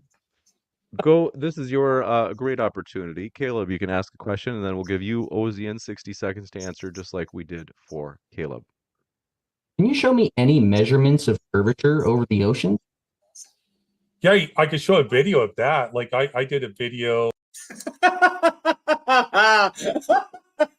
It's not up to me to show you videos. I don't have to show you videos. This is a debate.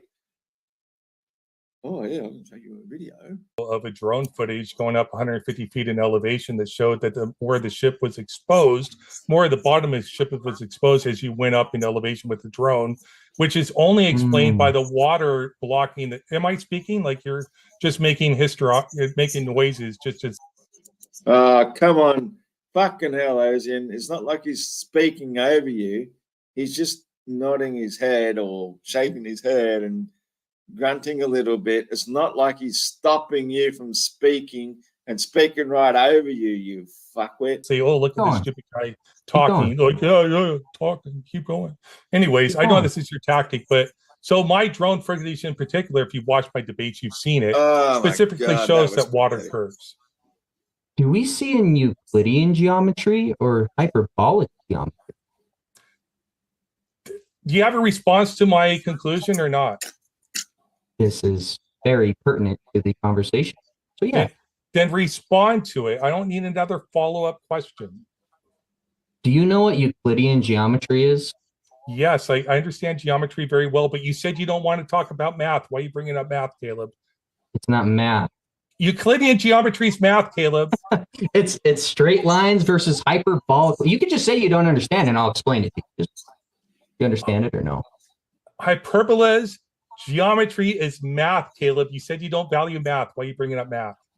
Are you just gonna ignore the entire conversation and just keep doing this? No, answer the question, Caleb, or respond to my response. I am trying to respond. I'm making sure you can follow. I don't think you can follow. It shouldn't require questions. I understand math. Yeah, it's going to require questions. Because I actually require questions, buddy. I actually value mathematics. No, you're not playing your. The amount of talking over that Ozian does when Caleb is asking the question, and yet, g'day Aussie Gold, good to see, bro. It's ridiculous to see that when Ozian was speaking just a minute ago, and all that Caleb did was just smiled smugly and goes, Ozian goes on for a fucking rant about him talking over him.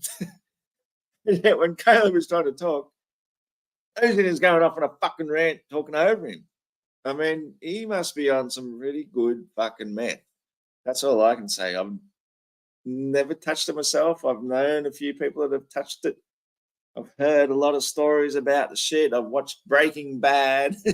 When you look at Ozian here, he is on fucking meth. Look at him just talking over and over and over. I'll never get through this. I've been going for nearly over 4.5 hours. And I'm 53 minutes through it. And I'm going to rewind it there, I think. Do you have a response to my conclusion or not? Listen to him. This is very pertinent to the conversation. So yeah. Okay. Then respond to it. I don't need another follow-up question.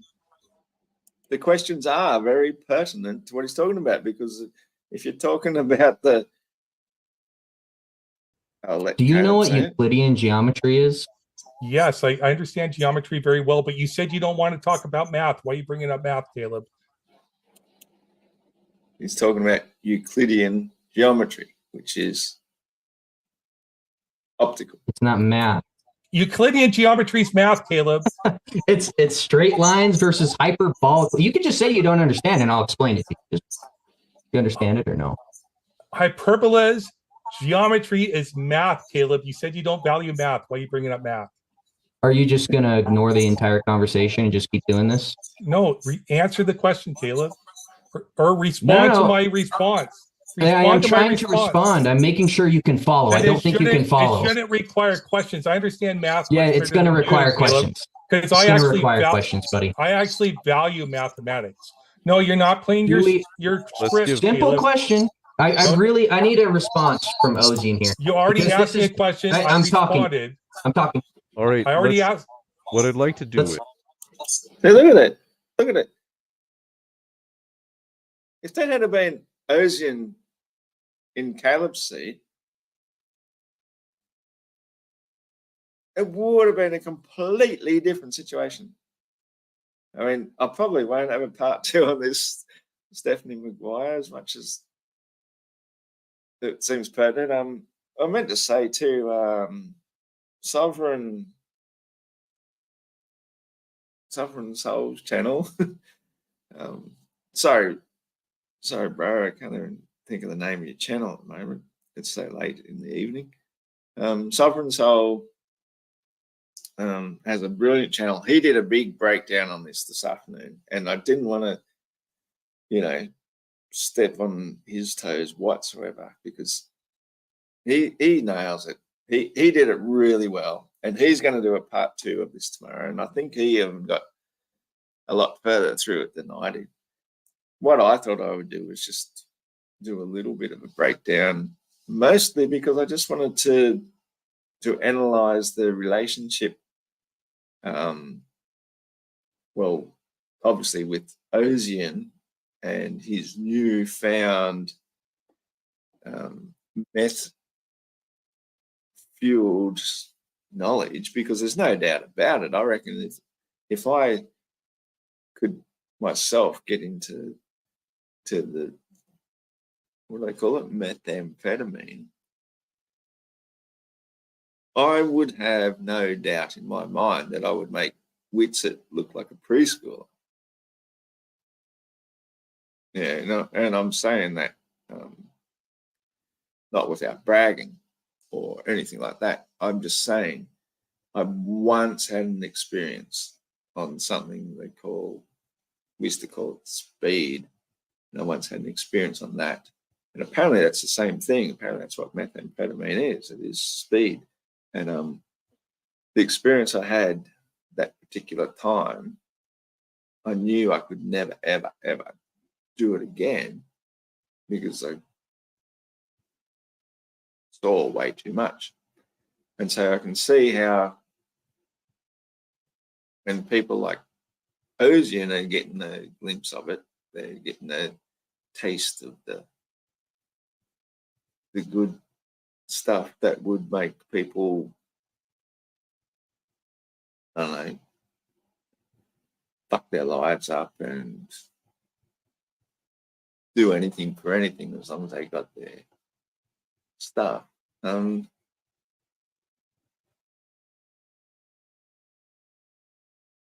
You can see it in him. I mean, look at him. Look how sharp he is. Look how clued in he is. Look how he's not even entertaining the fact that he has an opponent that he's even prepared to debate with. So I'm grateful for the one experience I had in my life to taste it and see what I could be capable of. But to think I could throw my life away like Ozian is doing here for the sake of a bit of fame and fortune, when you know that the end result is always going to be the rock bottom. I did the opposite and hit the rock bottom and clawed my way back up organically. It's a different thing altogether. Yeah, check out Sovereign Soul, Steph. That's Banjo's going live in 12 hours too. That's awesome. He normally does that on Mondays. So if he does it on a Sunday, cool. I might be able to watch that. They had this debate approximately 9 o'clock this morning.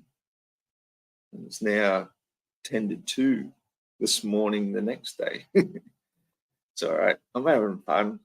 I'm just going to keep Split it up. If I remember right, the last question was asked by. Oh, that is so cool. You got it. You got it. Look at that. He is so tongue-tied. James is humiliated. They're all part of that. Was it Ozian? Caleb. Okay, Caleb. So No, it was Ozian talking. Nope. Well, no, it was. Yeah, I was looking for evidence that the Earth is flat. I mean, a ball. Yeah. So I asked. Just what he's been asking from the very start. Have you got any evidence that the Earth is round? that is just gold. Caleb has just been very, very, very, very, very patient. Like when I watched it myself this morning, I thought, he's not a really good debater at all. But now that I'm analysing it bit by bit, by bit by bit, he is killing it. He is killing it. And Ozian is proving himself what a shill he is, what a sellout he is, and James is absolutely proven who he was. The question, and he's saying that he has a video that he's not showing, and it's pertinent to the conversation. show that we it if you want me Dude, to. I'm in the middle of talking, bro. You good? Then don't talk about me in the Why middle is of your talking face about twitching, so- bro? Why is your face All right, twitching? all right. So what we're gonna Because I do, have Caleb? Tourette's. See, did you hear that? He has Tourette's.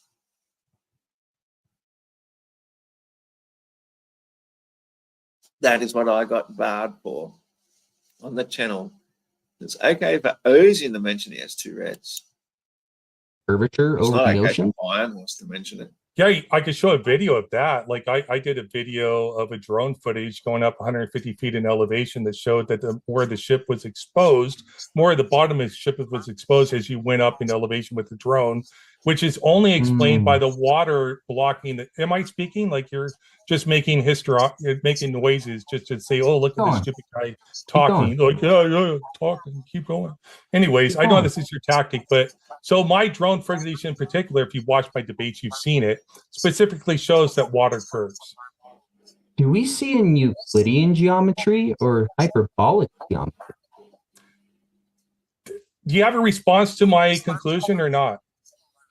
This is very pertinent to the conversation. So yeah. Then respond to it. I don't need another follow-up question. Do you know what Euclidean geometry is? Yes, I understand geometry very well, but you said you don't want to talk about math. Why are you bringing up math, Caleb? It's not math. Euclidean geometry is math, Caleb. It's straight lines versus hyperbolic. You could just say you don't understand, and I'll explain it. Do you understand it or no? Hyperbolas, geometry is math, Caleb. You said you don't value math. Why are you bringing up math? Are you just going to ignore the entire conversation and just keep doing this? No, answer the question, Caleb. Or respond to my response. I'm trying to respond. I'm making sure you can follow. I don't think you can follow. It shouldn't require questions. I understand math. Yeah, it's going to require questions. Because I actually require questions, buddy. I actually value mathematics. No, you're not playing your script. Simple question. I need a response from Ozzy in here. You already asked me a question. I'm talking. All right. I already asked. What I'd like to do is, split it up if I remember right, the last question was asked by, was it Ozian? Caleb. Okay, Caleb. So. No, it was Ozian talking. Nope. Well, no, it was. Yeah, I was looking for evidence that the Earth is flat. I mean, a ball. Yeah. So I asked the question, and he's saying that he has a video that he's not showing, and it's pertinent to the conversation. I can show it if you want me to. I'm in the middle of talking, bro. You good? Then don't talk about me in the middle. Why is your face twitching, bro? Why is your face twitching? All right. So what we're gonna do, Caleb? All right. What we're gonna do. Unbelievable. So yeah, that was the most unproductive conversation where Caleb was actually getting to a point there, and Ozian had no clue what he was talking about. Absolutely no clue. He didn't understand this Hyperborean or Euclidean geometry, which I can see where it's coming from, even though I don't know the exact words. Hyperborean. But one of them is where what you're looking at, and one of them is from, say, a third person looking at it and seeing it from a completely different thing. And you're going to get two completely different results, which is why geometry is basically useless when it comes to perspective. But Ozian is so adamant that he understands geometry. He's an expert in it. He can't even understand what Caleb is even trying to ask him. He's so disconnected from the conversation, he doesn't even know what the conversation is. And eventually James just has to step in. And of course, now the whole train of thought is going to be lost because it's going to favor. You're going to make fun of my Tourette's? What we're going to make do, fun of my Tourette's, Caleb. What we're going to... okay, yeah. Make fun of my Tourette's, make fun of my Tourette's. As I said previously, with people that actually have Tourette's, it sort of expresses itself in much more extraordinary ways. That's borderline Tourette's. It'd be what I'd call a nervous tic. That's all it is. It's a nervous tic from somebody who does not have Tourette's. Tourette's is a severe condition where people can't even go out in public, let alone sit on a modern day debate and contain themselves without going off on tangents. Yeah, I've already discussed. to do is let's give him 60 seconds, and then Make fun of my Tourette's. Ozian, you have Make 60 fun of my seconds, Tourette's. and then we'll have Ozian ask a question to Caleb. Go ahead, Ozian. You got that 60 seconds. If you felt like you needed any more time to answer Caleb's question. No, I have drone footage to show curvature of water. It wasn't part of my opening debate. I don't know why I would be talking about it within this debate, so it's not prepared to automatically show it on screen. Caleb says he's watched my debates. He can go watch where I've shown drone footage. A lot of the audience members have already seen my drone footage. It shows water curves. I measured it. I showed the measurements. Can I reply? Yeah, You got it. All right. If you have a question, that's it. That's it. Bloody hell, put that one up there. Didn't even notice the tick or him claiming he had Tourette syndrome. He has a terrible tick. He's always had one. And sometimes I've made a little bit of fun of him myself because it looks like a nervous tick. And it's not a good thing to make fun of if somebody's actually got seriously Alzheimer's or something like that. But to blame it on Tourette's, yeah, there's always going to be certain shades of grey in any diagnosis of something. But to say it's Tourette's, and yet for the most time he's able to contain himself without going, wanker, wanker, cockhead. That sort of shit. Yeah. It's a way of excusing his nervousness, and yeah, it's dishonest, is all I can say. It's just a dishonest way of, because you notice how it gets worse and worse. I don't need any mosquitoes at this time. The more nervous he what gets. we're going to do is have Ozian ask a question to you, but if you want to, as long as once we give you guys more time to talk about this particular subject, then we'll give the next question to Ozian to ask you. So go ahead if you would like to reply, Caleb. Sure. So we see in hyperbolic geometry, the horizon is an apparent location created by us seeing in hyperbolic geometry. This is why railroad tracks converge when we're looking down them towards the horizon. So we don't see in perfectly straight lines. The ground ramps up, the sky ramps down, creating a vanishing point. So that boat had gone past the vanishing point. Hence why if I were to show one video of the boat not being visible on the horizon and then us zooming in on it, that would show that it didn't go past the physical geometric curve of the Earth that's assumed. It's just an artifact of visual space being curved and the limit to our perspective. So Ozian grabbing a drone and then going to a higher altitude to increase that limit of perspective to see the boat in no way, shape, or form substantiates that there's curvature to the ocean. So. Well, it wasn't at the horizon or over the horizon. It was way, way, way closer than that. So it has nothing to do with the apparent horizon, the drone footage that you've seen, obviously. So that would be a red herring to discuss the horizon. And if you're talking about, in your previous debate, you talk about the reason why we had that problem with perspective. I don't know how this is a debate, but anyways, that your eyes are curved. My drone doesn't have curved eyes, dude. So the drone footage is seeing what it sees, and we can see that image up close and personal, not from distance away. And anybody can see that the water is curved. Anyways. That was not cool. Yeah. My question? Wow. That's right. We'll give you a chance to answer your question. And what I need you to do is we'll give 60 seconds. Caleb, once you finish your question, I have to go to the bathroom. I had too much coffee. So what I'm going to let you do is ask your question, and this is by the honor code. Gentlemen, do me a favor. Let's let Ozian ask his question, and then we'll give 60 seconds to Caleb, and I'll be back by the end of that 60 seconds. Yeah, what's also interesting is that this is actually the second time that James has quickly ducked off. Not that there's anything wrong with that. You know, you've got to do what you got to do. But later on in the video, James turns around and even says himself, I haven't had a single break through this entire podcast, so I have to go. And it's like, you can just see it right here, right now. That's him. He's saying, I have to go. I have to go. And you watch later on, if you watch the thing that he has on his thing, straight up saying, I haven't been a single time. This is actually the second one, if you've been paying attention.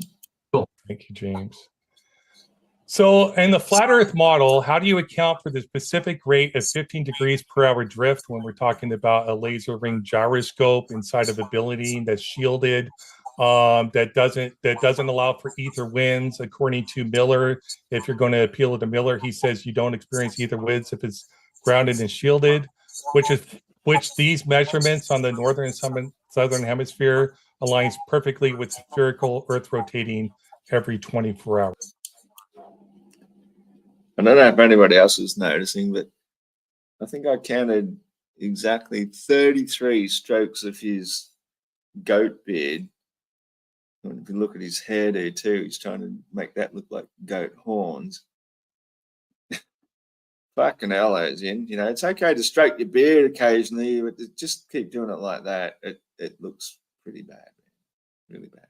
How do you explain that on the flat Earth? Okay, I'm setting it back. So Maybe the ring laser gyroscope that Bob Nodell used, where they said, and they misrepresented him saying, "Oh, I measured 15 degrees per hour drift." He took that ring laser gyroscope to a higher altitude and measured more of a drift at the same latitude line. You wouldn't get a higher. Look at him. As he's stroking his beard, he keeps making this little hand signal like this. And yet, half of his argument earlier on is the fact that Caleb is making faces and using hand signals. And he's getting a really hard time about. And now he's doing exactly the same thing. I mean, what the fuck? I mean, double standard seems to apply right across the board for the Globers. It's okay for you to do whatever you fucking want with your hand signals and face signs and stuff, but if Caleb does it, oh my gosh, it's so distracting. It sort of makes me sick. Form of drift if it were uniform in relation to the rotation of the Earth, suggesting that they're probably picking up something rather than the assumed rotation of the Earth. So you guys don't even have an explanation for the Sagnac effect. If you say that it's actually creating a longer distance in the time of the rotation, but in reference to the two lasers going across the entire concentric apparatus, you literally are going against special relativity, which assumes that you cannot add v velocity to c the speed of light.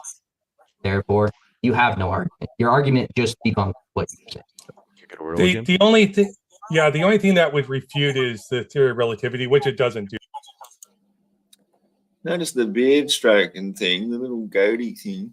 As soon as James come back, stopped. Body language or what? It's like, good. The master's back. Now I'm good. Now I can go again. And that's sort of a what's that called? That's called a fringe science fallacy. You're appealing to fringe authorities, and you're actually appealing to Bob Nodell as a fringe authority. This isn't a public scope inside of a building that's shielded. That doesn't allow for ether winds, according to Miller. If you're going to appeal to Miller, he says you don't experience ether winds if it's grounded and shielded, which these measurements on the northern and southern hemisphere aligns perfectly with spherical Earth rotating every 24 hours. How do you explain that on the flat Earth? Okay, I'm setting it back. So the ring laser gyroscope that Bob Nodell used, where they said, and they misrepresented him saying, "Oh, I measured 15 degrees per hour drift." He took that ring laser gyroscope to a higher altitude and measured more of a drift at the same latitude line. You wouldn't get a higher form of drift if it were uniform in relation to the rotation of the Earth, suggesting that they're probably picking up something rather than the assumed rotation of the Earth. So you guys don't even have an explanation for the Sagnac effect. If you say that it's actually creating a longer distance in the time of the rotation, but in reference to the two lasers going across the entire concentric apparatus, you literally are going against special relativity, which assumes that you cannot add v velocity to c the speed of light. Therefore, you have no argument. Your argument just debunked what you said. The only thing. Thank goodness James got back with his can of Bud Light just in time.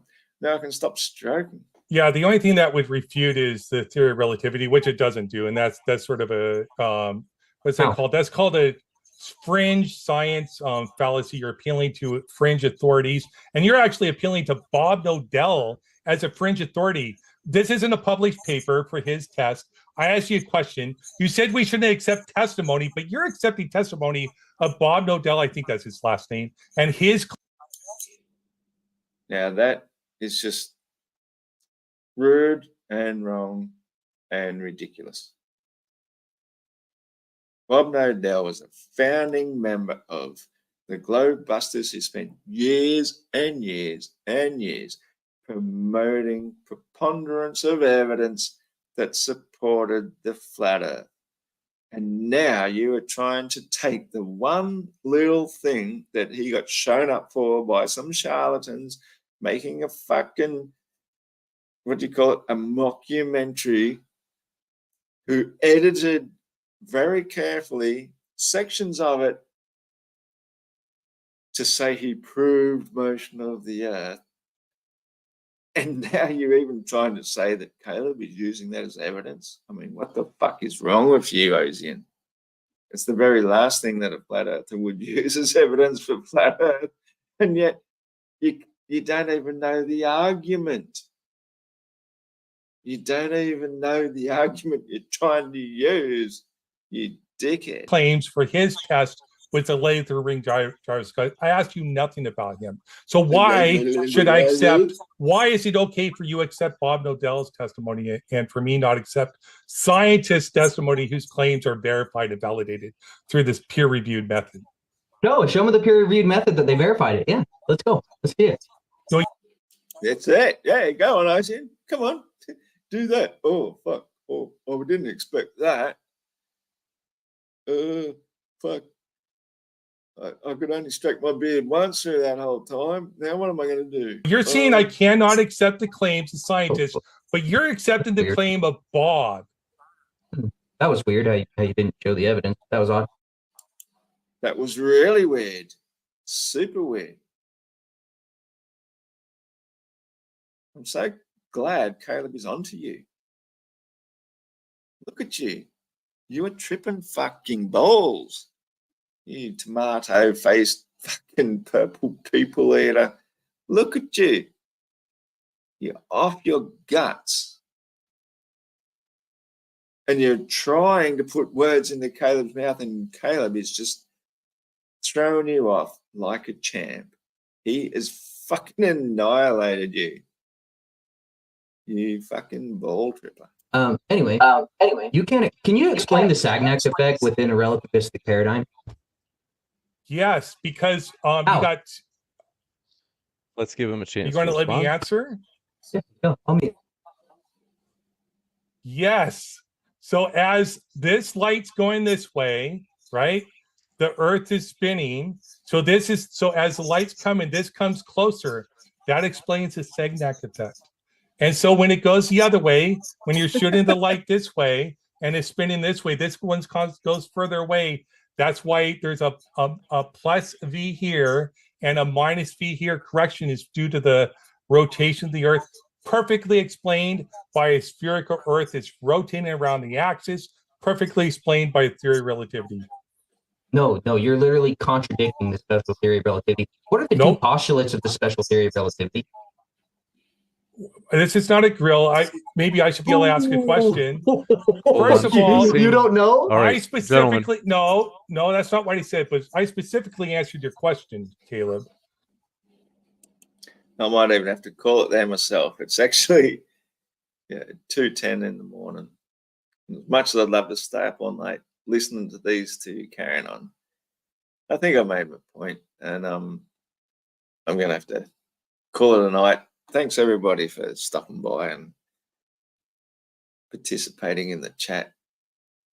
I've had a ball, but honestly, if I didn't have to sleep and didn't have to I wake up again at 3 in the morning on Monday, which means I have to sleep at least until 6 tomorrow morning, which is 4 hours away.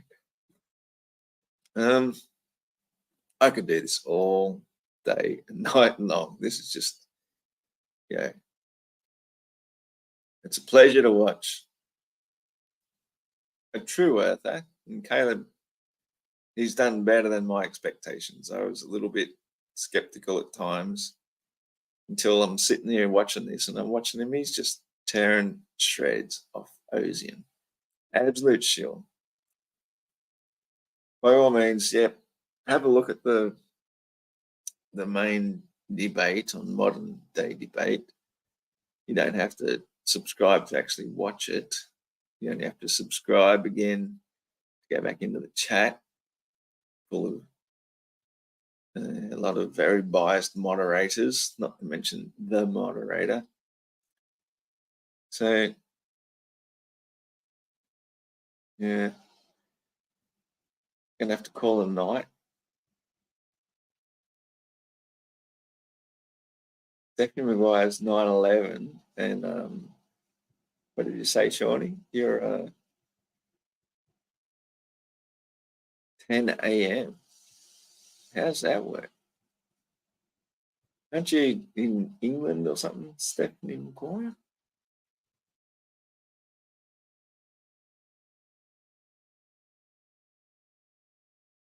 Yeah, absolutely. He did way better than I would have given him credit for too.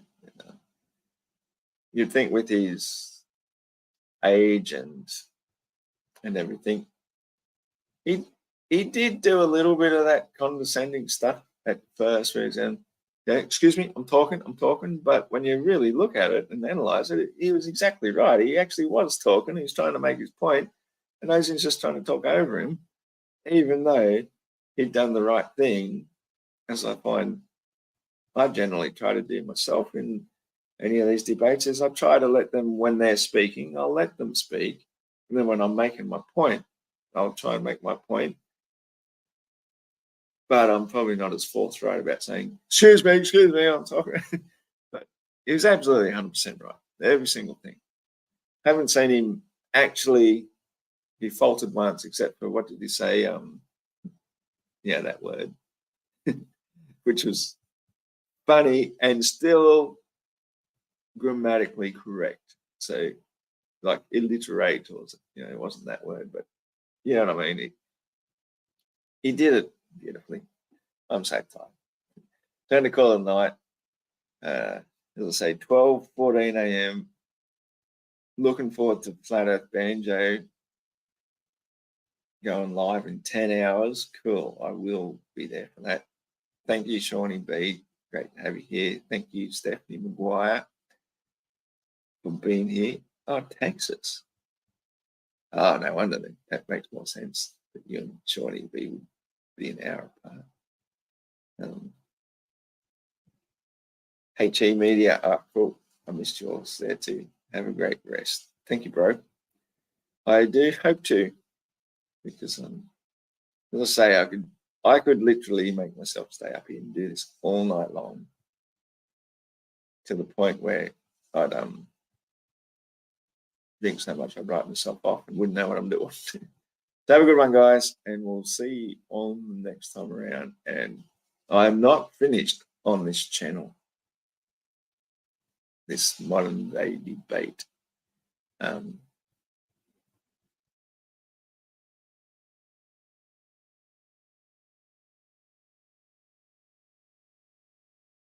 Going to continue exposing in the most politely way possible.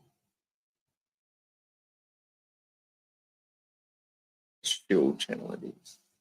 Every last bit of it. I could have gone into a lot more depth about some of the emails I've shared with him and one of the other moderators, but I'm not that kind of guy. Anyway, take care and see you around.